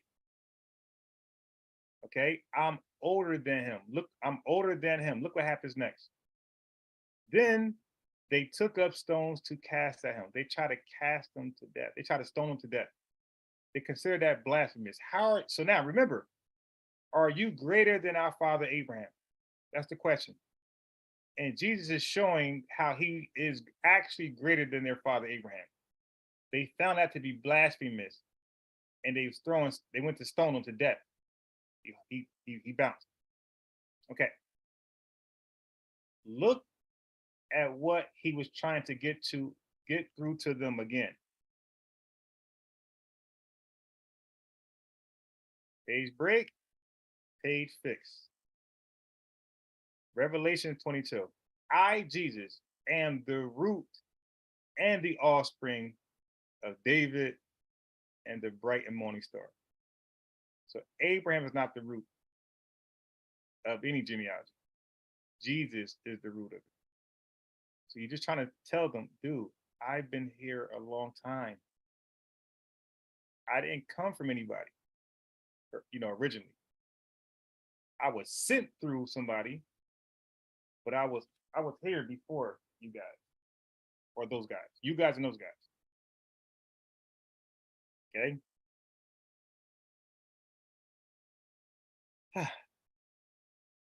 That's it.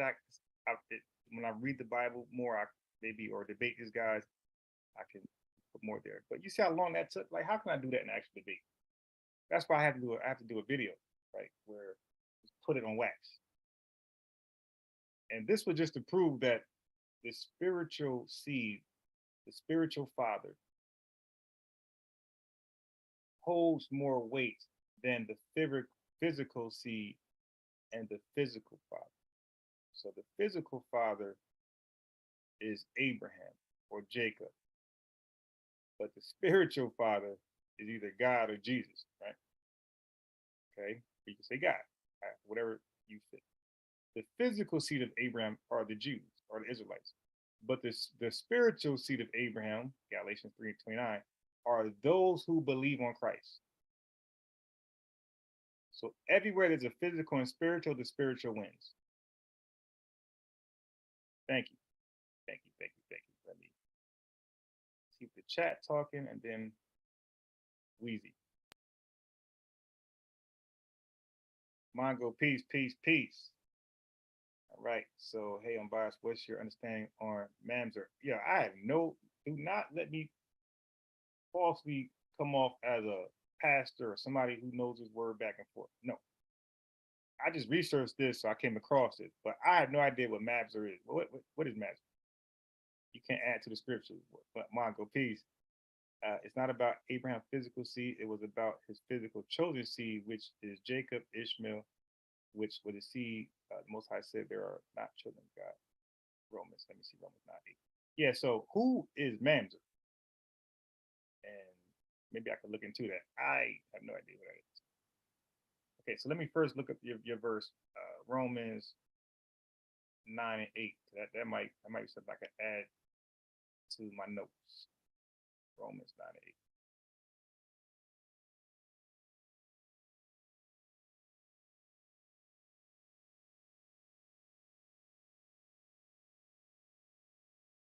Yeah, not because some people get mad at me. They'll say I pretend to be an expert, and I'm telling you, I'm not an expert.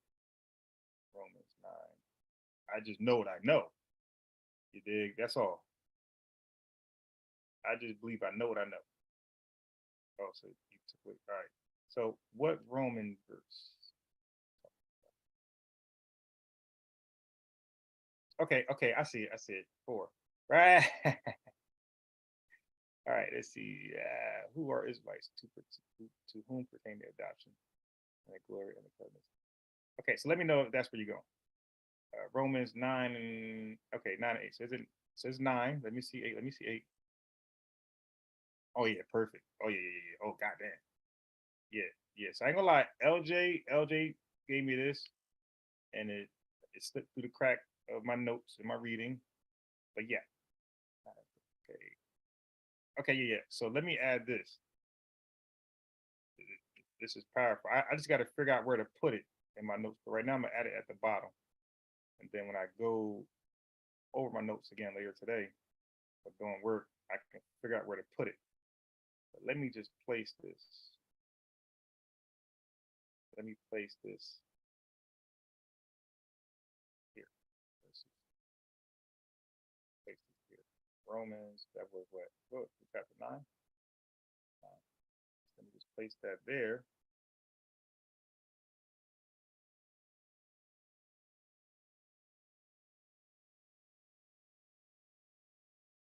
Place that here.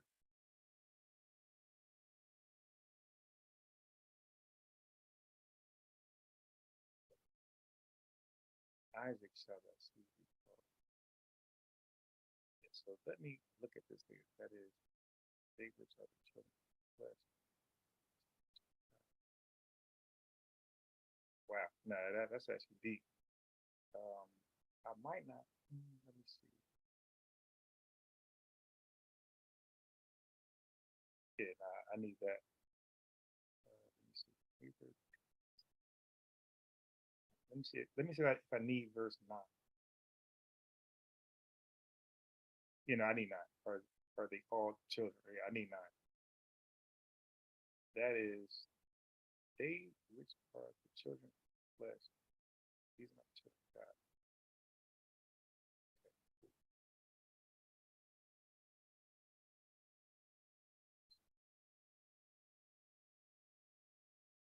Yeah, that's interesting.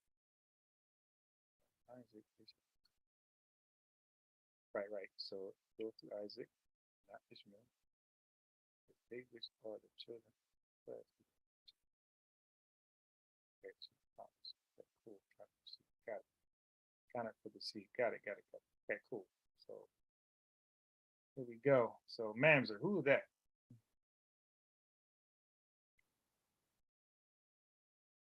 So lastly, just let me know who Mamzer is, and then we are out of here.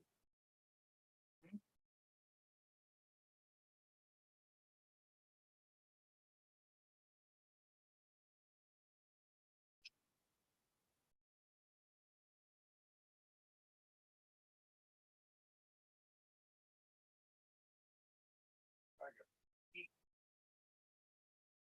You already know what I mean. I make spaghetti. You already know that.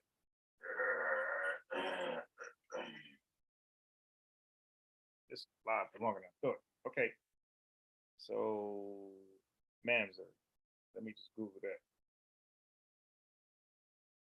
It's probably delayed, so you're not really.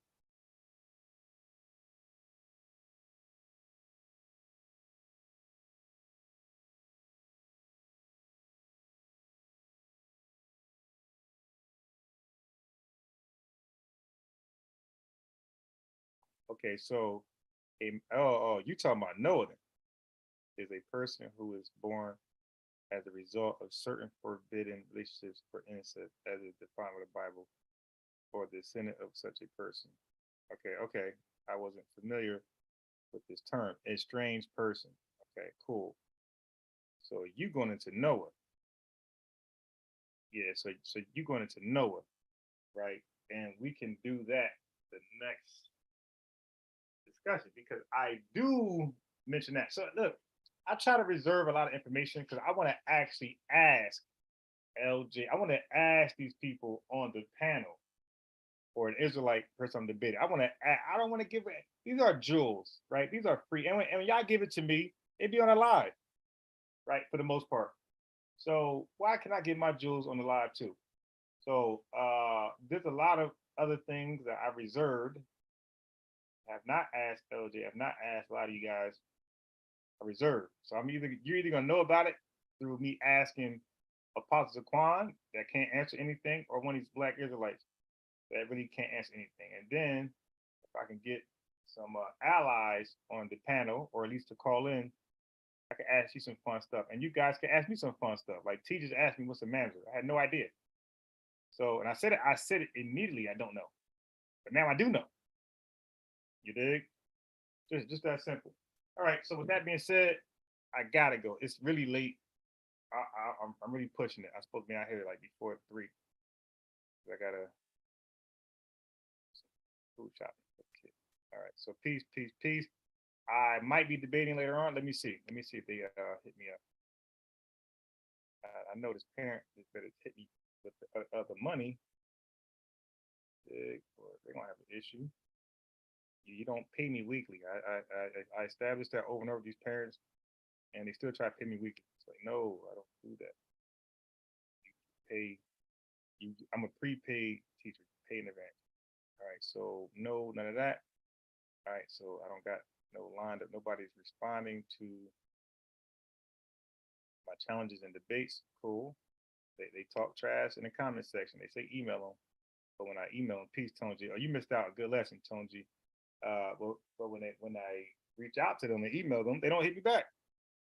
Like out of like the 25 people I emailed that they all said they would have a discussion with me, maybe 3 of the people that gave me the three of the 25 actually answered. No, I'm gonna say 10 out of the 25 answered the email. I'm gonna say 3 actually followed up with what they said they would do and actually have a discussion with me. The rest didn't do it. So 3 out of 25. 10 out of 25 replied to the email I sent them that they asked me to send to them. And then 3 of the 25 actually fulfilled the end of the bargain and actually had a discussion with me. And I gotta say, out of those 3, 2 was Sakari and 1 was True Congregation of Nation of Israel. And he was supposed to come back on and have a second follow-up discussion. So Sakari seemed to be the bravest people and who would step up to the church. So I got to be real. So like Sakari Israelites has been the bravest out of the Israelites who teach that the virgin birth isn't true. Sakari Israelites has been the only ones to believe what they say. Everybody else, the other Israelites, I'm gonna say, except for True Nation, the True Congregation, I'm gonna say every other one are cowards because they all corresponded with me, and none of them thus far has hopped on to do something with me. All right. So yeah. So let me just see real fast if there's not too many replies. So let me go to my troll account, see how many interests that I drew. Let's see. Come on.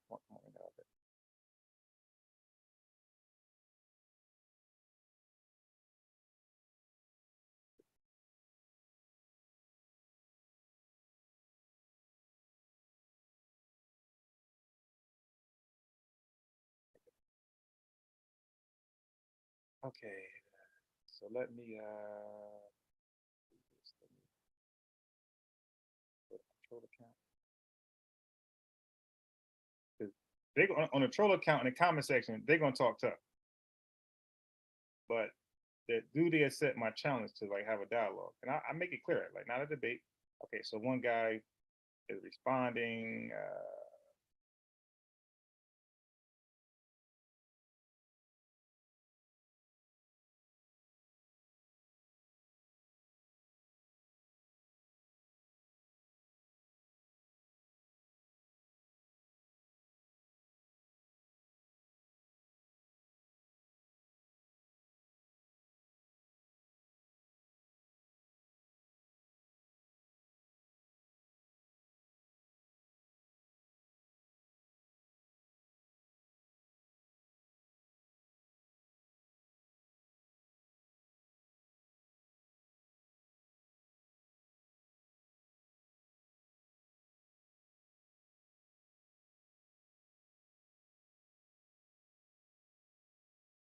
Yeah, so they're quick to like write you off. These are cowards, man. Okay, well, that means that you're not Israel. So may the Lord be with you. I said, well, according to you, I will be Judah. according to your Yah teaching of Black Israelites, I'll be Judah. So now can we have a discussion? Like they quick to dismiss you. But meanwhile, I responded one comment. He replied 13 times. I just asked one question. I said, thoughts on God, Unitarian, duality, or Trinity, also virgin birth. That's it. And he replied 13 times, all these scriptures, all this breakdown. And I'm like, okay, interesting, bro. He even sent the video. I said, okay, can we have a discussion about some of the verses that you put? And I got some verses too. Can we discuss these verses? I'm interested in your opinion on my verses. He responds, oh, well, that means you're not Israel. Oh, shit. So anything to avoid a sit down, okay? So he's the bulk of all the comments.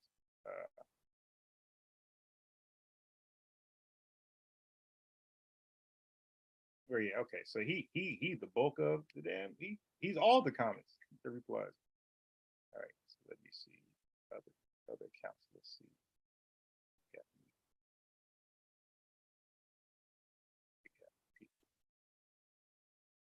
Let's see. All right. So now somebody else sent me an email. Okay. So this is let me see where they're from. God. Okay. So now another account, somebody sent an email. So let me see where they're from. What tribe? Okay, this is Israel United in Christ, right? So let's see. Israel United in Christ. I doubt they ever have respect. They in GOCC, like you want to talk about, like they're on cults, but at least the other guys got like some freedom. GCC, GOCC, and Israel United in Christ. They are the example. Like they are they leading the way. Like we are cults. Okay, let me see. Let me email them. Now I got Instagram responses from you guys, and then they just talk, but nobody actually got one.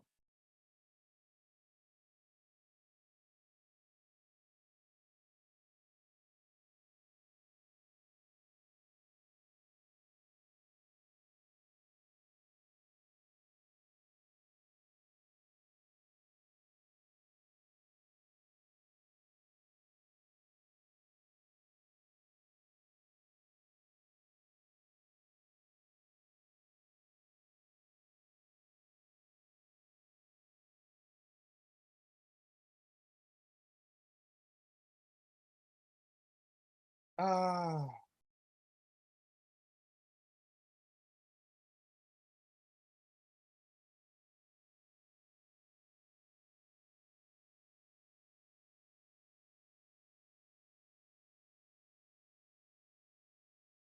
Or I can call you, or I can send you a Zoom link.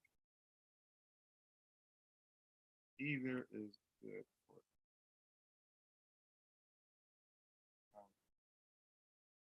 interested in how you see certain verses that I come across that supposedly supports the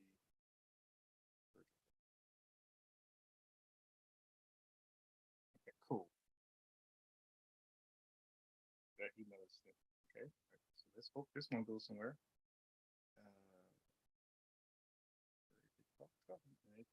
They give you the email, but then they won't reply.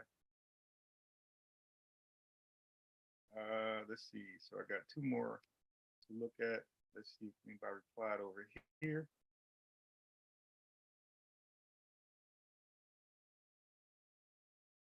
Damn, I got hella. I ain't checking that one. That shit got 9 plus. I'll check that when I get. I'm at work. I'll skip that one. So how about this one?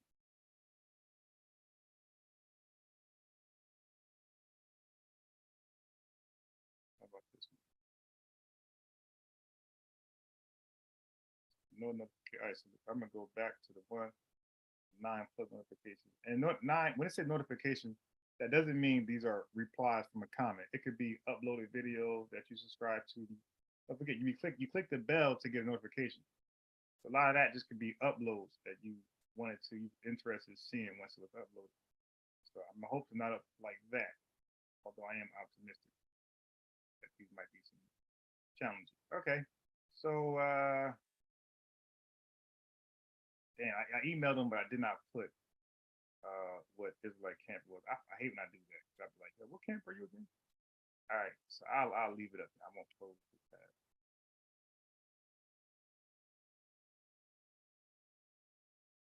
All right, so let me see anything here. Shoot. All right, damn it.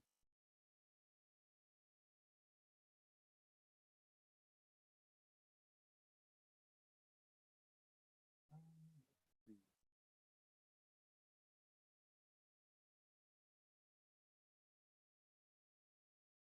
All right, okay, so I think I'm done there. All right, okay, chat one more time. Galatians 4 and 5, 1 John 3 and 23 are commandments of the covenant by faith. So those aren't these laws. John 14:15, if you love me, keep the commandments. 1 John 4 says that he that say I know him, keep not the commandments, to the liar. And then this is how you have Christ. Those two commandments are not able to. Okay, so he said it not. Okay, so all right. So I'm out of here. Okay, so I'm gonna screenshot your comments and questions here. So T and almost at TJ, T and LJ. I'm gonna screenshot the verses y'all brought up. I'll take a look at it. All right, so time to get out of here. Again, hopefully we have a brave Israelite later on tonight.